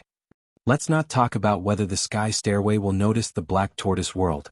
Even if you use the Black Tortoise world to sneak into Nine Heaven Palace, it's not convenient to ask for information. Because you don't dare to go out. Once you go out, your whereabouts will be exposed. You might even attract the attention of the higher-ups of Nine Heaven Palace. So I think it's better to take the assessment and enter Nine Heaven Palace openly. Fire Lotus said. Qin Feiyang thought about it and felt that it made sense. If he really attracted the attention of the higher-ups of Nine Heaven Palace, it would be more difficult to ask for information in the future. So it's better not to alert the enemy. Alright then, keep an eye on her and don't let her run around. I'm going to cultivate in the castle. When Gao Xiaolong wakes up, inform me immediately. Qin Feiyang transmitted. Fire Lotus replied in silence. Inside the castle, on the ground, there was a big pile of universe pouches as well as iron and jade boxes. These were all looted from the Gua clan's treasure vault. However, no one tidied them up. Qin Feiyang looked at Willow Tree and the others. These guys were cultivating in seclusion. Even the white-eyed wolf, who had always been greedy for money, was indifferent. A change in personality? Qin Feiyang felt helpless. He thought that everyone had already cleaned up, but he didn't expect them to still be piled up on the ground. It seemed like he could only wait for Dan Wangkai to deal with it. But he didn't know how much Dan Wangkai had comprehended to become a god. Phew. Qin Feiyang exhaled and walked to the front of the altar. He grabbed a universe pouch and checked it. His face was full of helplessness. This universe pouch was specially used to store soul stones. In the past few days he had obtained a lot of soul stones, but now there were only a few dozen left. It was not enough at all. Qin Feiyang shook his head and took out the remaining dozens of soul stones. He sat down cross-legged and began to refine them. However, although there weren't many soul stones left, everyone's cultivation had improved a lot. Everyone was working hard to become a war god, including the white-eyed wolf, Qin Rishuang, Willow Tree, Yu Huang and Lei Bao. And the blood Qilin, who was already a war god, was trying his best to become a war god. Chapter 1947. In the blink of an eye, a day had passed outside. Inside the ancient castle, a whole year had passed. Qin Feiyang had already refined those soul stones, and he had to rely on himself to slowly condense his divine sense. Originally, he wanted to continue his seclusion, but Gao Xiaolong woke up. Inside the main hall, Gao Xiaolong sat on the chair in front of the tea table, looking around. A trace of weakness could be seen between his brows. He was awake, but his injuries had not fully healed. Gao Xiaowei sat beside him, taking care of him meticulously. As for Huolian, she sat quietly at the side. Shua. Qin Feiyang appeared in the main hall out of thin air. Gao Xiaolong immediately stood up, cupping his fists. I presume this brother is Jiang Haotian. Yes. Qin Feiyang nodded, sitting on the main seat, smiling. Sit down and talk. Gao Xiaolong returned to his seat, his face full of gratitude. Xiaowei has already told me everything, thank you brother Jiang. You're welcome. Qin Feiyang waved his hand, smiling. What do you plan to do next? Gao Xiaolong clenched his fists, speaking solemnly. Of course I'm going to find the Guo family to take revenge. You're indeed a hot-blooded man, I can lend you a hand. Qin Feiyang laughed heartily. Help me? Gao Xiaolong was stunned, asking suspiciously, Brother Jiang, don't blame this little brother for thinking too much, we're not related in any way, why would you help us? Helping you is not without conditions. Qin Feiyang smiled. What conditions? Gao Xiaolong asked. Qin Feiyang said, I need to enter the Nine Heavens Palace. Enter the Nine Heavens Palace? Gao Xiaolong was stunned, frowning.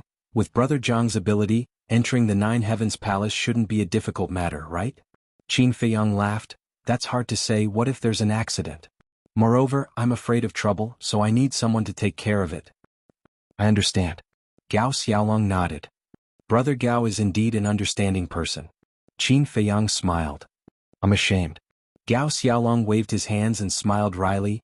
To tell you the truth, I'm just an ordinary disciple in the Nine Heavens Palace. Even if I wanted to help you, I wouldn't be able to do much. I can only think of a way to give you some information so that you can prepare in advance. That's enough. Qin Feiyang smiled and said, Oh right, is there any mystery hidden in the heaven stairway leading to the Nine Heavens Palace? Brother Jiang, why do you ask? Gao Xiaolong was suspicious. I won't hide it from Brother Gao. I once disguised myself and tried to sneak into Nine Heaven Palace. However, the moment I stepped onto the first step of the stairway to heaven, the stairway to heaven sent out a warning. Qin Feiyang said. Gao Xiaolong was dumbfounded and speechless. Brother Jiang, your guts are really big ah. Since ancient times, you are the first person who dared to sneak into the Nine Heavens Palace like this. Qin Feiyang smiled embarrassedly. Gao Xiaolong's gaze swept over the courtyard outside, asking in a low voice, Brother Jiang, is it convenient to talk here? Qin Feiyang said, Don't worry, there's no place safer than here. Gao Xiaolong sighed in relief and whispered, I won't hide it from Brother Jiang. There is indeed a mystery hidden in the stairway to heaven. What mystery? Qin Feiyang was surprised. Fire Lotus and Gao Xiaowei also looked at Gao Xiaolong curiously. Gao Xiaolong said, The stairway to heaven is actually a divine artifact. Divine artifact, Qin Feiyang muttered. Gao Xiaowei was surprised and asked, Brother, what grade is the stairway to heaven? I don't know. I'm not the only one who doesn't know. Other than a few big shots in the Nine Heavens Palace, no one else knows.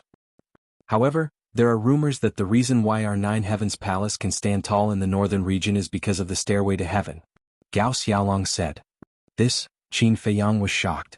If the rumors were true, then the stairway to heaven was definitely a heaven-defying divine artifact. No one knows how strong the stairway to heaven is, but there is one thing that all the disciples of the Nine Heavens Palace know. That is, it can distinguish between the real and the fake. Thus, no matter how you hide, as long as you step on the stairway to heaven, your true self will be revealed. Gao Xiaolong smiled. So that's how it is. Qin Feiyang was enlightened. Gao Xiaolong continued, Moreover, the stairway to heaven has another ability, which is to distinguish the disciples of the Nine Heavens Palace. Oh. Gao Xiaowei was suspicious. Every disciple that enters the Nine Heavens Palace has to refine a drop of blood essence and merge it with the stairway to heaven. This drop of blood essence is equivalent to a medium. The stairway to heaven uses the drop of blood essence to determine whether someone is a disciple of the Nine Heavens Palace. Moreover, the entire Nine Heavens Palace is covered by a layer of divine force, and the stairway to heaven is the only entrance. Moreover, you can't fly above the stairway to heaven. You can only walk up step by step. Thus, it's impossible to sneak into the Nine Heavens Palace. Gao Xiaolong said. You can't fly? Qin Feiyang shook his head and smiled bitterly. The Nine Heavens Palace's defenses were really terrifying. Fire Lotus said, so, the only way to enter the Nine Heavens Palace is to take part in the test? That's right. Gao Xiaolong nodded. What kind of test is it? Qin Feiyang asked. The test is different every time, so I can't tell you anything. However, there is one thing that is the same every time, and that is, it's cruel and bloody. Gao Xiaolong said solemnly, and the expression in his eyes was solemn. How cruel? How bloody? Gao Xiaowei was curious. It's hard for you to imagine. Let me tell you this. Every time the Nine Heavens Palace recruits disciples, there are at least several 100,000 participants, but in the end, the number of survivors doesn't exceed 1,000. Gao Xiaolong said. What? Gao Xiaowei stood up and her face was filled with shock. Several 100,000 participants, but in the end, less than 1,000 survived? What kind of concept was this? It was too scary. Actually, the Nine Heavens Palace isn't as beautiful as you think. Although you can get a lot of resources after entering the Nine Heavens Palace, the cruelty inside is even scarier than the test. If you're not careful, you'll lose your life. Gao Xiaolong sighed. Qin Feiyang smiled. This is normal, it's the same everywhere. Gao Xiaolong was stunned for a second, then he smiled. Brother Jiang can still maintain such a calm expression. Looks like you've seen the world. Qin Feiyang smiled faintly, and with a thought, an old figure appeared in the hall. It's him. Gao Xiaolong stood up and hatred filled his eyes. That's right. The person who suddenly appeared was the old patriarch. Don't worry, he's now my puppet. Qin Feiyang smiled. Gao Xiaolong nodded in realization and sighed in relief. Qin Feiyang said, I'll let him accompany you to the Guo family. With him helping you, there shouldn't be any problems. Let the old patriarch kill the Guo family's people? Gao Xiaolong was stunned for a second, then he laughed loudly. Brother Jiang, this move of yours is really good, but I like it. Qin Feiyang smiled. As for the old patriarch, after you've taken your revenge, don't let him come back. Gao Xiaolong looked at Qin Feiyang in astonishment. Qin Feiyang said, Brother Gao doesn't understand what I'm saying? I understand, of course I understand. Gao Xiaolong quivered and quickly nodded, then he said, but he's a perfect combat god, wouldn't it be a pity to kill him? So what if he's a perfect combat god? Qin Feiyang smiled faintly. Hearing this, Gao Xiaolong's heart was in turmoil. Even a perfect combat god was so disdainful. Where did this person come from? At the same time, Qin Feiyang drove the Black Tortoise World out of the restaurant, then found a secluded place and sent Gao Xiaolong, Gao Xiaowei and the old patriarch out. In this way, only Qin Feiyang and Fire Lotus were left in the main hall. Fire Lotus smiled. Qin Dage, I thought you'd personally deal with Guizxiong? People who want to achieve great things don't have to do everything personally, they have to plan and plan. Not to mention he's just a jumping clown, there's no need for me to personally deal with him. Qin Feiyang laughed. So narcissistic. Fire Lotus grumbled. But you have to hurry up and settle your matter. Qin Feiyang said again. What matter do I have? Fire Lotus asked suspiciously. Departed Spirit Barrier Breaking Pellet. Now that we have the Departed Spirit Flower, we're still missing the Een Soul Wood Death God Fruit and 9 Young Lightning Fire. When the sun rises, let's go to the city and see if we can find these 3 things. Qin Feiyang said. Thank you, Qin Dage, you're really a good person. Fire Lotus looked gratefully at Qin Feiyang. Qin Feiyang laughed. Perhaps only in this woman's eyes, he was a good person. Sky Dragon City in the morning was very quiet. A man and a woman were walking slowly on a street. They looked around with curiosity in their eyes. It was Qin Feiyang and Fire Lotus. Fire Lotus was still wearing a mask as usual. Although her face could not be seen, her tall and sexy figure attracted strange gazes. Qin Feiyang was no longer in disguise.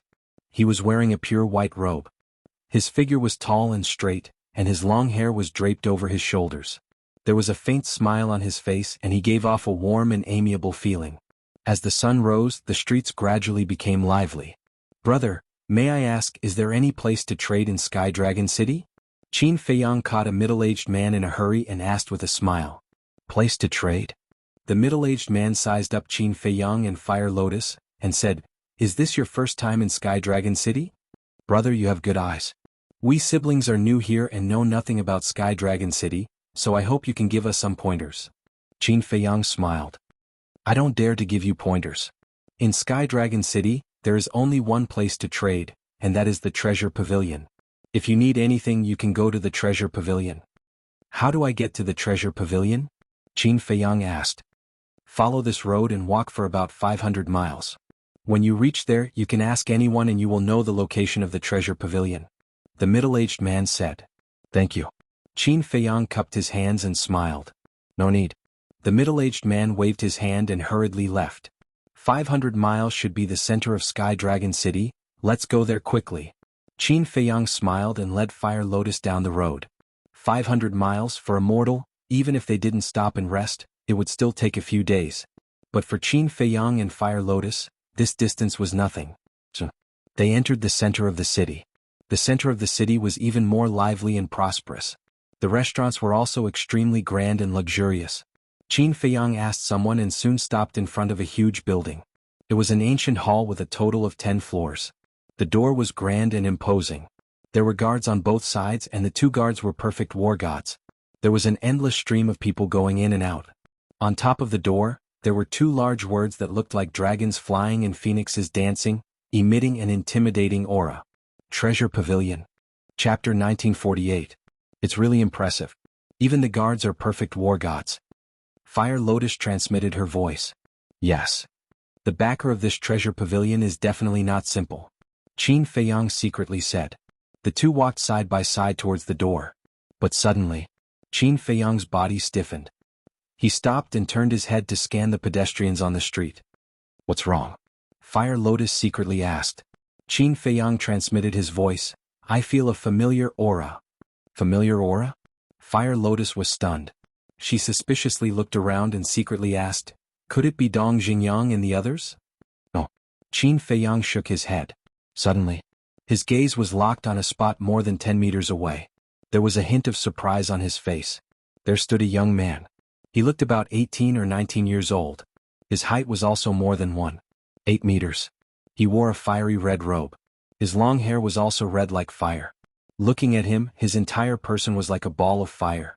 The man in the fire robe stood in the crowd. He was also silently looking at the door of the treasure pavilion. Who is he? Fire Lotus followed Qin Feiyang's gaze and secretly asked. I've never seen him before. But I don't know why, but he gives me a sense of déjà vu. And although his aura is somewhat familiar, it also gives me a sense of strangeness. Qin Feiyang secretly said. Suddenly, the man in the fire robe seemed to have sensed something and also looked towards Qin Feiyang. That pair of eyes also seemed to be condensed by flames. It gave people a faint burning feeling. What's going on? Qin Feiyang raised his eyebrows. The moment he looked at the man in the fire robe, an indescribable throbbing appeared in his heart. Where have I seen him before? However, the flame-robed man didn't reveal any emotion to Qin Feiyang. He was very cold. He only glanced at him for a moment before withdrawing his gaze and walking into the treasure pavilion. Fire Lotus watched the man enter the treasure house and asked in a low voice, could it be an illusion? It shouldn't be. Qin Feiyang shook his head. His eyes flashed as he strode into the treasure pavilion. Fire Lotus followed closely beside him. The first floor of the treasure pavilion was dazzling with gold and jade, and the space was extremely large. Transparent counters were neatly arranged, and various iron and jade boxes were placed within them. These metal and jade boxes were of different sizes. They were all made from the best materials and the workmanship was very exquisite. There was no doubt about it. The contents of these boxes were definitely the items that the treasure pavilion was going to sell. Although these boxes were all tightly shut, it was impossible to see what was inside. But beside each box there was a label. It recorded the relevant information about the box. For example, the label beside one of the jade boxes said, Flying Dragon Sword Technique, Low-Grade God Technique, 100,000 God Crystals. There was also a label beside one of the metal boxes that said, 10,000 Year Blood Ginseng, 1,000 God Crystals. And on the other side of the counter, there was a long metal box. The label beside it said, Raging Flame Blade, Low-Grade God Weapon, 100,000 God Crystals. In short, every item here had a clear price. Qin Feiyang led Fire Lotus, curiously looking at the labels on the counter while paying attention to the flame-robed man. The flame-robed man looked here and there, as if he was strolling aimlessly. Fire Lotus said, Qin Dage, look at these low-grade god weapons and low-grade god techniques, why are they all so cheap? Every low-grade deity art and low-grade deity artifact only cost 100,000 deity crystals. One had to know. These divine items would be priceless treasures in the Great Qin Empire and the Forgotten Continent. But here they were being sold in public. And they were so cheap. Qin Feiyang laughed inwardly. After all, this is the ancient world, such low-grade god weapons and god techniques are worthless. What about these herbs? Look at the red flame glass tree recorded here, and it's even 10,000 years old and it's only 500 god crystals? And the 10,000-year blood ginseng I saw just now, it's only 1,000 god crystals. Fire Lotus said. The things here are indeed unimaginably cheap. Qin Feiyang shook his head and laughed. For example, the 10,000-year blood ginseng and the red flame glass tree were all priceless precious herbs in the great Qin Empire and the Forgotten Continent. Suddenly, Qin Feiyang looked at a jade box and the label beside it said, Universe Ring 10 million God Crystals. What? Qin Feiyang was dumbfounded. Fire Lotus was also dumbfounded. A Universe Ring actually cost 10 million God Crystals? Oh my god. Was this a joke? The value of a Universe Ring was 100 times that of a low-grade divine artifact? No wonder even the Gao family and the Guo family, which had perfected war gods, had so few Universe Rings. Fire Lotus. Qin Feiyang murmured. What? Fire Lotus looked at him suspiciously. Qin Feiyang glanced at the green Universe Ring on Fire Lotus's finger and said in a low voice, Can you give this Universe Ring back to me? Thinking that he had given away 10 million God Crystals, he couldn't help but feel pained. Fire Lotus was slightly dazed and immediately protected the Universe Ring and snorted, Don't even think about it. Qin Feiyang smiled wryly and thought, I'm just kidding, but you'd better put away the Universe Ring first and not attract too much attention. The Universe Ring was a symbol of status. Okay. Fire Lotus looked around and when no one was looking she secretly took off the Universe Ring and put it in her pocket. Fire Lotus, that person is going to the second floor. Let's follow him. Qin Feiyang suddenly grabbed Fire Lotus and walked towards the staircase on the second floor. The man in the red robe had already gone up the stairs. On the second floor. It was also a spacious hall. Rows of transparent counters were arranged neatly. Inside the counters there were also iron and jade boxes of various sizes. And just like on the first floor, every item had a price tag. Qin Feiyang and Fire Lotus went up to the second floor. Compared to the crowded and noisy first floor, the second floor was much quieter. Qin Feiyang glanced around the hall. There were about 1,000 people in the hall. There were still a lot of people but not everyone was making a ruckus. So, Qin Feiyang saw the man in the red robe in front of a counter not far away on the left. Just like before, he was looking around, giving people the impression that he was really here to have fun. Qin Dage, do you have to care so much about someone you don't know? Fire Lotus frowned and said. Qin Feiyang was startled, then smiled wryly and said, You're right, I'm too stubborn. Why did he come to the treasure pavilion this time? To collect the soul wood, the god of death fruit and the 9 suns thunder fire. But now he had forgotten the purpose of this trip because of a stranger. How embarrassing. Whoosh. Qin Feiyang took a deep breath and looked around separately with Fire Lotus. The items on the second floor were a level higher in quality and value than those on the first floor. The items on the first floor were basically the lowest level divine arts and divine weapons, as well as some ordinary herbs. But the items on the second floor were all middle-grade divine weapons and divine arts. The medicine rooms such as the spiritual infant fruit, fortune fruit, mysterious een grass and so on were also common. However, after searching the entire hall, he still couldn't find the soul wood, the 9 suns thunder fire and the god of death fruit. Moreover, not only the undead barrier-breaking pellets ingredients were missing, the divine soul pellet, divine force pellet, divine life pellet, heavenly dust divine pellet for symbols limitless pellet, and dragon soul primordial spirit pellet were also missing. Qin Dage, come here. Fire Lotus's voice suddenly sounded in Qin Feiyang's mind. Qin Feiyang looked around and saw Fire Lotus standing in front of a counter in an inconspicuous corner, waving at him. Did she find it? As soon as Qin Feiyang thought of this, he hastily strode over. Fire Lotus pointed at a jade box on the counter and said with a smile, This thing should be very helpful to you. Qin Feiyang looked down.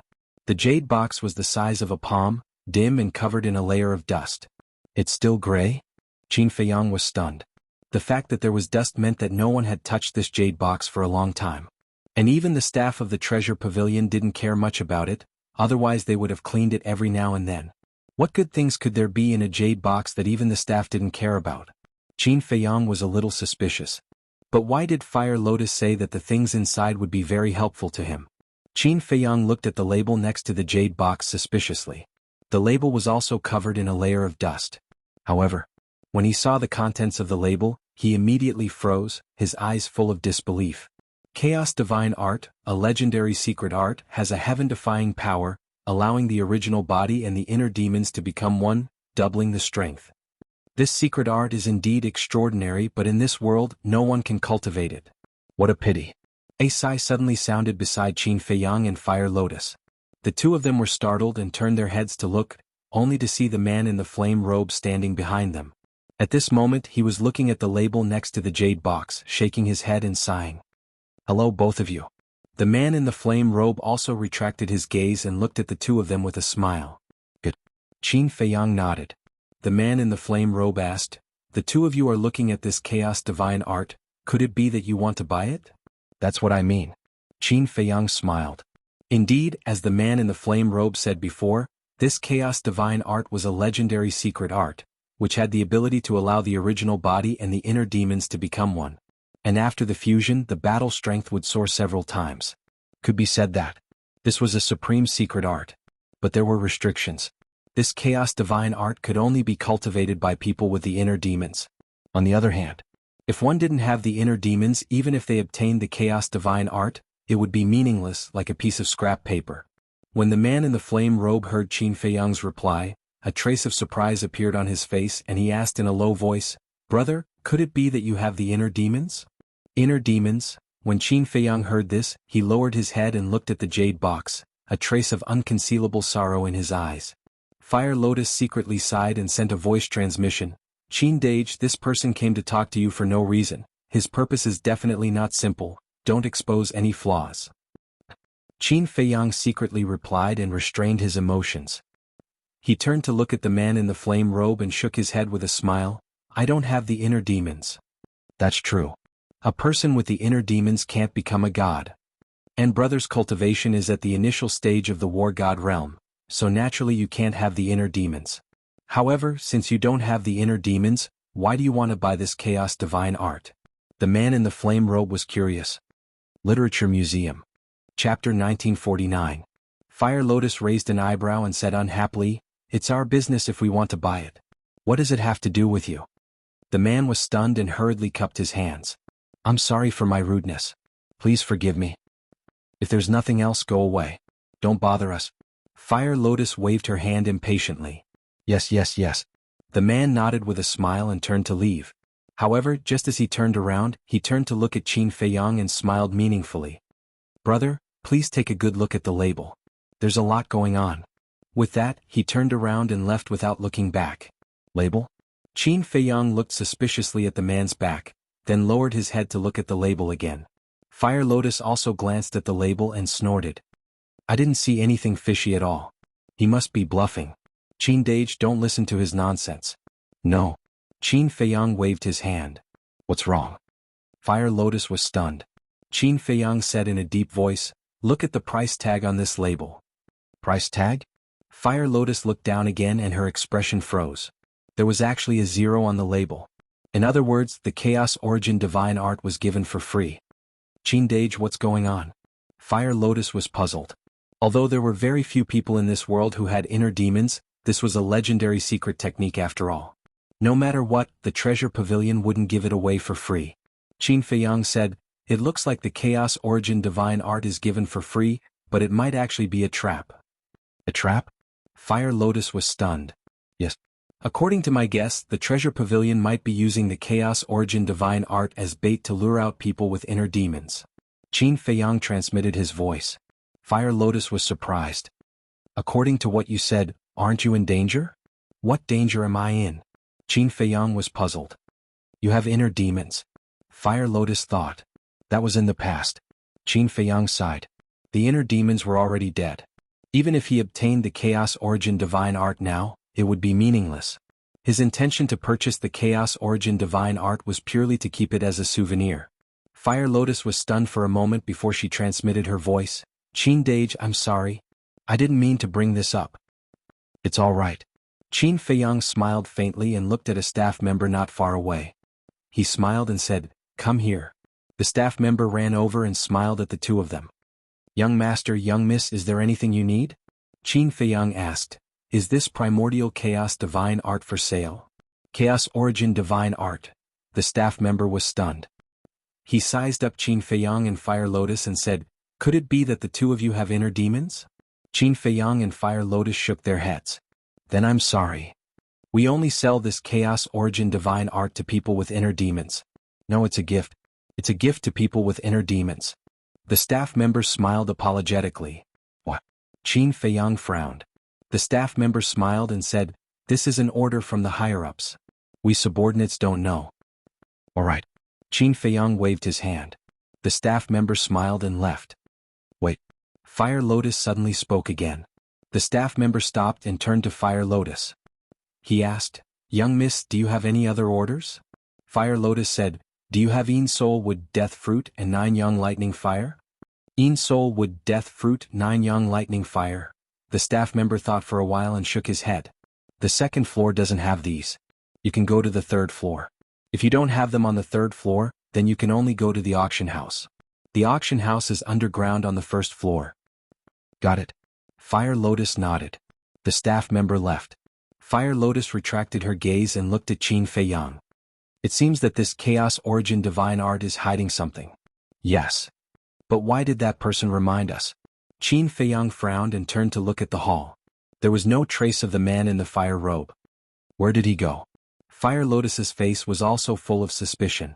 How did he disappear in the blink of an eye? Qin Feiyang said, "He might have gone to the third floor. Let's go there and take a look." "Yes." Fire Lotus nodded. The two turned and walked to the third floor. "Qin Dage, he was so kind. Was it too much for me to treat him with such an attitude?" Fire Lotus lowered her head like a child who had done something wrong. "It's fine." Qin Feiyang smiled and said, "The third floor." Apart from the hall, there were many more rooms. These rooms were specially set up for the distinguished guests of the Treasure Pavilion. With the VIP rooms, the hall was naturally much smaller. It wasn't even half the size of the first and second floor. Similarly, there were only 100 people on the third floor. But without exception, those who dared to enter the third floor were all people with status, power, or wealth. Among them, there were a dozen or so disciples of the Nine Heaven Palace. They were all war gods and above. This was really like the saying, war gods were as common as dogs. But on the third floor, Qin Feiyang didn't see the man in the fire robe. But he didn't deliberately look for him. He took Fire Lotus and wandered around. The items on the third floor were of a higher grade than the items on the second floor. For example, divine arts were all high-grade divine arts. Divine weapons were also high-grade divine weapons. Qin Feiyang hadn't seen many herbs before. Among them were the herbs for the Divine Life Pill, Divine Power Pill, and Life Pill. However, every single one of them was ridiculously expensive. The Divine Life Pill had 9 herbs in total. The Life Pill and Divine Power Pill had 5 herbs each. And the cheapest herb was 100,000 divine crystals. The most expensive herb was even 1,000,000 divine crystals. Qin Feiyang said, "Great-grandmother, don't cultivate for now. Help me count the Guo family's treasures. I might need them later." "Okay."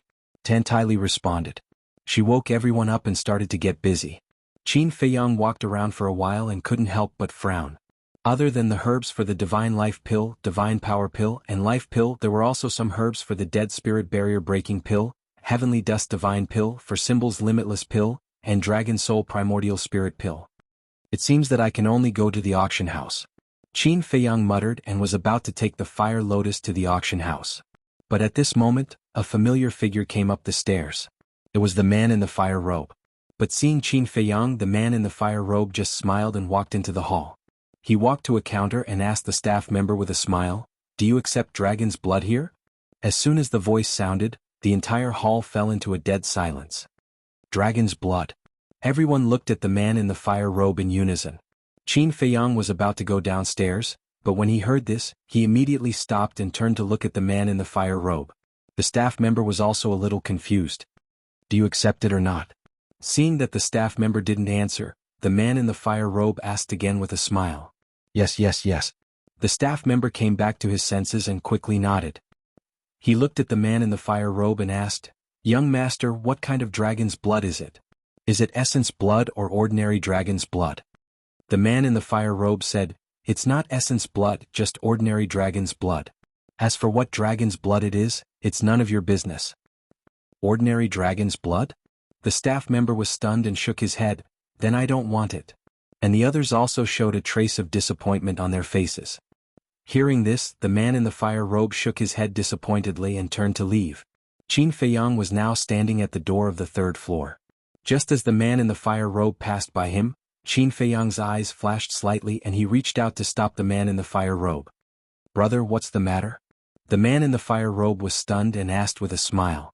Qin Feiyang smiled and said, "Brother, can I have a word with you?" "Sure. I happen to be going to the auction house. Why don't we go there and talk slowly?" The man in the fire robe asked. "My pleasure." Qin Feiyang nodded and smiled. "Please." The man in the fire robe stretched out his hand and smiled. "Please." Qin Feiyang cupped his hands and went downstairs with Fire Lotus. "Wait." But suddenly, a young man ran out of the hall and called out to the three. Qin Feiyang and the others stopped and turned to look. The young man was about 27 or 28 years old. He was short, only about 1.6 meters tall. He had a shifty-looking face, but there was a hint of shrewdness in his eyes. Qin Feiyang looked at the young man's chest and his pupils shrank slightly. There was a flame pattern on this person's clothes. This meant that this person was a disciple of the Nine Heavens Palace. The man in the fire robe smiled and asked, "Is there something you need?" The young man ran in front of the man in the fire robe and said with a flattering smile, "This one is Pengyan, may I know brother's name?" The man in the fire robe was stunned and looked up with a smile. "It's rude to ask for a name as soon as you come up." Pengyan was stunned and smiled apologetically. "This one is rude, please forgive me." "It's fine. Just say what you need." The man in the fire robe laughed. Pengyan looked at Qin Feiyang and Fire Lotus and said, "Is it convenient?" Seeing this, Qin Feiyang tactfully took Huolian and turned around to walk towards the second floor. The man in the fire robe looked at the two of them and said to Pengyan, "Can you say it now?" Pengyan said in a low voice, "May I ask, brother, do you really have dragon blood in your body?" "Of course." The man in the fire robe nodded. Pengyan curiously asked, "Then where did you get this dragon blood?" "This." The man in the fire robe frowned. Pengyan smiled. "Brother, what do you think? I'll use 10 soul stones to buy this information from you." 10 soul stones? The man in the fire robe was stunned, then shook his head and turned to go downstairs. 100 soul stones. Seeing this, Pengyan hurriedly said. But the man in the fire robe just shook his head and smiled, completely ignoring him. Pengyan was anxious and angry and said angrily, "Brother, don't be ungrateful, do you know who I am? I'm a disciple of the Nine Heavens Palace." "So what?" The man in the fire robe smiled faintly. "You." Pengyan was a little angry. He stepped in front of the man in the fire robe and said in a deep voice, "Don't be so shameless. Get out of the way." The man in the fire robe raised his eyebrows and said indifferently, "What if I don't?" Pengyan looked at the man in the fire robe with a provocative face. The man in the fire robe frowned, and the atmosphere gradually became serious. Qin Feiyang and Fire Lotus were also standing at the stairs, looking at the arrogant Pengyan with a trace of disgust in their eyes. Literature Museum. Chapter 1950. Fire Lotus secretly said, "This person is so annoying." Qin Feiyang transmitted his voice, "But he is also a smart person." "Smart?" Fire Lotus frowned. Why was she praising him instead? Qin Feiyang laughed. "To be able to think of so many things from a drop of dragon blood, if this isn't smart, then what is?" "Think of what?" Fire Lotus was suspicious. "Then what do you think I want to do with this person?" Qin Feiyang asked back. "I haven't thought about it." Fire Lotus shook her head. "Actually, I also want to ask him about the origin of the dragon blood. Think about it, the dragon blood in his body can't have appeared out of thin air. It must have been obtained from a divine dragon. And although ordinary dragon blood doesn't have much attraction to everyone, a real divine dragon is something that everyone will covet." Qin Feiyang laughed. "So that's how it is." Fire Lotus nodded in realization. Qin Feiyang continued, "Of course, a divine dragon is more valuable to us." "What do you mean?" Fire Lotus was suspicious. Dragon Soul Primordial Spirit Pill. The first medicinal ingredient of this pill is the divine dragon soul. Qin Feiyang said. Fire Lotus was shocked when she heard this and secretly said, "You want to hunt a divine dragon?" Qin Feiyang laughed. "If there is such an opportunity, I will definitely not let it go." Hunt a divine dragon. Fire Lotus's heart was in disbelief. This guy really dared to dream. Qin Feiyang said, "I really hope that the divine dragon this person knows is a perfect war god." "Why must it be a perfect war god?" Fire Lotus was puzzled. Because the dragon soul needed for this dragon soul primordial spirit pill must be at least a perfect divine dragon soul. Qin Feiyang laughed. It's getting crazier and crazier. Fire Lotus shook her head. A perfect war god divine dragon was only one step away from becoming a half-step divine lord. The flame-clothed man and Peng Yin were still in a deadlock. Qin Feiyang raised his eyebrows, took a step forward and pushed Peng Yin away, saying, "You're not done yet, are you? You dare to push me?" Peng Yin looked at Qin Feiyang in disbelief. "Who do you think you are? So what if you're a disciple of Nine Heavens Palace? You don't even dare to push? Don't take yourself too seriously." Qin Feiyang snorted coldly and ignored Peng Yin. He looked at the flame-robed man and said with a smile, "Brother, let's go." The man in the fiery robe laughed and strode down. Qin Feiyang also turned around and left. From beginning to end he never looked at Peng Yin again. Bastard, bastard, this is unforgivable. Peng Yin was so angry that he gritted his teeth and smoke came out of his head. As a disciple of the Nine Heavens Palace, he was actually disregarded and humiliated by two nameless people? This was intolerable. Boom. He raised his fist and swooped down, aiming for Qin Feiyang and the flame-clothed man. Qin Feiyang frowned. Although this person was smart, he was not tactful at all. "Stop. This is the treasure pavilion. No one is allowed to mess around." But just as Qin Feiyang was about to make a move, a staff member ran out and shouted at Peng Yin. Peng Yin stopped abruptly, his face turning green and red. Qin Feiyang did not make a move. He followed the flame-clothed man and walked to Fire Lotus. Peng Yin shouted, "The three of you listen carefully. This time you've provoked someone you shouldn't have." Fire Lotus said with a smile, "I really can't tell. How big of a background do you have?" "I don't have any background, but there's someone whose name can scare you to death." Peng Yin sneered. Qin Feiyang and the other two stared blankly for a moment. They looked at each other before turning their heads to look at Peng Yin, who was standing on top of the stage showing off his prowess. The flame-clothed man laughed. "This is interesting. Then tell me, who is this person?" "Feng Zijuan." Peng Yin said word by word. "Feng Zijuan." The flame-clothed man's pupils shrank when he heard this name. Qin Feiyang noticed the change in the flame-clothed man's expression. There was a trace of suspicion in his eyes. Who was this Feng Zijuan? How could he make this person change his expression? "Are you scared?" Peng Yin sneered at the three of them. "Haha, scared? Of course I'm scared. Who in Sky Dragon City doesn't know Feng Zijuan's name? But even if it's Feng Zijuan, he can't be so domineering." The man in the flaming robe laughed out loud. He turned around and walked to the first floor without looking back. Qin Feiyang and Fire Lotus looked at each other and quickly followed. "Preposterous. Just you wait." Peng Yin roared and also ran to the first floor. Auction house. Located in the basement of the first floor, there were a total of 2 floors. The first floor was the auction house hall. The second floor was the private room. After the flame-clothed man entered the auction house, he directly brought Qin Feiyang and Fire Lotus into private room number 9. The space of the private room was not big, about 5 to 6 meters, but the decoration was very luxurious and very expensive. The flame-clothed man pointed to the chair beside the tea table and said with a smile, "Please sit." Qin Feiyang and Fire Lotus sat side by side on a double chair and looked outside. In front of them was a transparent floor-to-ceiling window. Through the floor-to-ceiling window, one could see the auction house outside clearly. At this moment, on the auction stage stood a white-clothed woman. She looked to be in her 20s, but the aura she emitted was extremely terrifying. According to Qin Feiyang's judgment, she should be comparable to Uncle Yuan. In other words, this woman was a half-step divine lord. And in front of the white-clothed woman, there was a long metal box. Inside there was a 3-foot-long battle sword. Although the battle sword had not awakened, but from the sharpness it released, one could tell that it was a supreme-grade divine artifact at a glance. The people around the auction stage, as well as the people in the private rooms on the second floor, were all competing to bid. There's a good saying, there's no evil businessman. Generally, precious things will be auctioned here by the treasure pavilion. So, if you want to find good things, you have to come here. The flame-clothed man said with a smile as he brewed tea. Qin Feiyang nodded and retracted his gaze. Looking at the flame-clothed man, he cupped his hands and smiled. "I'm Jiang Haoyin, and this is my sister, Fire Lotus Jiang. Brother, I wonder if you can tell us your name?" "Wei. Hua as in flame, E as in easy." The flame-clothed man smiled. "Wei," Qin Feiyang muttered. This name was also very unfamiliar. It seemed like he had never seen this person before. Hui Yi poured 2 cups of tea and retreated to the front of Qin Feiyang and smiled. It should be the first time you two have come to Sky Dragon City.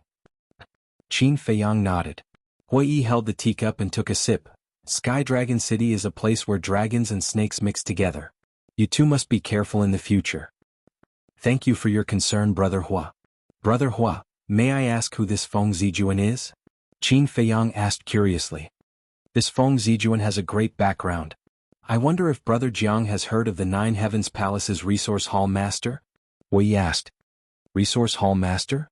Isn't that young noble Feng's grandfather? Wait, young noble Feng? Feng Zijuan? Could it be? Qin Feiyang's heart trembled. He smiled at Hui Yi. I've heard of him.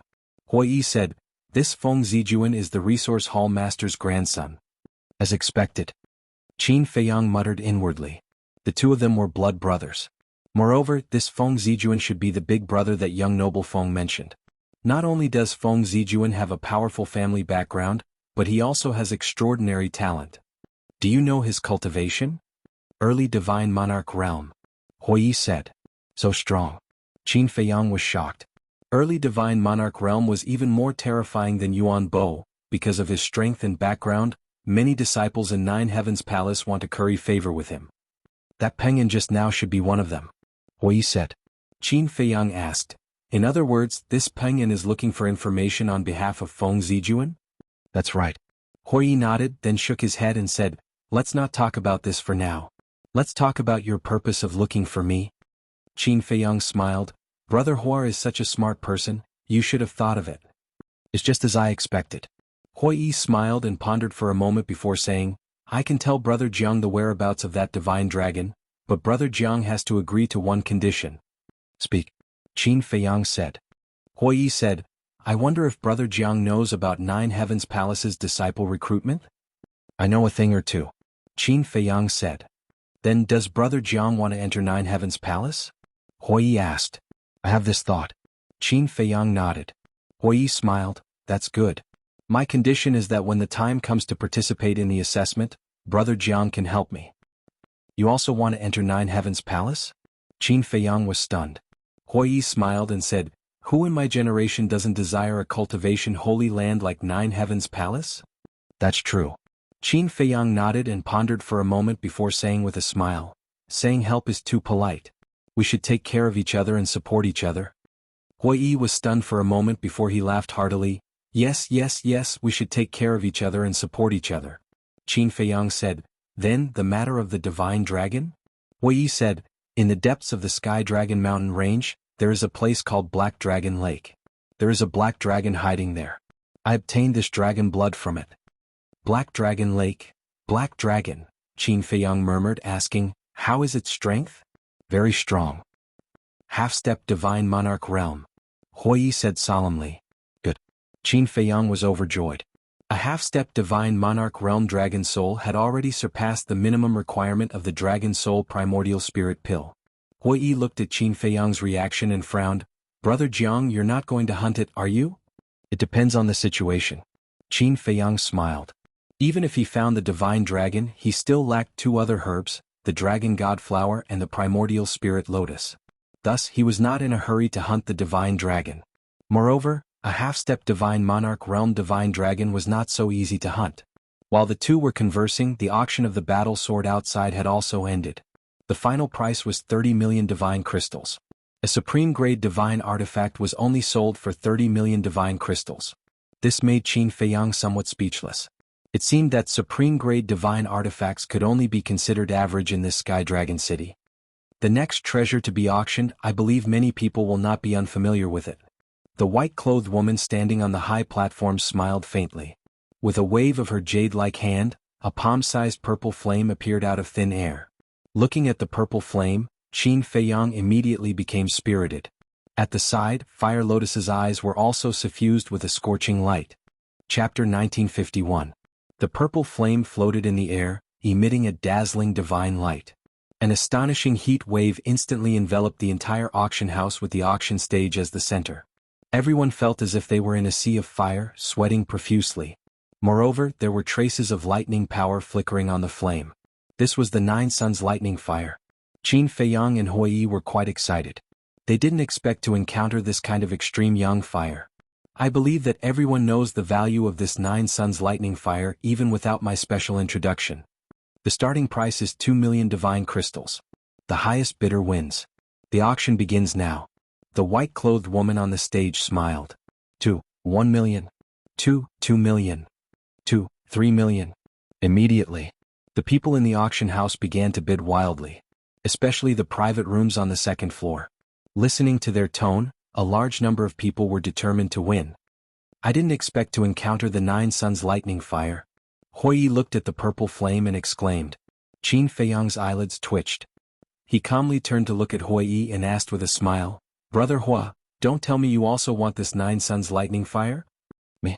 Hui was slightly stunned. He shook his head and said with a smile, I do want it a little, but there is a good saying, a gentleman does not take what others love. Thank you very much. Qin Feiyang cupped his hands and smiled gratefully. Hui asked suspiciously, but I'm a little curious. What does Brother Jiang want this 9 Suns lightning fire for?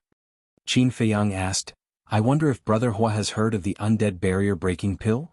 Undead barrier breaking pill? Hui was stunned. He shook his head and said, I've never heard of this kind of pill. Never heard of it? Qin Feiyang was surprised and said, then what about the life pill, divine power pill, divine life pill, heavenly dust pill, four symbols infinite divine pill, and dragon soul primordial spirit pill? Hui was stunned when he heard these pills. Qin Feiyang asked in surprise, Brother Hua has never heard of them? I'm familiar with the God's soul pill, God's power pill, and God's life pill because the treasure pavilion has them. But this heavenly dust divine pill, four symbols infinite divine pill, dragon soul primordial spirit pill, this is the first time I've heard of them. Dare I ask Brother Jiang what kind of medicinal pills are these? Hui said. This is the first time you've heard of it? Qin Feiyang and Fire Lotus looked at each other. Originally, Qin Feiyang thought that such a terrifying place like the ancient realm would definitely have all kinds of medicinal pills. However, he didn't expect that Hui actually didn't know. Didn't this mean that the ancient dimension didn't have these pill formulas? Qin Feiyang asked again, then the potential pill, what about the potential pill? Potential pill? Potential pill? Hui stared blankly for a moment before shaking his head, I've never heard of it either. It seems that even the ancient realm doesn't have some of the pill formulas in the pill scripture. Qin Feiyang muttered to himself. Fire Lotus thought, is there any information about these pills in the old patriarch's memories? No. Originally, I thought that it might be because the old patriarch's status wasn't high and he didn't know about these pills. But I didn't expect that the ancient realm doesn't have them at all. Qin Feiyang transmitted his voice. Fire Lotus smiled and said, then this is a business opportunity. Business opportunity? Qin Feiyang was stunned. Think about it, if these pills were to spread out, how many people would come to snatch them? Fire Lotus said. Qin Feiyang laughed bitterly and sent a voice transmission. Even though it's true, it's a crime to possess a treasure, and it'll similarly bring about a calamity of death for us. That's true. Fire Lotus nodded and said, but you're not the only one who knows about these pill formulas. Don't forget that Mu Tianyang and the others are also in the ancient realm. Until now there have been no rumors about these pills. I think Mu Tianyang and the others also understand this and didn't say anything. Qin Feiyang said. Seeing that Qin Feiyang didn't speak for a long time, Hui became more and more curious. He looked at Qin Feiyang and said, Brother Jiang, you haven't finished speaking? What kind of pills are those? I'm not sure. Qin Feiyang smiled. Not sure? Hui was skeptical. But he was also a smart person. If the other party didn't want to say, it would arouse the other party's disgust. So he chose to remain silent. Qin Feiyang asked suspiciously, Brother Hua, do you know the specific effects of the 9 Suns lightning fire? Since the ancient realm didn't have the undead barrier breaking pill, the 9 Suns lightning fire must have other effects. Otherwise, it wouldn't have caused such a crazy scramble. The 9 Suns lightning fire is a fire of extreme yang. It's the nemesis of evil things. Existences like the undead are most afraid of this kind of fire. And on this continent, there are countless evil things, so the 9 Suns lightning fire can be considered a divine item to ward off evil. However, the biggest use of the 9 Suns lightning fire is actually alchemy. Hui smiled. Alchemy? Qin Feiyang was stunned. That's right. The 9 Suns lightning fire can be used as a pill fire. And compared to an ordinary pill fire, using the 9 Suns lightning fire to refine pills will not only yield twice the result with half the effort, but the quality of the pills refined will also increase by several times. So, the people participating in the auction are basically alchemists. Wei explained. I see. Qin Feiyang suddenly understood and said with a smile, I won't hide it from Brother Hua. In fact, I'm also an alchemist. Alchemist? Hui was slightly taken aback and blushed with shame as he said, then this one really misjudged. I'm just an ordinary alchemist, not worth mentioning. Qin Feiyang shook his head and said with a smile. Brother Jiang is too modest. Although I don't know anything about alchemy, I still know that an alchemist who is interested in the Nine Suns lightning fire is not an ordinary person. Hui said with a smile. When Fire Lotus heard this, she covered her mouth and said with a smile, Brother Hui, you really know how to flatter people. Flatter? Hui smiled and didn't say anything else. Qin Feiyang sized up Hui and his eyes flickered. Suddenly, he shook his head and said, Little sister, he's not flattering me. This isn't flattery? Fire Lotus was suspicious. Brother Hui is reminding me that many of the people bidding for the Nine Suns lightning fire have status and status. He's telling me to think twice before acting. Qin Feiyang said. When Fire Lotus heard this, she looked at Hui suspiciously and asked, Is that so? But in the face of Fire Lotus's question, Hui only smiled and didn't say anything. Qin Feiyang looked deeply at Hui and patted Fire Lotus's hand, indicating that she shouldn't ask any more questions. Then he looked at the auction outside. While they were talking, the price of the Nine Suns lightning fire had already risen to 20 million divine crystals. Almost no one in the auction outside made a bid, because this price had already exceeded the limit of what they could bear. At present, only the people in the private rooms on the second floor continued to bid. Those who could enter the private rooms, whether it was strength or financial resources, definitely far surpassed the others. Looking at the skyrocketing price, Fire Lotus was a little anxious. She secretly said, Qin Dage, if it really doesn't work, can we think of another way? She knew about Qin Feiyang's situation. He had just entered the ancient world and didn't have many divine crystals on him. Such a high price was really too difficult for him. Don't worry, I'll do what I can. Qin Feiyang secretly comforted her and said, Great-grandmother, have you checked? Yes, I have. Tantai Li's voice sounded in his mind. Then how many divine crystals do we have? Qin Feiyang secretly asked. We have more than 2 million. Tantai Li said. It's far from enough. Qin Feiyang secretly sighed. More than 2 million was not even enough to make up a fraction. As for divine weapons and divine arts, they are of the lowest level and have no value. But there are a lot of medicinal herbs and pills. For example, divine soul pill, divine power pill, divine life pill. We have all the medicinal herbs for these pills.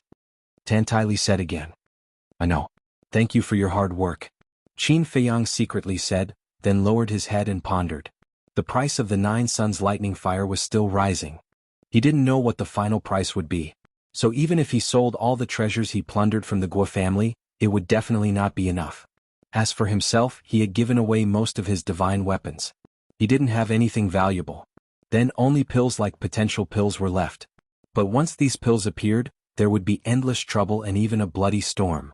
What should he do? Seeing that Qin Feiyang hadn't made a bid, Hui smiled and said, Brother Jiang, if you encounter any difficulties you can tell me. Maybe I can help you. Qin Feiyang was stunned. He raised his head and looked at Hui. Why do you want to help me? We can meet several times in a day. Now we're even sitting here drinking tea and chatting. This is fate. Hui said with a smile. Huolian raised her eyebrows imperceptibly and sent a voice transmission. Big Brother Qin, isn't this person too enthusiastic? What do you think? Qin Feiyang secretly said. One who is unaccountably solicitous is hiding evil intentions. Fire Lotus said. Qin Feiyang pondered for a while and said, I do need to take precautions. First, he reminded him not to buy the Chaos Origin divine art on the third floor. Just now, he secretly reminded him not to compete with others for the Nine Suns lightning fire if he didn't need it. And now, he was actually going to help him. Frankly speaking, even he couldn't stand Hui's enthusiasm. It wasn't that Hui really had ulterior motives. Perhaps this person was really warm-hearted. But after a long time of scheming, Qin Feiyang couldn't help but be vigilant. After all, you may know a person for a long time without understanding his heart. It was never wrong to be cautious. I have a total of about 100 million divine crystals here. If Brother Jiang doesn't mind, you can take it. Hui took out a fiery red universe ring that looked like it was made of lava and placed it on the tea table. 100 million. Qin Feiyang and Fire Lotus were shocked. 100 million divine gems was an astronomical figure to them. Fire Lotus said, Qin Dage, you have to be careful. They had just met by chance, but he actually gave them 100 million divine crystals. There was definitely something fishy going on. Qin Feiyang's eyes flashed. Brother Hua, if you have any needs or conditions, you can tell me directly. Conditions? Hua Yi shook his head and said helplessly, Brother Jiang, you think too much of a person's heart. How can there be so many schemes in this world? I just want to help Brother Jiang because we feel like old friends at first sight.